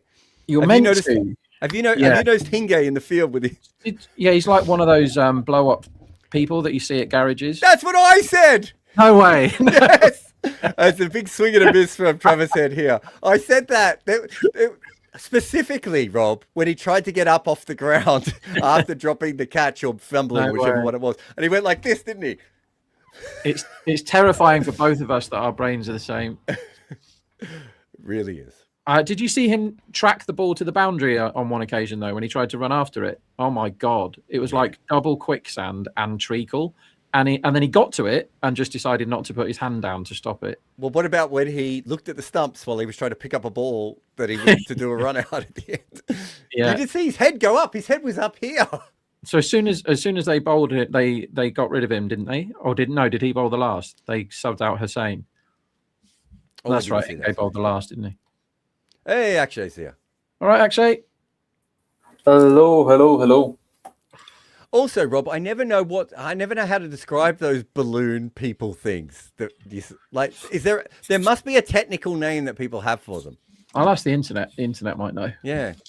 Because, I never know how to explain it. I always end up having to do the full thing to explain it to them. You know the thing that's outside a shop sometimes, and it wobbles, and it's a man, but it's a balloon. Okay. This is why AI isn't going to take over the world very shortly, because I've just asked ChatGPT, right? And it says, Head is slashed this on the offside. He's got a good chunk of it. The field is there. And that's another boundary. This is apparently a popular stroke funny name from ads and pop culture. Wacky waving inflatable arm flailing tube man. Yes, that makes sense. Not called that, are they? I'm going to say that every time. I'll remember it in that order. Wacky waving inflatable arm flailing tube man. That's our band, isn't it? It sounded like a mnemonic for something else. Yeah. Inflatable tube men, air dancers, or sky dancers. I've never heard any of those phrases. Inflatable tube men, I think, explains it. Yes, okay. But I would think about the London Tube if someone said inflatable tube man. So ChatGPT, do one. I'm just putting it into my notes now. He moves like an inflatable tube man. Oh, sure. Oh, that's a huge six. This is why when you have form now, when you have great players who are out of form and they hit the ball on the full to your fielders, you must catch them. Yeah. You must catch them, because if you don't, he was dropped. Yeah, first 6 in this over. Oh, twice. Yes, he has been dropped twice. I forgot. Extraordinary scenes. That was a bad ball. Again, if there's no movement, once again, I'll stick my head out and say I think there are enough better options than Bolt. If the ball isn't moving, it's hard for Bolt to sort of keep it tight. I mean, to be fair, he's had Travis Head drop twice. I don't know much. What more? That's true. He's not quite at his best today, but to be fair, I kind of feel like he's done the job. Yeah, he shouldn't be looking. He was the bowler both times. I think so, unless I'm misremembering. Yeah, no, he should have had him in his first. He should have had him in his. Or were they drops only by Rob's definition? No. First one was tough, but could have been caught. Second one went straight through his hands. Namandir just got confused on the boundary. Yeah, that's a fair summary. Yeah. Oh, is this an edge though? He goes back to old Travis Head mode. Tries to nick this behind. See, in the old days, Travis Head wouldn't care about plays and misses. Did you see he got frustrated there? You just can tell he's not feeling himself. 43 without loss after 3 anyway. Well, there was one the other day, Jared, where he hit a boundary and he actually started celebrating, like ironic cheers and fist bumps because he had scored he got one away and then he started doing this. Yeah. So he knows he's in shit form, Travis Head. And no, I don't think he is suddenly back in form. But it's such a stupid thing to do. Allow these men more lives because he's so good at cricket. How many lives would you want to give him? Back into it. I think you can give him one, like the Jax one, and Jax is bowling at Abhishek now, and this will be fun. Ooh. What do you think Abhishek will do? Akshay, what's he going to do? Is he going to smack him or is he going to knock him about? I think he'll knock him about for a couple of deliveries, take a sighter, and then probably go for his shots. Okay, let's see. Oh, you can Four. start straight away. Further yet? Has he connected it though? Not really, but he's got a He 4. has. The field is Lucky coming from every 4. single direction. He hit that so high, long on. Tilak Varma almost lost some of his Malaysian gay Twitter good looks by running into some equipment. He was running around so fast there, and he's got the 4. He nearly ran straight into the SRH dugout, which if I was running around there, I definitely would have like sat down and had a drink and stuff. But no, he's too cool. This I is think high his feet is volatility cricket. in the air, but he's just gone through with his shot and Yeah. high risk, high reward. It's Will Jacks. So the next one will be short because that was overpitched. No, it's a half No volley outside off stump. Hey, And he left it. Why would you leave it? Oh. that turned loads. Watch this again. Yeah, that turned loads. Yeah, for a ball that's only 20 balls old. Wow. That's turned. 78 Ks though. It was very slow, guys. Are you saying Abhishek should just step into that and blast it over? Oh my God. Oh. What happened there? Did that ball get stuck in his hand? He has not delivered this ball, or did Rickleton pull his helmet away at the last minute? Yeah, Rickleton didn't have a helmet. He was just wandering around holding it, and Jax is going, "Come on, mate. This is the Indian Premier League." No, Rickleton had his helmet. Oh wait, no, I'm looking at the wrong ball. Anyway, He's bowling another one now. this is short, as I just Oh, said. It's clubbed down the ground for 4. Not even a good Not shot, very but good as well. Yeah, it's weird that he's so predictably unpredictable, Will Jacks. You're right. Rickleton didn't have his helmet on, and Will Jacks was like, "Here, guys." Like when we say he pulled out, I thought for a minute the ball got stuck in his hand, and Will Jacks at the last minute realised. I think Rickleton might have had his glove in his teeth. I have Yeah. a very bad pull-out joke, so I'll just let it go. Hey. Well, the What did biggest they get? problem is when you Right. pull out late, right? I was about to say pull-out game so strong his partner would be proud of it, but Wow, Beautifully struck. that is a down to lovely the- shot. It's only one run, but that's a lovely shot. So they got Uh, 78 in the first 6. Mumbai did. But says Family Guy made wacky waving tube men popular. Fair enough. Did it? I haven't seen much Family Guy. I have a feeling I'd really like it, but I always liked American Dad more, but did you? That's Yeah. very you, though, isn't it? Like liking the. no, I mean they're made by the same guy though. I suppose I think Peak Futurama might be better than Peak Simpsons, by the way, too. So maybe it is me. I can't agree with that. Prudvi says, when guns like Bumrah, Travis not in form, as this is in the slot, and Travis, He's back.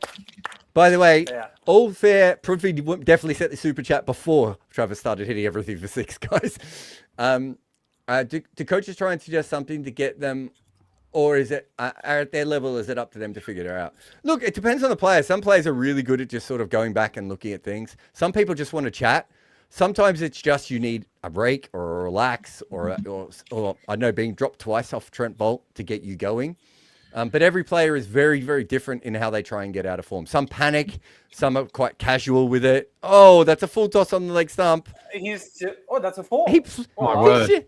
Is that the easiest 4 anyone's ever got? Yeah, and also he could have hit that for a 12.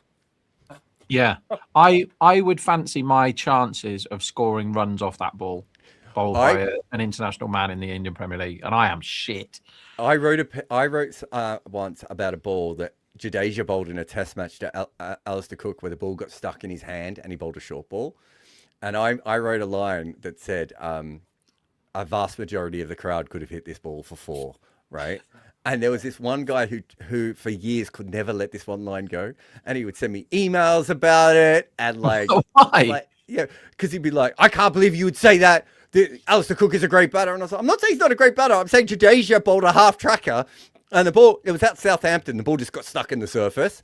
And I'm like, yeah, if you could play a cut shot, I think you could probably hit this ball for 4. Like, it was that bad a delivery.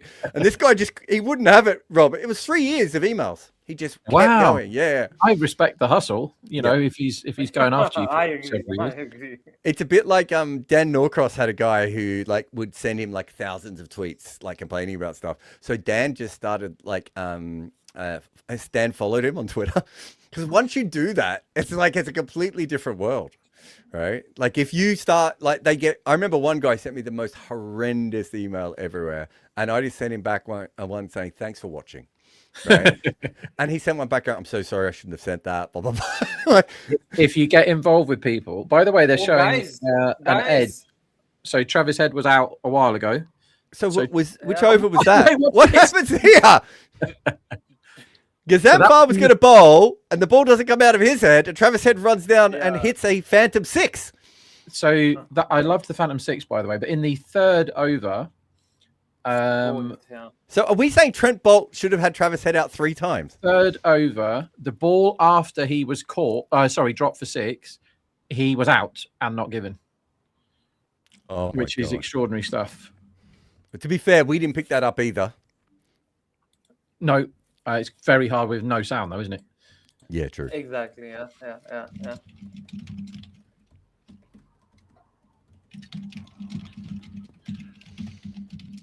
Right.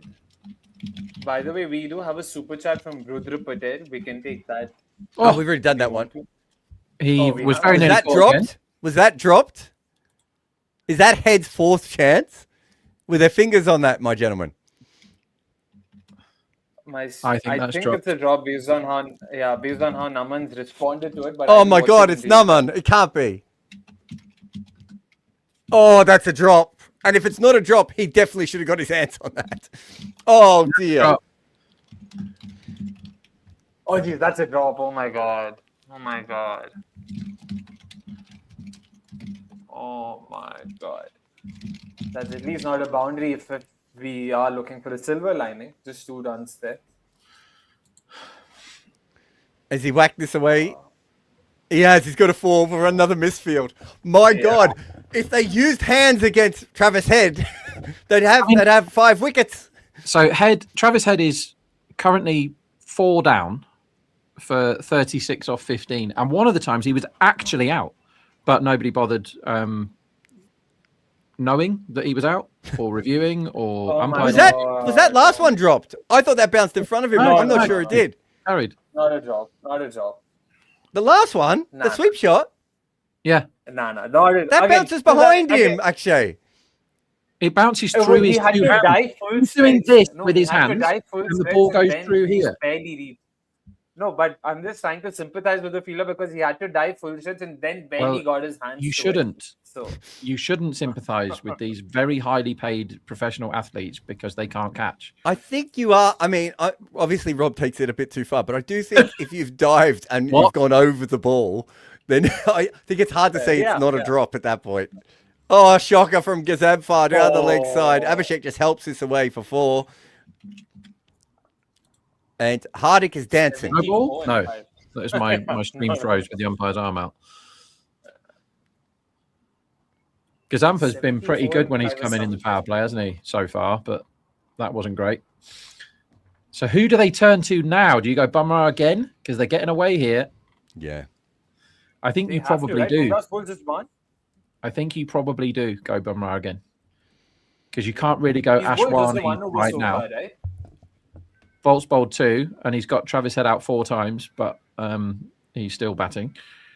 I think you have to go Bumrah, because if you go Ashwani, it's a huge gamble, and he might go for 16, and then you're really under it.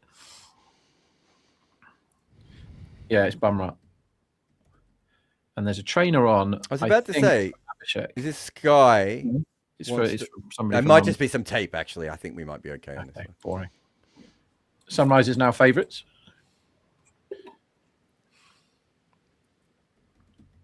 Geez, that was quick. This is a shame. This is a day I would have liked to have bet because there was no way this was a fours game. How were they 3.95, Rob?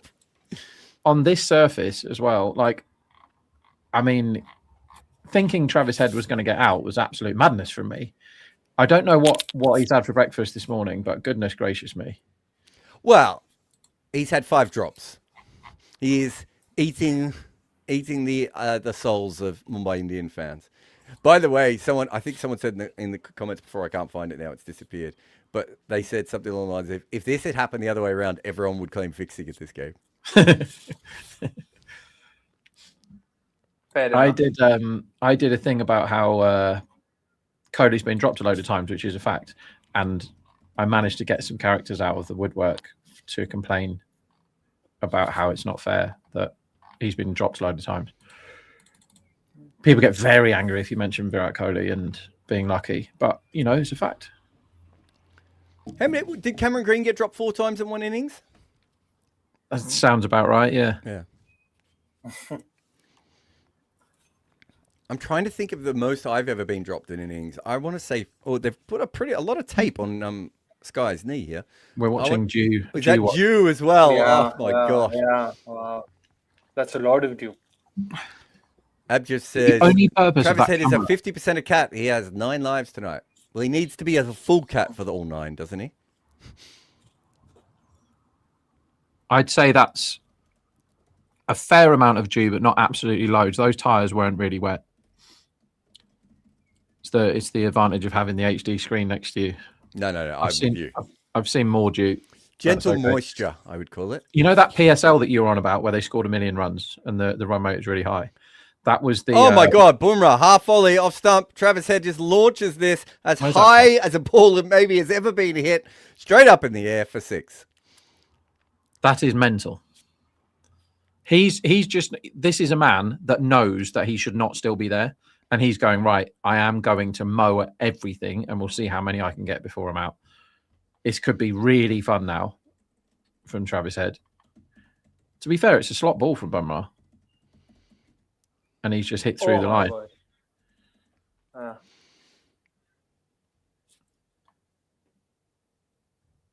Huge hit, that.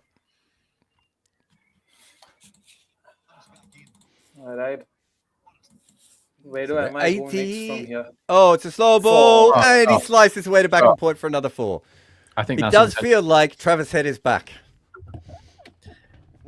I'm not yet convinced, but that is an actual good shot because he's flicked that off his stumps. That is hitting the bottom. Well, that's what I mean. I think the last 2 balls look like Travis Head again. Yeah, that was good. Even the way he got that full toss and he just went, I don't need to whack this for 6. I can get the world's easiest 4 here. I'm just going to hop it out to the field. Yeah. But what do MI do here? Hope Ashwani Kumar is unbelievable. I can see him being thrashed even more than the rest. Short ball hits Head. On his head. I think it was ribs, wasn't it? Yeah, I think it was somewhere around the chest area. Anyway, they get a leg by. I thought it was good. He got him here. Yeah, it might have been there, actually. You're right.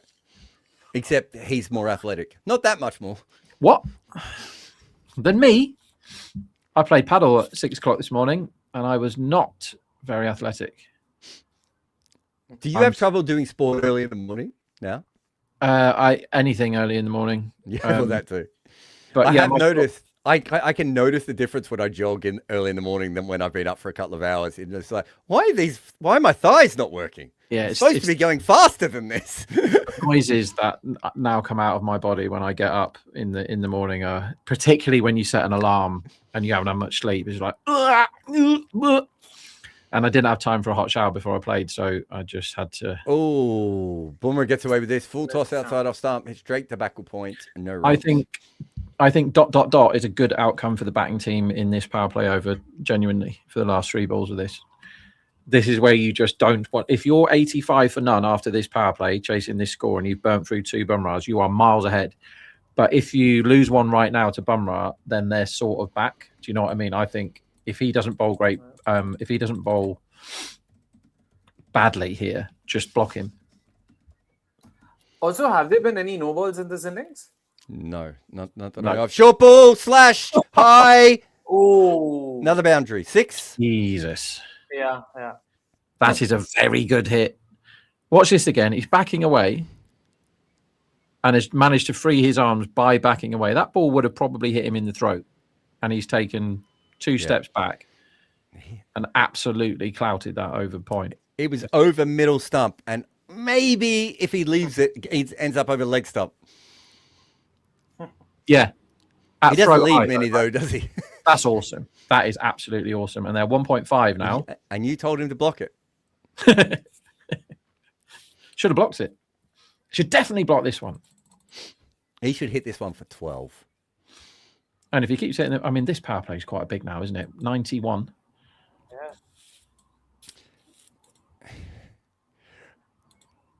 excellent. I don't want to be. For some reason, I don't want to be body.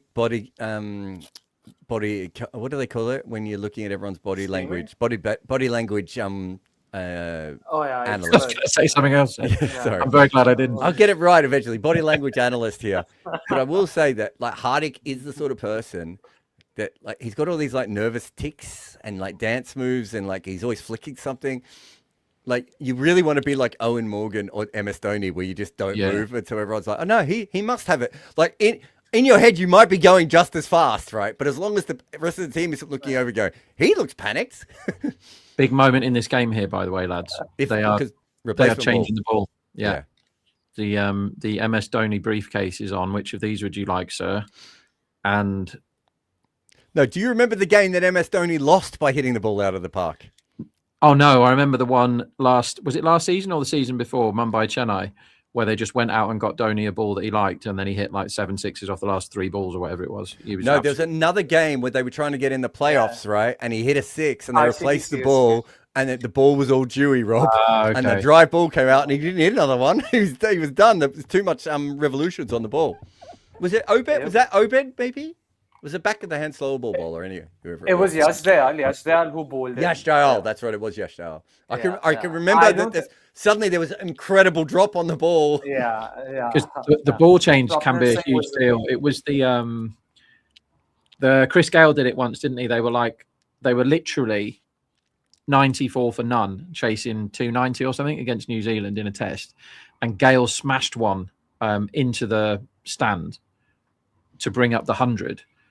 And he whacked the ball was gone, and they were like, okay. And it was Darryl. I get them convinced. Darryl. No, I don't. I get them convinced. I get them mixed up. Hare used Hare, not Harper. Harper. No, it's Harper. It was Harper because Hare was gone by that point. Yeah. And he got the ball, and he started whacking it on the floor because they didn't have a replacement ball, right? So he started whacking it on the floor, and then he was like, I'm going to rough it up and rub it against the concrete steps and that. But he only did it on one side. So it reversed like mad. It was like banana ball. So they were 100 for naught, cruising, chasing 290 odd. And then they gave this boomerang to Shane Bond. And he went, I've been waiting for one of these for my whole life. And now I'm going to bowl you out. And he just turned the test match completely on its head. And they won by 40 or something. The test that New Zealand won, the first of the series in India, when they were like, what were they, 400 for 4 or something in the second innings, or 300 for 4. And remember, they brought out the second new ball. We're all like, oh, this will be a chance for New Zealand. And it wasn't. And they were smashing it, and it wasn't really moving all that much. And then Rishabh hit it out of the ground or damaged it or whatever. They replaced it, and the second one started just going everywhere again. And it's like, do you remember when it happened in the Ashes and the umpires picked the wrong ball, Rob? Yeah. I still get emails from a guy who's convinced that was a conspiracy. And I was like, that's because you don't watch enough cricket. Because I can tell you about 12 different games where this has happened. And sometimes it goes even against India, right? Like sometimes it goes against MS Dhoni. You pick that ball up and the umpires can't always tell what it's going to do, right? How about these for 4 scores in a test match? So that test match I was just talking about, New Zealand scored 275, West Indies 257, New Zealand 272, West Indies 263. Like all the scores are the same. And Shane Bond 5 for 69 with the reverse swinging missile. Hang on, how many of them got bowled that day? I'd have been on bowled every wicket. Only 2. Bloody hell, with the reverse. Another day where you backed too many bowls. I wouldn't have been betting them in. It would have been through the night in 2006. So would I have been trading that? Yeah, I'd have been trading that. I can't remember it, but I'd have been trading it suboptimally if it was 2006.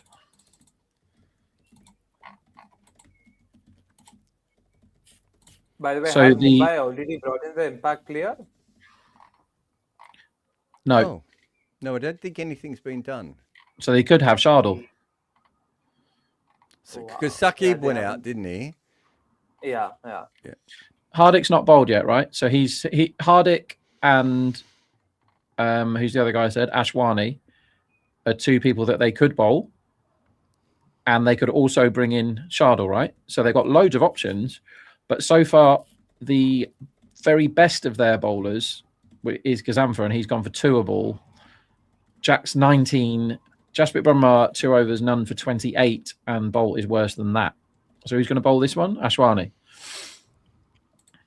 I mean, Will we're they bring in desensitized to Shardul or will they 92 look at for a none, aren't we? spinner? Ashwani steaming in now. Short, wide, wide. Leave. That's a I don't leave. think it was a leave. It's a wide. He couldn't reach Okay, it. fair enough. Okay, yeah, miles over his head. How has Travis Head got 48 runs? Mostly sixes. Yeah. 5 of them. Bloody hell, 5 sixes. Crikey.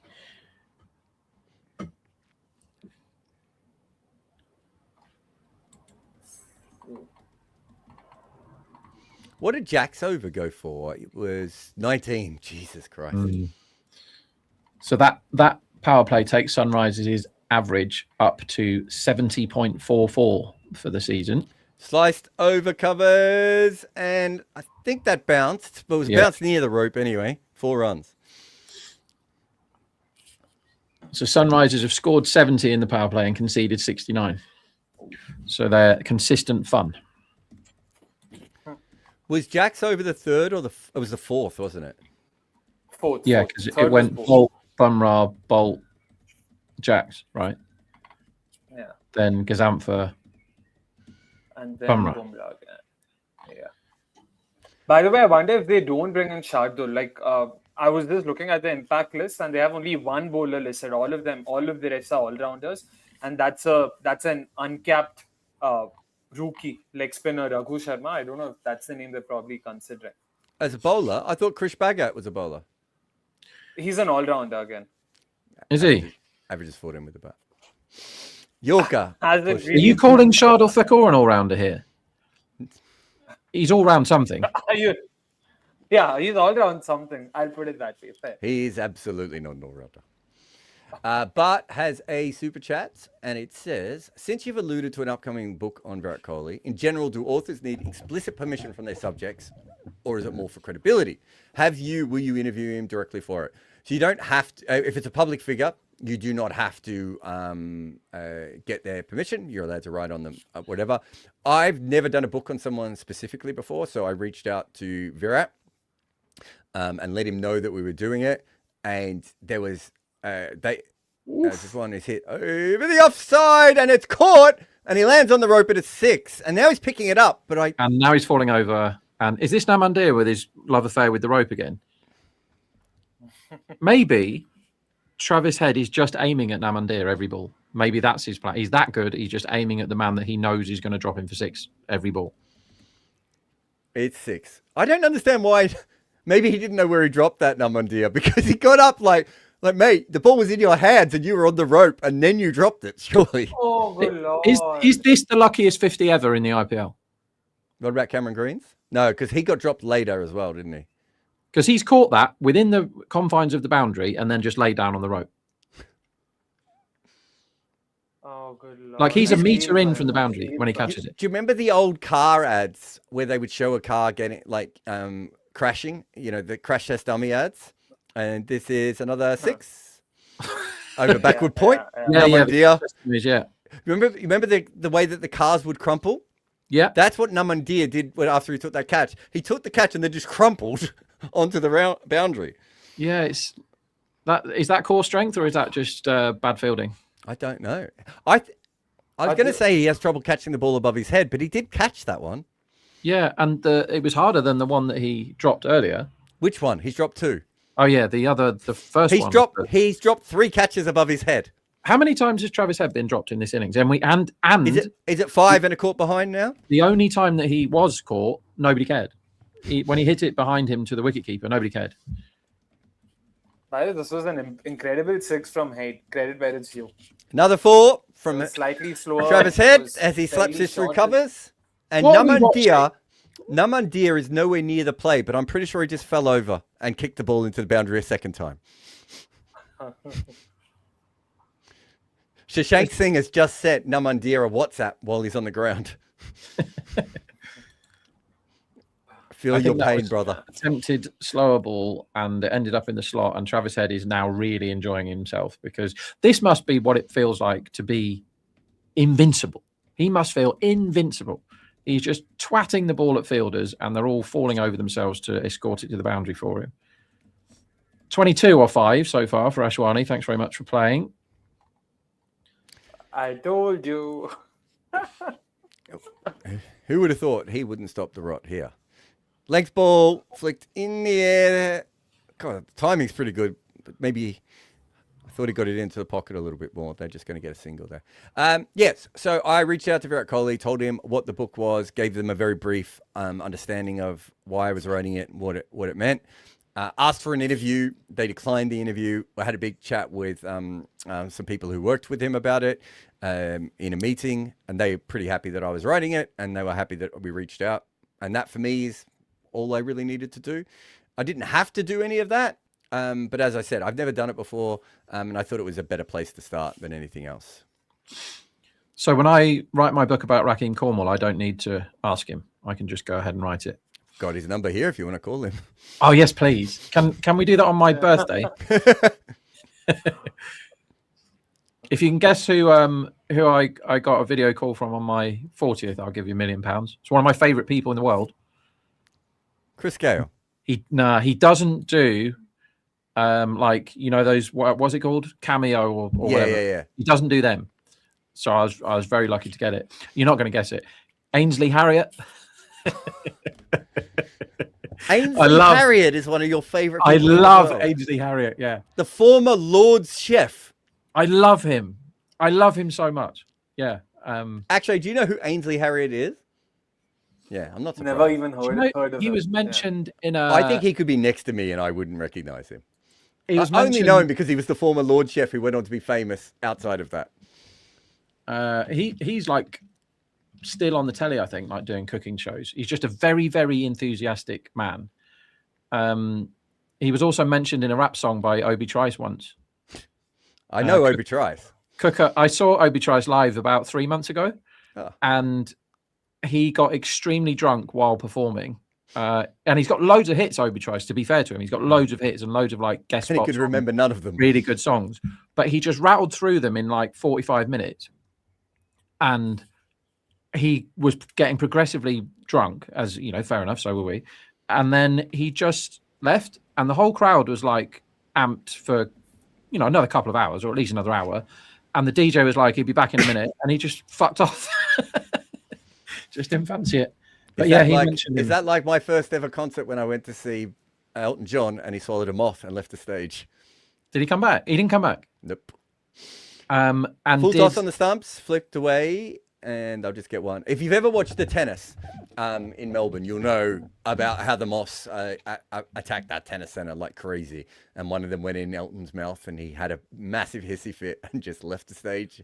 And then we waited for 15 minutes to see what was happening. And then they said, unfortunately, that's the end of the concert, everyone. And well, you're meant to swallow a spider to catch the fly. Yeah, that was the problem. And then swallow a bird to catch the spider, wriggled and wriggled and wriggled inside it. That's what you're meant to do. It's one of the most famous concerts in Australian history when Elton swallowed the moth. That was your first gig? My first ever gig, yeah. Good effort. Hardik in short and turn around the corner and they'll get one. By the way, they have made their impact substitution. It's Shardul Thakur in. So clearly they don't look at him as an all-rounder. If there's one man that can stem the flow of 16 and over, it's Shardul. Yeah, but he's a chance of getting a 1 for 16, isn't he? I'll take that. I'll tell you all something Jared, now. He'll be a part of that list that we were 100% making getting a earlier wicket in the in the first first over. I promise you he will get a wicket. Yeah, he'd have to. Yeah. We already had him in that list. He was the first name I come up with, actually, in that list. Yeah. Oh, okay. Yeah, I started with him. Laughing at Nothing says, run rate required is less than 10 now. This is ridiculous batting. But yeah, they're chasing 244, and so far it's a complete stroll as our stream decides to show some crowd footage from 100 years ago. 4 singles for Hardik. So he's doing what Malinga did earlier and calming it down a bit. Sorry, I meant to do something else there.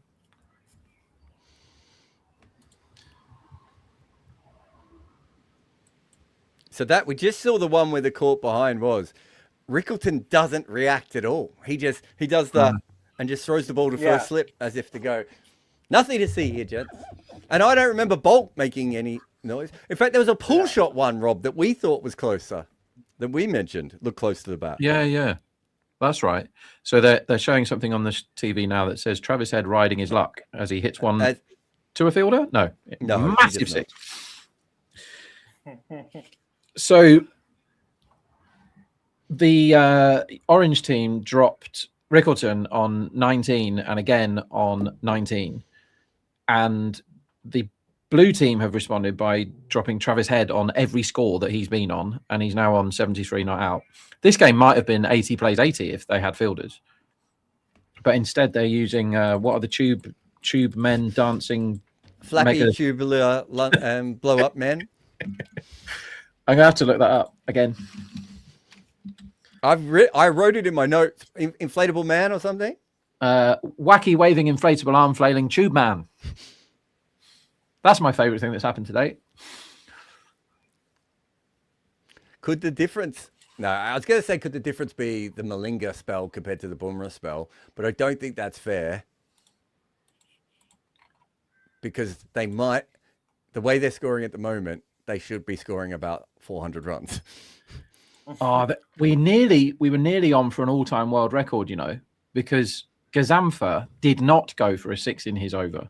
But every other over has had at least 1 6 in. Did you back 6 in the first 3 overs? Yeah, I did. But at what odds? Only like 18s, which is a small bet for this. But you know, I got loads away on Rajasthan the game before last, and Suryavanshi hit 4 out of 5 balls, his first 5 balls for 6, hit absolutely loads of 6s, but didn't get one in the 3rd over because he didn't face any balls. So they then go 7-1 for the next game. And I've absolutely clattered 40-1. So obviously they realised that they put a stupid price up. And then they did it in the very next game when they were 7s, the lucky swines. We'll get them though. Gazamfa back. So Sharda will bowl the 13th over and take a wicket. You can bookmark that, everybody. Oh, so today there was no wicket in the 13th over, but there was massive runs in the 12th. No runs in the 13th again, and then a wicket in the 14th. Yeah, it was 19 runs. And it was from extra bounce. Okay, I'm going to have to watch that again. 19 runs in the 12th, 7 runs in the 13th, and then the wicket in the 14th. Ashish says, at this rate, Malinga is a sure shot retention. I mean, at this rate, he has not played a lot of cricket. We still don't know a lot about him overall, but his best ball is fantastic. I don't think he's going anywhere, as this ball is sliced up in the air, short of long off, of course. Isn't that a film with Morgan Freeman in? Sure shot. Sure shot retention. Oh.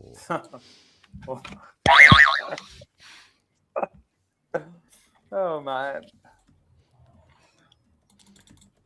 How many weeks? How do you rate Trent Bolt's day today? I'm just writing in my notes. He's gone for 29 runs in 2 overs, but he actually took 3 wickets.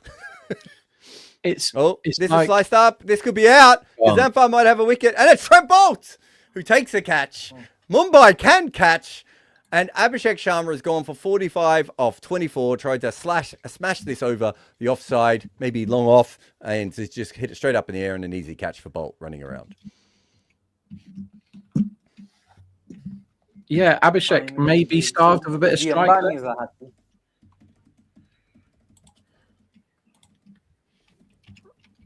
I mean, he faced roughly as many deliveries as Head, so I don't know. Maybe last few overs he didn't face a lot. Yeah, he actually hasn't faced... Like, it does feel like he hasn't done a lot of the batting for a while, doesn't it? But having said that, he ended up with 24 balls, so I don't know if that's true or just the way that we felt. Yeah. But anyway, 45 off 24 for him is fine. We take that. Especially when the guy at the other end 75 off 28. Gazamfa gave him 75 for 6 off 28. Yeah. Gazamfa gave Abhishek a massive send-off then. Proper send-off, that. Proper. Who gave him the send-off? Gazamfa. Right in his face. Shouting right in his face. This is what I like. Negative Spectrum says, so they were just done bowling Trent Bolt when he should have been fielding, and then they would have gotten Head. They did think about this the wrong way.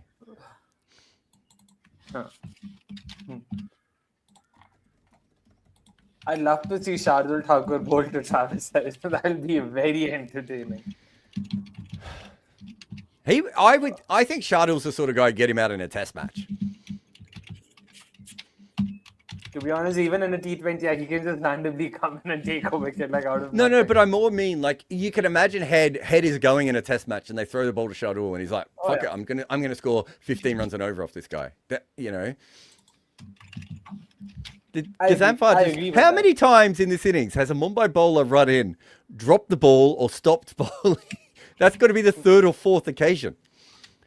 They're bowling badly and they're not bowling badly. Yeah, they're not able to hold on to the ball at all, are they? Maybe the ball is wetter than we think.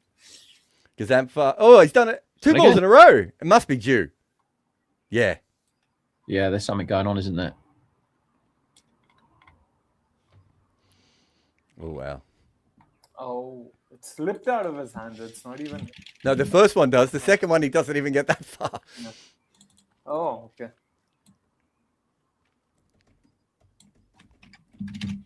Retards in operation. He bowled him. Kishan is gone. He's chopped on. The hesitation balls from Gazanfar has worked. It's just a regulation ball outside off stump. He's tried to guide that away to backward point, and he's dragged it back onto his stumps. So he's on a hat-trick, Gazanfar. He's now running 4 times for 2 wickets in 2 deliveries. Work that out. The game's on again. Did you see how much it just moved? It's just moved from 1.25 to evens. That's ridiculous. I bet the evens. Surely SRH are still favourites. No. I mean, they are, but... But yeah, clearly the market thinks differently. That's a very interesting grip. Jared, did you see what he bowled just now? No, not really. Yes, but I wasn't looking at that at all. What I was looking at something else. So no, and yes.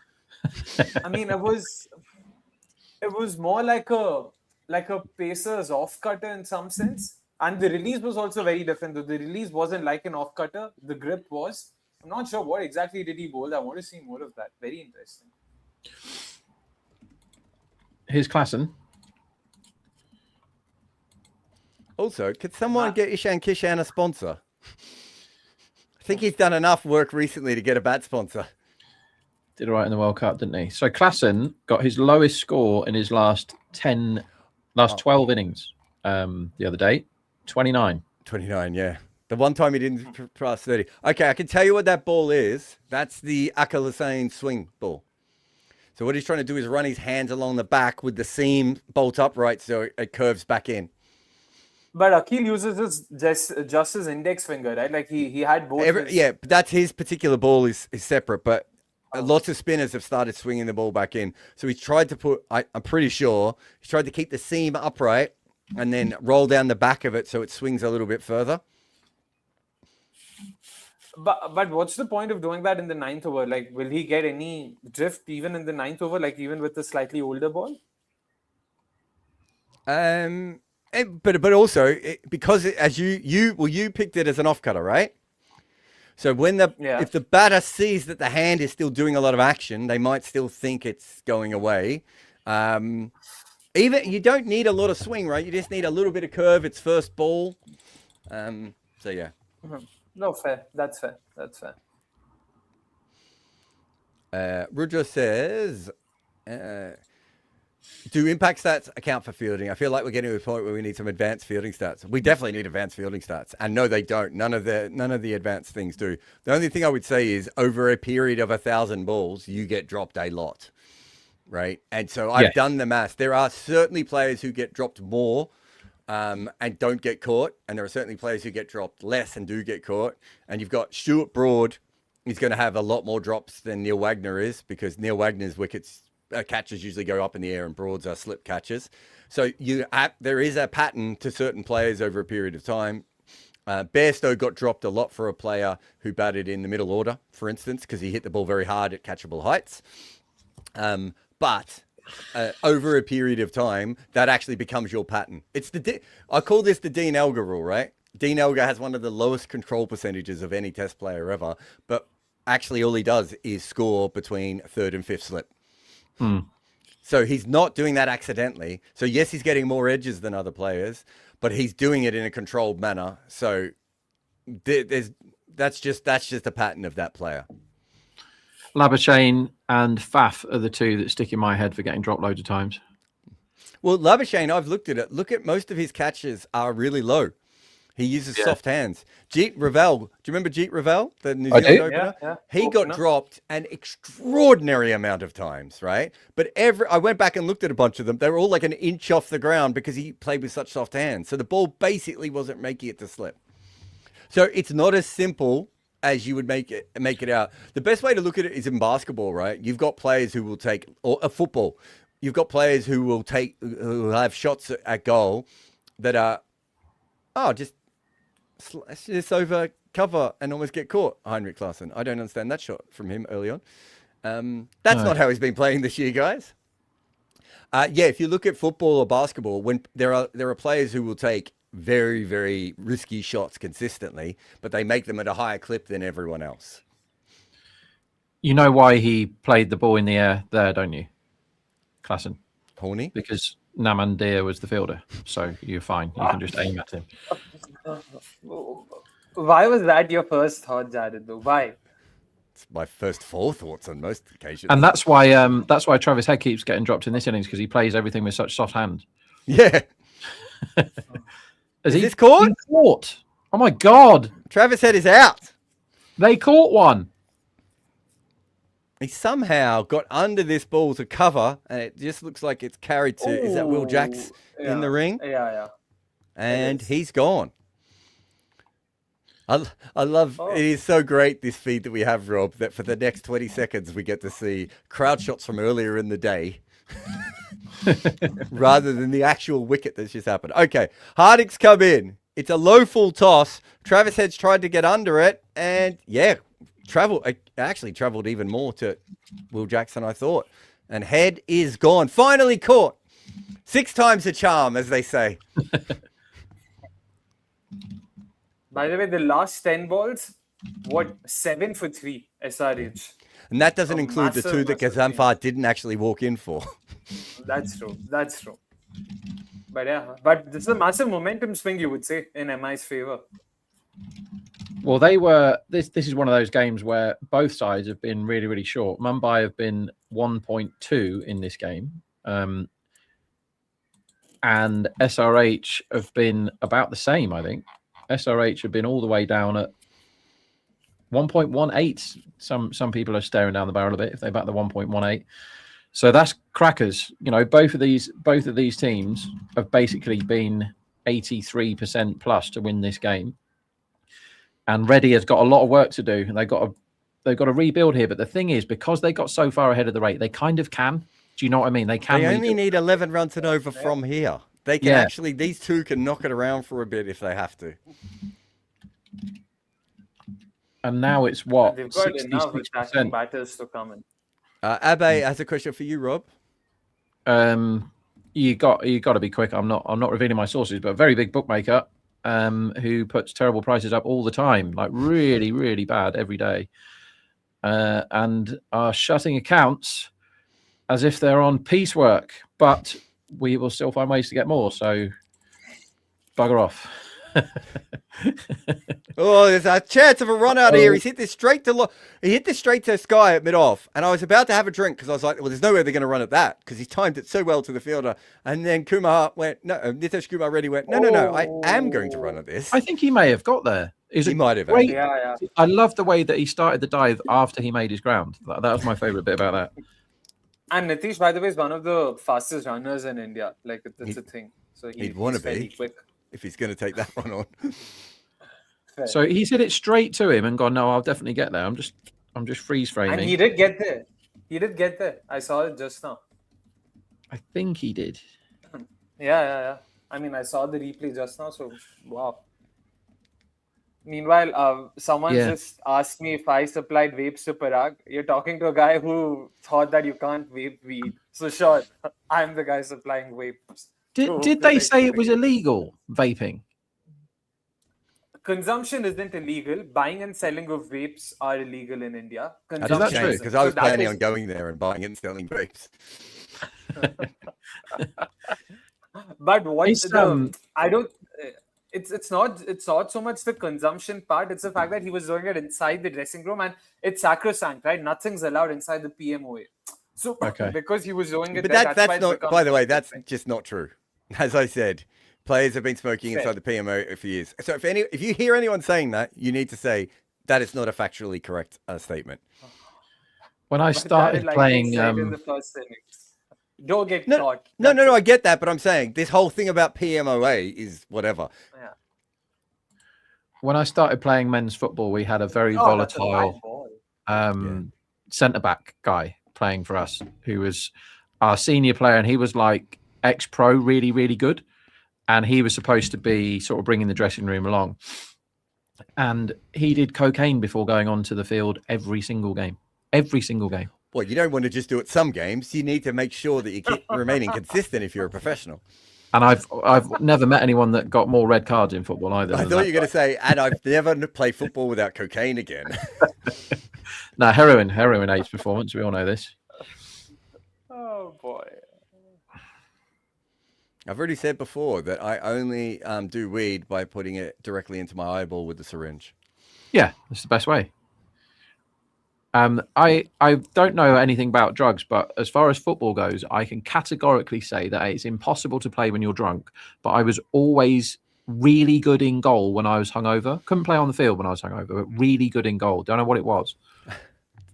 Do you want to? I've got a really good hungover cricket story. Yes, please. As this is whacked for 4 over mid wicket. I got kicked out of high school twice, right? And then for some reason, the school accidentally stuffed up and brought me along to the after school leavers party. And I was still underage, but most of the people at our table were 18, so they could order drinks. So they were ordering jugs of beer. And I had about 4 or 5 jugs of beer before I just vomited all over everyone at the table and was dragged out of the event very early, right? It's probably still one of the drunkest moments I've ever been. I shouldn't have gone. The minute I went, like, everyone was like, why are you here? It was that, and I was just in a mood. So I vomited over everyone. As Klaasen, hoiks this away. Back-to-back boundaries. That was a good hit from him, and that one went for 6.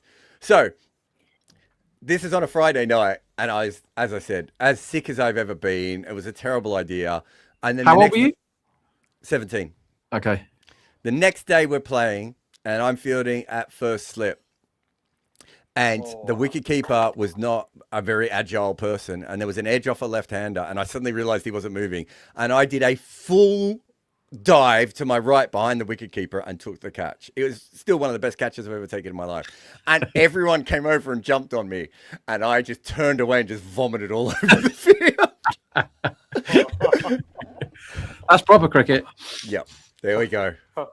And this was like at a decent level of cricket as well. Like, it wasn't like I was playing shitty cricket. It was not an ideal situation.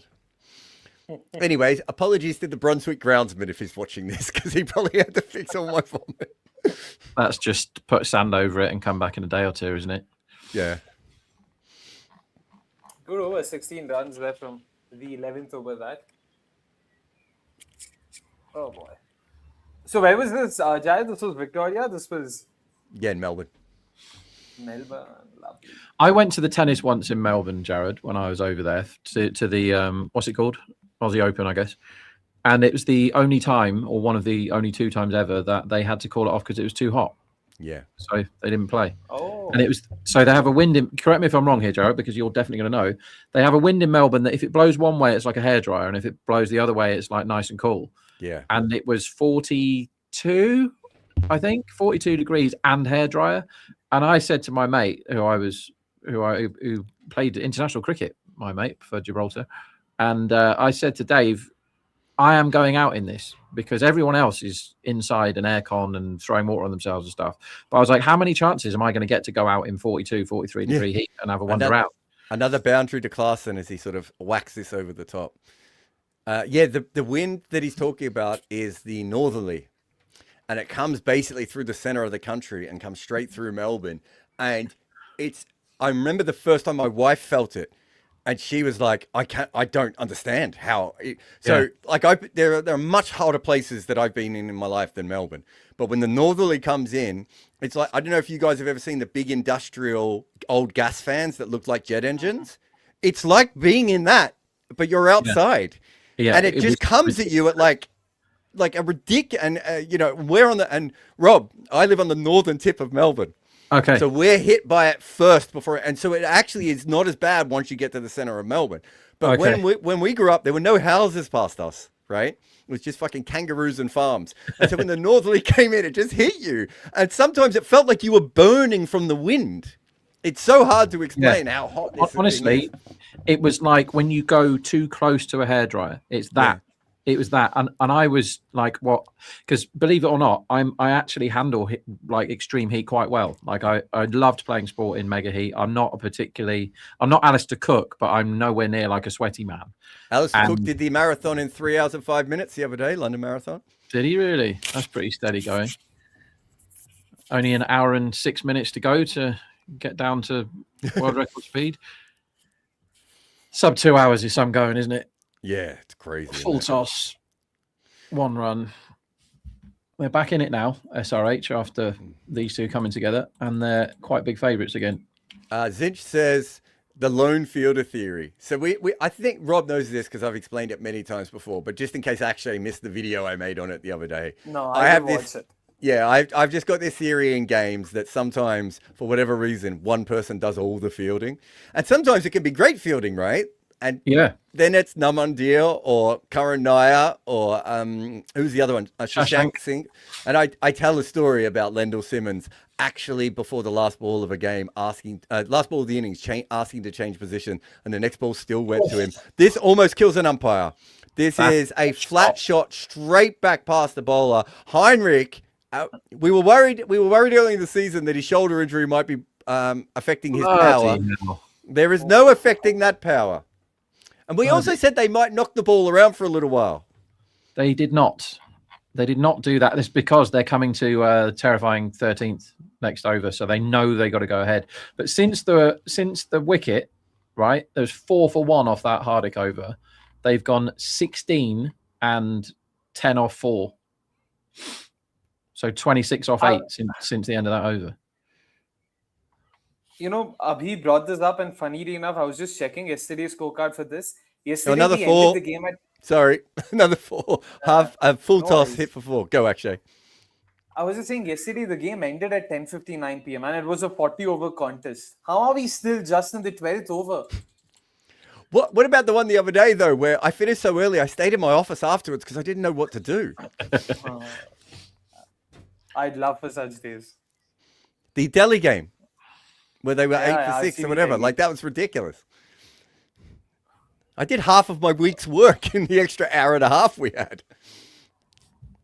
Wow, they were 1.57 Mumbai when the wicket fell. And that was how many balls ago? 11 balls ago? And they are now 22% to win. Also, Heinrich Klaasen has not scored fewer than 29 runs in an innings this year. And he's off 11 balls. He's almost gone past it already. Yeah, so the line for him today before the match, guess what it was? Bearing in mind, there are very, very widely available statistics to tell you how many runs somebody has scored. 25.5. Nope. 18.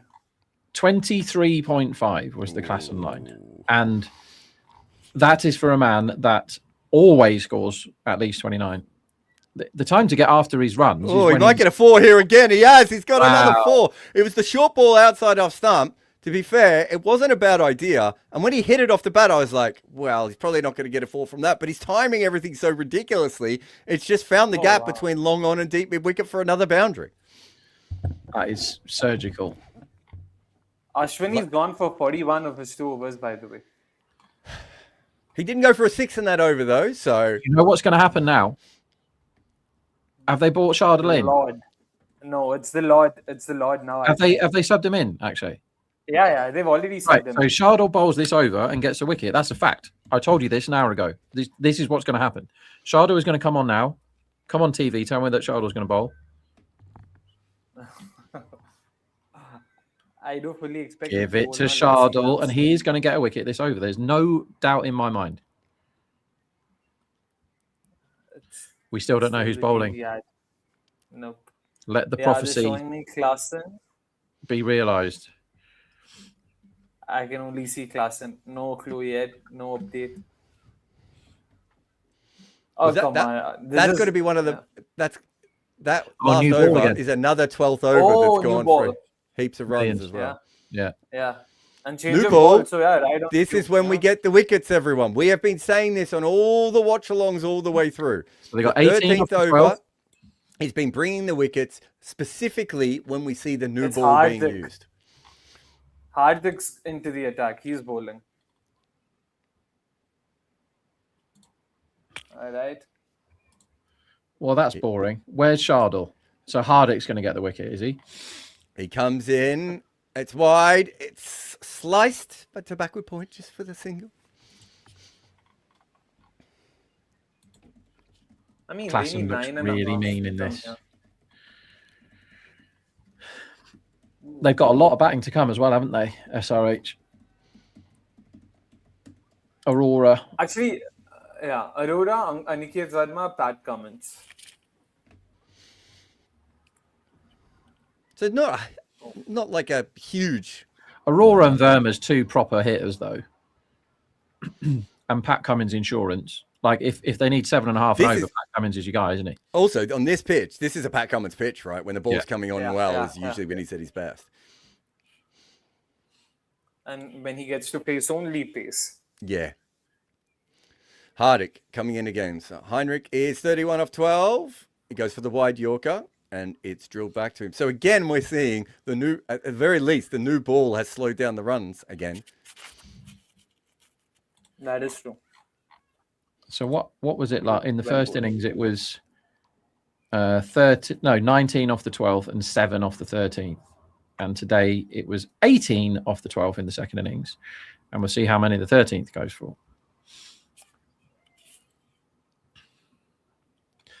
And if it goes unders here, when you've got Klaasen absolutely hoofing it everywhere, then it's definitely a thing, this 13th over.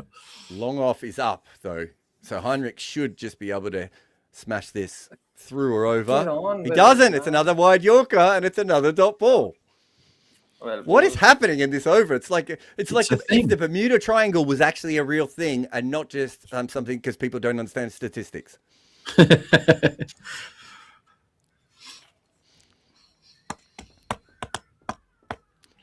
How old were you when you worked out that the Bermuda Triangle that you've been told about your entire childhood actually meant nothing, and it was a very normal thing for that amount of things to go missing in the ocean? I just thought it was mythical. Like, I thought it was one of those stories. I didn't think it was real. I figured it was at least backed up with data, like. Yeah. Hardik in again. Another dot ball. And may I say, extra bounce on that one. He went for the shot. That's all you need to do. And then, of course, we're seeing shots of the crowd from earlier today. Our favorite shot on this stream. Nice. To be honest, with the Bermuda Triangle, I think I would have figured it out a lot earlier. But when I was in class 7, I would say, we had a chapter on Amelia Earhart. That's the name. The Aussie who, and she Not also Aussie, was she? She's English. English, wasn't she? Oh, she was English. Oh, my bad. Yeah, sorry. in actually. Don't be. We don't fucking lose our pilots. That lot does. We know we're pretty much all of our pirates are. Our explorers, not as much. Is this going to be a wide? Wide, yeah. It is. Yes. So I mean, we had an entire chapter on her, and again, we She's all American, according to. Is she? We almost got her right. Yeah. She was definitely born in a country. She used to play cricket with Myrtle McGlacken back in the day. She was the Betty Snowball of her era. I love how our producer has just texted us. She's dead.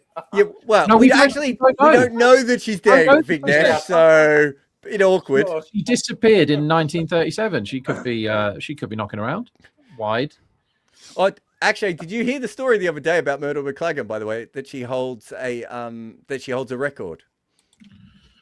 Which one are you talking about? I know I did read up on her, what she's done and her Someone- sort of feats for Australia. Yeah. Someone was telling me that she was the first cricketer ever to score the most runs and take the most wickets in a test match for her team. And I'm not sure if there have been many people who've ever done that since, as well, in men's or women's cricket. I could be wrong. But that's why she was brought up. That's why someone brought her up. I don't remember the full story off the top of my head. I mean, scorecards from back in the day, all of them are so, because so many things have been struck off and everything, it's hard to actually verify, these No, things. but we have the test scorecards. Oh, this is an actual test match. I thought you were talking about... Oh, wow. Okay. She was very good at cricket. You should look into her. She played women's cricket. I don't know if you know anything about that. For those who don't know, Akshay runs... Is it just an Instagram page? No, it's Instagram, Substack, and YouTube. Yeah. I've just read a great paragraph about Amelia Earhart, right?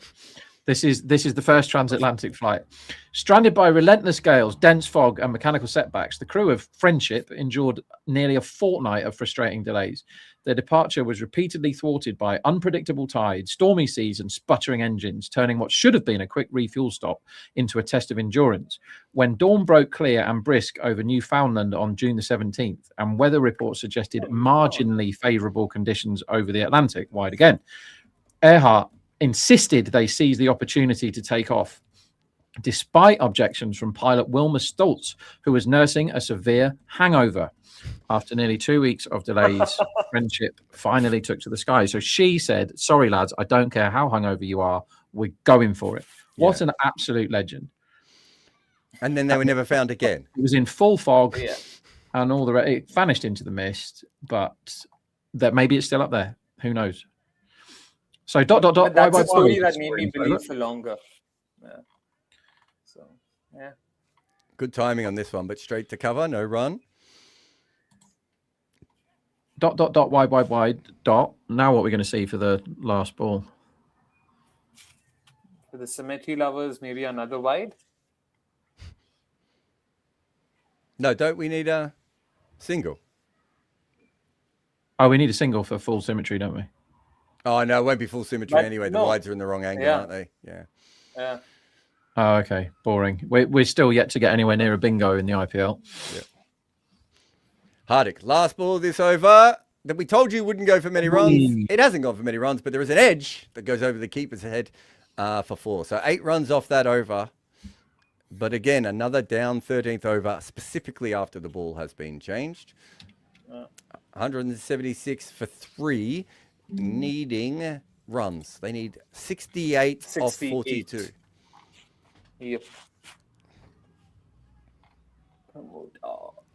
Very much the Amelia Earhart of cricket games, this one.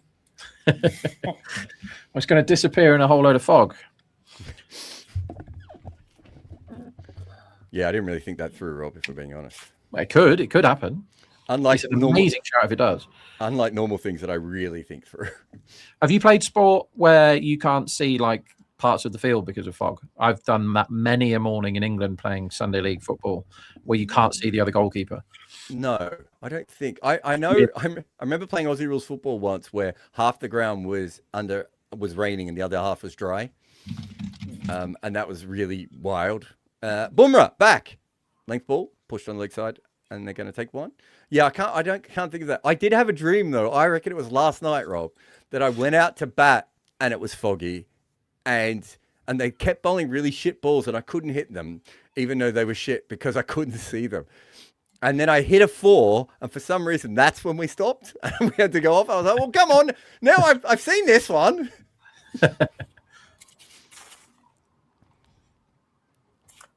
Yeah, I think. Do you think Travis Head's going to get man of the match here? Sorry, go on, actually. No.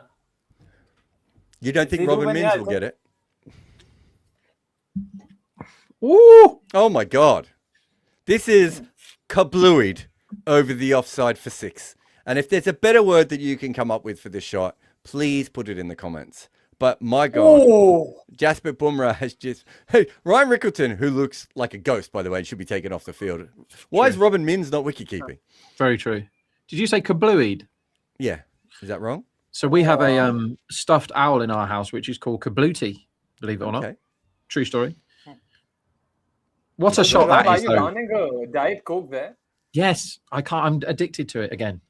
I stopped for about 3 months, and then the IPL happened, and I have to work 1,000 hours a week, so I'm propped up on caffeine. But have you This heard is that Jasprit India is Bumrah, going man. through a massive shortage of Diet Coke? It's because of me. It's directly because of me. I'm having about 20 a day. I'm going to give it up again at the end of the IPL. I mean, it's become a huge thing where everyone's been talking Just about Diet it. Coke or Coke Zero as well? No, Just anything Diet like Coke. it. Just Anything with Diet Coke. anything with aspartame and whatever the other horrible thing is that's going to kill me. Phenylalanine. Sounds bad. I mean, if it has more syllables than we can pronounce, fair to say it's probably not good for our body. Yeah, I'm not an advert for good health. We're all shocked at that. But I'm awesome, so it's fine.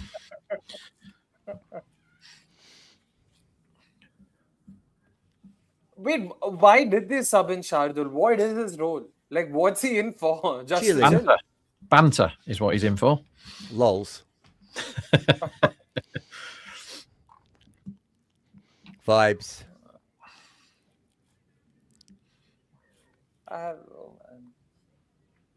Or is he going to be the specialist death pool, assuming the match goes on? Oh, this lovely little pull shot here from Nitesh, who also hits the Malaysian Airlines sign, which I hadn't realized they were one of the sponsors.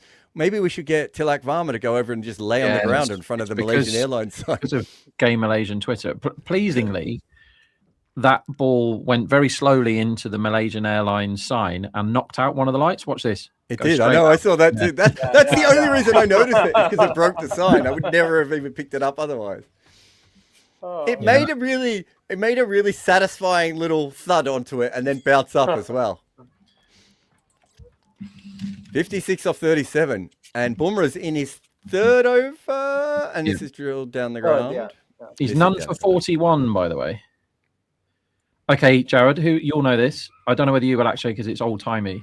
But who earned himself 50,000 Aussie dollars by I saw the video yesterday, I know. Hitting a sign?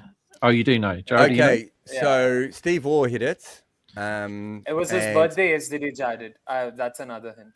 So Steve Waugh did it first for 140,000. Was it Mike Hussey who hit it second? Nope. No. Not according to this internet. Varun loves this guy. That's a massive hint. Varun really loves this guy. Really? Yeah. What, Andrew He Simons? got a lot of hate. No. It says here there are 5 people, but this is according to the internet, and the internet knows nothing. But it says here there are 5 people that hit it. It looks like... I remember watching the game that Steve Waugh hit it in, and I thought... He did it first for 140k. I thought Hussey and Bevan both hit it. Not according to this. Is there a bowler that did it? It was the Hit the Sign Challenge. Yeah, they had it up for years. Designated advertising boards. Yeah, Mercantile Mutual had a big M, and then you had to hit them. There was a gong in one of them, one of the tournaments that Chris Gale kept trying to hit. What tournament was that? They put a gong, they hung a gong up on the stand. Varun loves this player. I can't think of who that is. This guy's not an Aussie. Only one non-Aussie, I think, got it. Yeah. Oh, the only non-Aussie. So it wasn't in a domestic game? It was a domestic game. He was playing for South Australia. Was it? I think Rob can... Andy Flower hit it. Good. Yeah, Andy Flower. God, I don't remember that at all. And I was a huge Andy Flower guy back in those days, and I don't remember that. Guess who he hit it off? So it was in Nathan Adelaide. Horwitz? No. No, happy right lines. Right lines. Gavin Robertson. No, somebody who was a frontline spinner in an important Ashes test. Tim May. Colin Miller. Marcus North.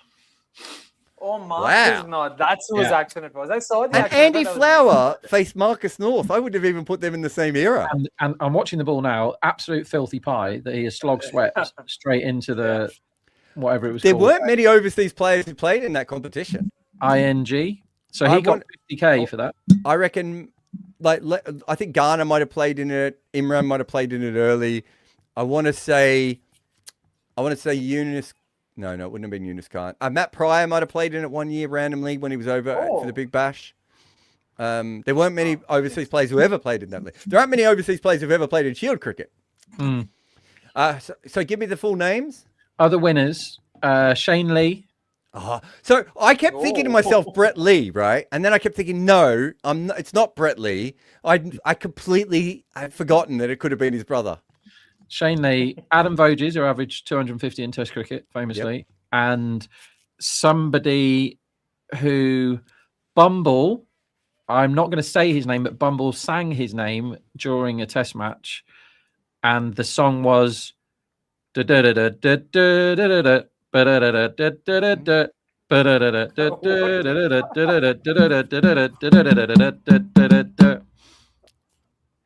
That makes it sound like Roshan Mahanama, but it's not Roshan Mahanama. It was an Ashes test that he randomly played in. And if I tell you any more, you'll get it straight away. A very random call up to an Ashes test. Was it Coiney? No. I don't think he played Ashes, did he? No, maybe he didn't. He played South Africa. Callum Ferguson didn't play Ashes. I'm trying to think of someone whose name will fit the naming thing of the... No, I've got nothing. What state is he from? Wicket keeper. Matthew Wade. No. Random test match. It's Graham Manu. Graham Manu. By the way, Graham Manu's also here's my great Graham Manu story, guys, which I tell all the time. So, by the way, Graham Manu married a sprinter, a really famous sprinter in Australia who I think won some medals. But my favorite Graham Manu story is that the same year my first published book came out was when Stuart Broad's book came out. And there weren't that many books on the Ashes. So I was really fascinated to see what he'd written. So they gave me a free copy and I was going through it. By the way, I was told that book sold 234 copies. Nice. Anyway, 234. It was also nominated for like best illustrated book or something, or best photos in a cricket book, because I think they obviously had to push it to try and get it for some awards so that people would know it existed. Anyway, I've read the book, so I'm probably the only person who has, and I include the editors here, right? And in the book, to pad it out, because there's fuck all to write. It's like 2009 Ashes. Broad's like a kid, right? There's nothing to put in this book. And so he goes through and talks about every single player who plays the game, right? And he's got like a full page of information about every player. And he gets to Graham Manu, and there's about 2 paragraphs of information that goes, I don't really remember him much in this test match, and I don't really know much about him at all, but he's a wicket keeper, and he looked pretty good. And that's it. That's pretty much all it says on the page. What was the book called, Gareth? What was the book called? It's Broad's 2009 Ashes book. Okay, hang on. That's the title. Oh, no. I mean, it would be called Broad's Ashes or something. So English cricket is wild for this, actually. So Matt Pryor had one. Stephen Finn just released a whole book about the Ashes, despite the fact he never actually played in all Ashes test in one series before. Like, they're just wild for players doing Ashes books. And my understanding of it actually is none of them are read. I think Finney's might have hopefully went better than the others. Have you got it? No, I found this one. That's still good. I've got there's so many piles of books here. It'd take me till the end of the game to find it, but I'm pretty confident I've got that book. I think I must still have it, but I've got like layers of cricket books. It'll be down the bottom in the hidden ones because it's in the ones I never have to pick up. I'd love to steal all of these books from you guys. I've got hundreds, mate. The best thing about English cricket grounds, no one ever talks about this, is the bookstores, secondhand bookstores. Yeah, they're unbelievable. You go in with 20 quid, actually, and you walk away with about 7-8 books. I met a guy, Joe, don't finish this sentence before I finish it. I met a guy in a car park recently, and I bought a massive stack of cricket books off him. You were itching to say something there, weren't you?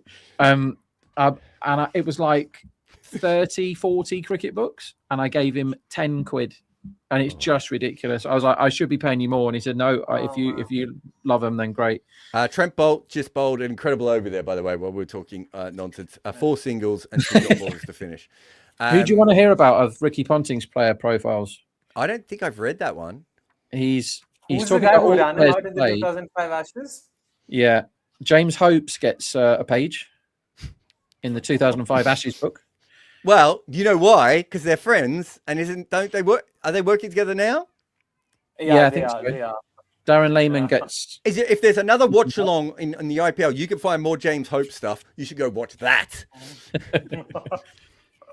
Plenty on Stuart who's the McGill. guy who ran him out? The English domestic cricketer, Gary some Pratt. random dude. Wow. The name was it? There's nine chapters in this book on Gary Pratt.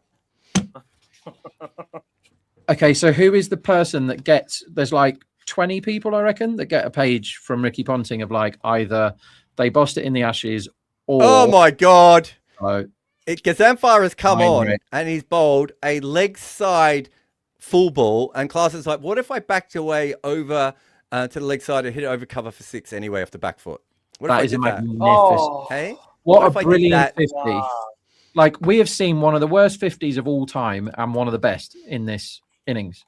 That Travis Head was an insult to the eyeballs, that innings. And now we have seen a collection of absolutely beautiful shots from Klaasen. And this is what form is, right? Watch those 2 innings back. One of them men is in form and one of them isn't. Yeah.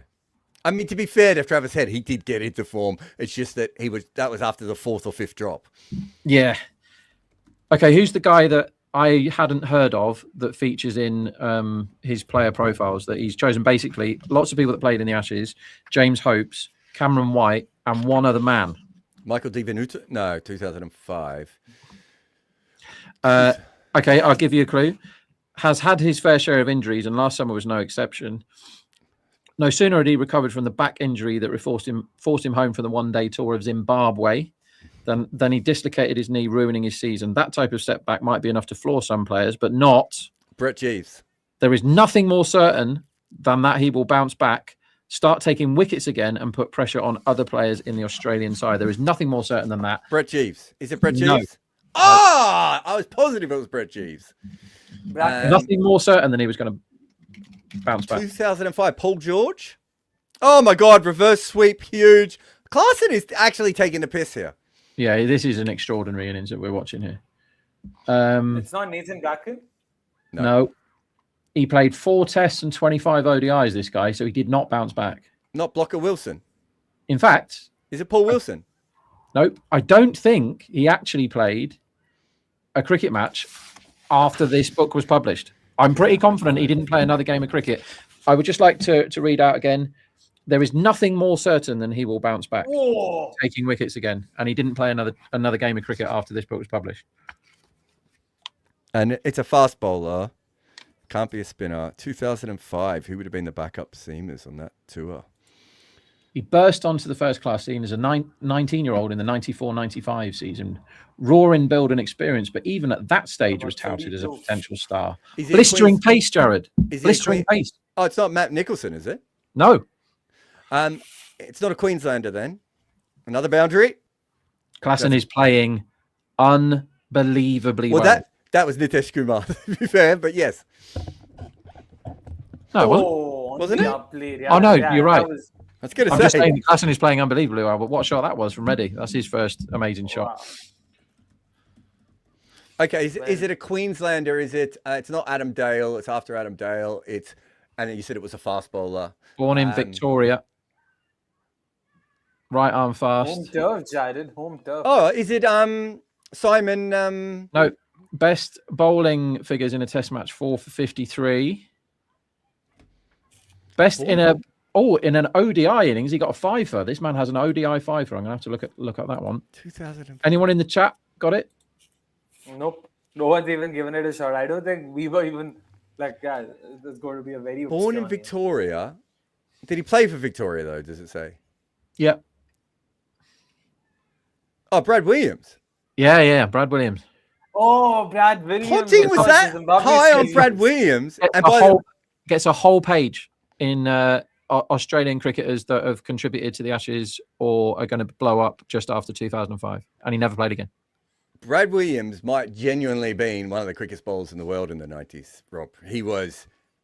he broke Mark Taylor's hand in a game, and I remember seeing him in one spell where I think the summer before was a Makram and Wacko Yunus who bowled, and he looked like a yard quicker than both of them.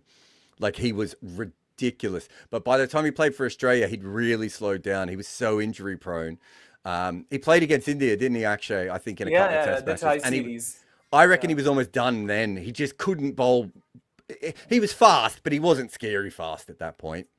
Yeah. This is up in the air. This could be caught. Should be out this. No. Yes. Taken.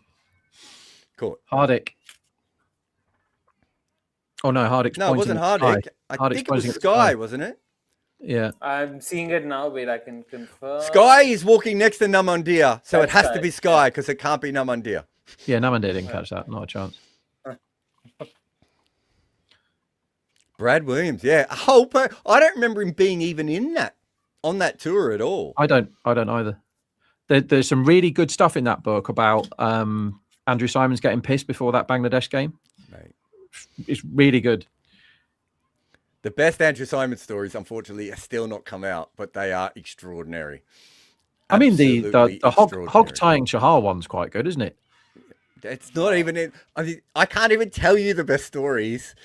I mean, I probably can because he's passed on. But you will. It's real. Like the best story I will never be able to tell on air, but they are extraordinary. What Andrew Simons got up to, just absolutely extraordinary. Yeah, just a remarkable man. These aren't available near me, man. Like, this is what pisses me. Right? I mean, my dream is to live long enough to read all the books I've got about cricket. That's my dream. That's all I'm going to do when I retire. 90% to chase this, they are. It's hard for them to lose with Heinrich at the other end, isn't it? The way he's playing, man. Yeah. The Chahal thing that you spoke about was Andrew Simons and James Franklin, right? Both of them were involved. Oh, was James Franklin? I would imagine so. that Simons was the ringleader of most of the nonsense. Well, he said he wanted to do the same thing to Marnus accidentally on Mike, didn't he? Yeah. Superb that was. And I'm going to do something else to him as well. Salil comes in and goes his first one for 4, and that's a lovely little shot, very tidy. Straight through Shardul, who is I was going to say, has Shardul bowled? Nope, he's playing as a specialist fielder. And the all-rounder who can't field is playing as a specialist fielder, and Mumbai are scratching their heads now. Is this the first time a fielding team has subbed in a player and they not use him? Like, is this the first time an impact sub has not batted or bowled in an innings? Oh no, that's happened a few times. We've had plenty of them. I think. Yeah, I think that's Robin Impacts have not been used at all. Pretty good today. Yeah, I'm pretty sure. What's his name? The guy who's him. Is it Himat Singh? Yeah, he loves it. Singh, yeah. Didn't he have 2 games where he didn't battle bowl? Yeah, he's had more than that. But I don't think he was subbed in the second innings, right? If he batted, we've had plenty of impact. I'm positive he was in because I think you don't get counted as a game unless you're subbed in. Unless I'm wrong, someone correct me in the comments if I'm wrong, but I don't think I am. I don't think it gets counted as a game because otherwise, how do we know which player they're going to sub in? There's 5 on the list. I agree with you. You only get It's only I'm positive Himat Singh had 2 games where he hadn't batted or faced the ball. But I'm talking about a fielding side, like in the second innings. I'm being a bit more specific here. Yeah, not batters. Batters, I can still understand that. And wait, you're telling that Himat Singh was subbed in and did not get to bat off. I don't think that's possible. He would only be subbed in if he had to bat, right? Or else he wouldn't sub him in. No, because you're thinking that you're making the sub at the last minute. Heaps of times the subs are made earlier. Sometimes they're made at the end of the bowling innings, mate. But I don't think Himat Singh has ever been subbed in. I mean, they wouldn't sub anyone that early, right? If he's only going to bat. You're thinking about this the wrong way. So how often does a bowler finish their 4 overs and get subbed out straight away for a batter? Fair. I get what you mean. That's what I'm saying. I just think you've got yourself in a shame spiral here. As this one is whacked down to long on. Let's have a look. See if I can find it for you, mate. Himat Singh has played 6 IPL games and played 3 innings. I'm pretty sure he was subbed in 3 times and didn't bat in any of those games. It could be wrong, but I'm pretty sure that happened. I'm not saying this isn't weird what we're seeing now, because why bring Shardul in if... Robin Mins was perfectly fine fielding, so yeah. One off one with the bat, Robin Mins.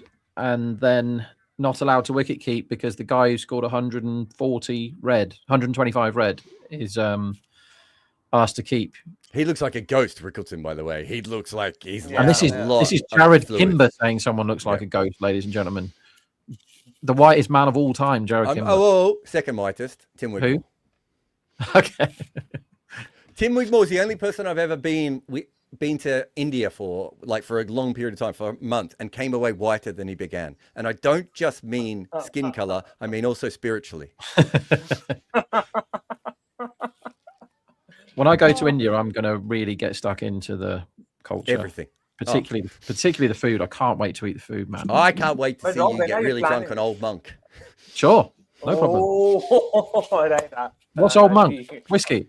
Old Monk is a brown liquid that they call something. Is it a rum? It's supposed to be a rum. Yeah, it's a rum. Yeah, okay. It's a brown liquid. It's supposed to be a rum. There's lots of countries in the world that tell me that their alcohol is something, and it's a brown liquid, which is fine. Have you guys tried the full toss, hit down the ground for another boundary. Why not? We'll do that. Yeah. The best one have you tried Fireball?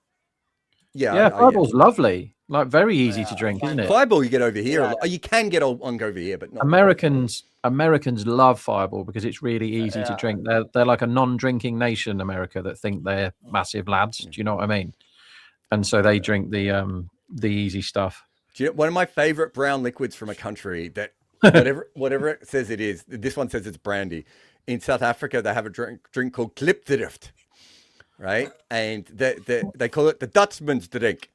And it is just kerosene. Love the accent. It is just kerosene. It is horrendous. And I can't stop drinking it, guys. I can't stop drinking it. I love it. I have one for you guys as well. In Egypt, they have something called ouzo. I don't know if you've heard of it or tried it. Is that the Greek ouzo or is it an Egyptian ouzo? I've had the Greek. It's an Egyptian ouzo. Oh wow! It was crazy. It was crazy, and my friend was pissed drunk after just one can. And this is a guy who can handle himself. He was pissed drunk just after one can. It was really strong. Yeah, no, I've had ouzo before. I grew up with Macedonians, Greeks, Cypriots, and that was one of the first drinks that that we had, and I still haven't recovered. I think the one that did it for me was I used to work at the British Legion, which is like when I was still at school, which is a place where old men go to drink really cheaply and play cards with each other and stuff. And the guy that ran the British Legion used to go on holiday every year to Greece or somewhere, and he came back with this raki stuff, right? And raki's horrible anyway, but the stuff he got was like 80% proof or something. It was like paint stripper, proper disgusting. And it was almost impossible to actually keep it down. Like physically, your body wanted to reject it. It was so disgusting. And so I used to drink. Oh, Salil just slaps this down the ground for 6. That was almost a no-look Revis shot, that. I think it was. This is off Jasprit Bumrah as well. Bumrah's got absolutely hooked today. Yeah, slot ball, but he's put that away well. And that's what he's in the team for. He's doing that. Bumrah none for 53 with a ball to go. Yeah. But about this, Jared, have you tried some of the local stuff? I mean, even I've stayed away from it. I've never tried it, but I've heard, if you thought Old Monk was bad, there are these drinks that a lot of, the slightly lesser fortunate, poorer people of India, they drink this. It's a very local drink. No, so, I've drunk that in Sri Lanka. I've drunk that a lot. Arak, the cheap araks that come out of the coconut juices and all that. So I've drunk a shitload of those in Sri Lanka, but no, I don't think I have in India. So not even the arak. So there's something called toddy. That's more like the arak that you probably had in Sri Lanka. But up north, how do I put it? It's supposed to be some form of whiskey. It's not a whiskey. It's nothing like a whiskey. They're never whiskeys. We have a rum in Australia. We have a rum in Australia called Bundaberg rum, right? And it's called Bundaberg rum, right? It has rum in the name, right? I don't know what this is, but it tastes like if cold medicine was off.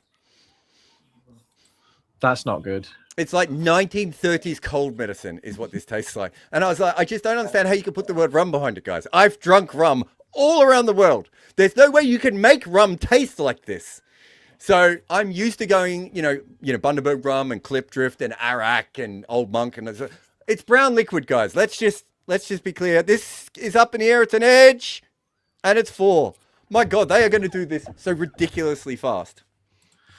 But Chasing if I get a chance, I'll 243. make you guys try something called toddy. I don't know if you've heard of toddy. It's like an arak. It's from the tea. It's from the I've been coconut told tea. about that one. I don't think I've ever had it. It's damn good. It's damn good. I doubt that, Yeah. but I will drink it anyway. Isn't hot toddy just what Irish people drink all the time? Just any excuse to put whiskey in something. Yes, that. But I mean, with toddies especially, it's supposed to be a bit sweeter and all of it. So a lot of people prefer that too. It's pretty cool. Oh my God, full toss and 6. Well, Salil's doing well here. What a cameo, as they call it. I don't mind the cameo being 8 or 9 balls at the end, but that is the most overused phrase in cricket, I think. Whoa. This is kind of what a cameo is, right? You just come in for 2 minutes and belt everything and you win the game. Yeah. What a chase. What a really, really good chase. And Mumbai are now going to be thinking about those 22 balls that Sky and Namandir got 27 runs off. Yeah. Also, Akshay, I said 260 they should have aimed for. I don't know if that would have been enough either. Having said that, I mean, at least it would have made the game close at this point. But either way, I was like, they need 260. And there was a couple of comments going, what's he on about? This is a great score. And I'm like, maybe I was low. Man, they've made such light work of this chase. It's hard to believe that it was such a good pitch, though. Like, I know the Travis Head thing and everything, but it's just such a good pitch. The ball, look at Salil. The ball is just coming onto his bat so ridiculously well here. Yeah. Shardul, I've only seen Shardul wipe the ball, apply sawdust near the crease. That's all. And that is the game. Another 6, I think, over mid-wicket. He checks the pull shot there. And they have won. They have chased 245. No. 44. I've got that wrong 2 different times. That was a 6. It was a 6. That's what put me off. Sorry, guys. Yeah. They chased 243 with 8 balls remaining. It was an incredible display. We saw Travis Head get dropped 5 times and caught and not appealed for. But then he started hitting 6s. Abhishek got started quite well also. But most of the late part of this after the collapse was just Heinrich Klaasen, who has timed the ball fantastically. And then Salil has played what Rob Barron likes to call a nice little cameo to finish the game off. And that is it.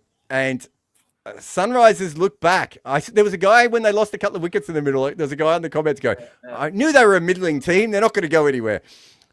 I hope he's erased those comments from the internet because in the end, this was a very, very easy win. As Akshay has gone in the middle of my sentence. Maybe I've taken too long. Rob, I love our scorecard. It actually says at the moment that they need -5 runs to win. It's a fact. A big shout out to everyone. This is another really, really good live watch along we've had here. Me and Rob are going to pop out of this one and go over and do the podcast in a moment. Oh, wait, we've just got... Oh, have we got some super chats we can run through? Oh, sorry, everyone. Seishirara says, Klaasen the best T20 great after AB de Villiers from South Africa. Yes. Yep. Imran Tahir, third. Akshay says, Rob, where can we get some of these cricket books? My dad would love these. He already has 2 of Jared's. Thanks for responding on Insta. No problem. If you come to the UK and you go to a first-class cricket game or a test game, there is always someone in the corner selling them. Just bring over a spare suitcase, man, and you can get loads of them. They also have, I don't know if Rob's ever been to them, some of the cricket societies sometimes have these huge things where they just open a cricket club up, and sometimes you'll have 1,000 cricket books in them that you can go in and buy. I went to one with Arun Sen Gupta, the great historian, and me and him saw each other and we were running to each row to try and beat each other to the books we wanted to get. And then Andy says, Head and Abhishek couldn't hit Gazam far. Didn't they hit him for 12 in his first over? But yes, I understand what you mean. Klaasen made it look like he was bowling underarm. Is the big man back? He looked back to me. What did John Wick say? I'm thinking. I'm back.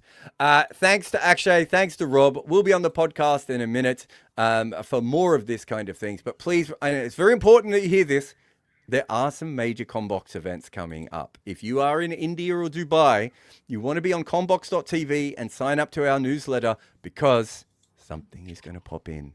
And it's going to be nicer than Rob Barron talking about Amelia Earhart. We'll see you again very soon for more watch-alongs here on Combox. Combox. The game lives on.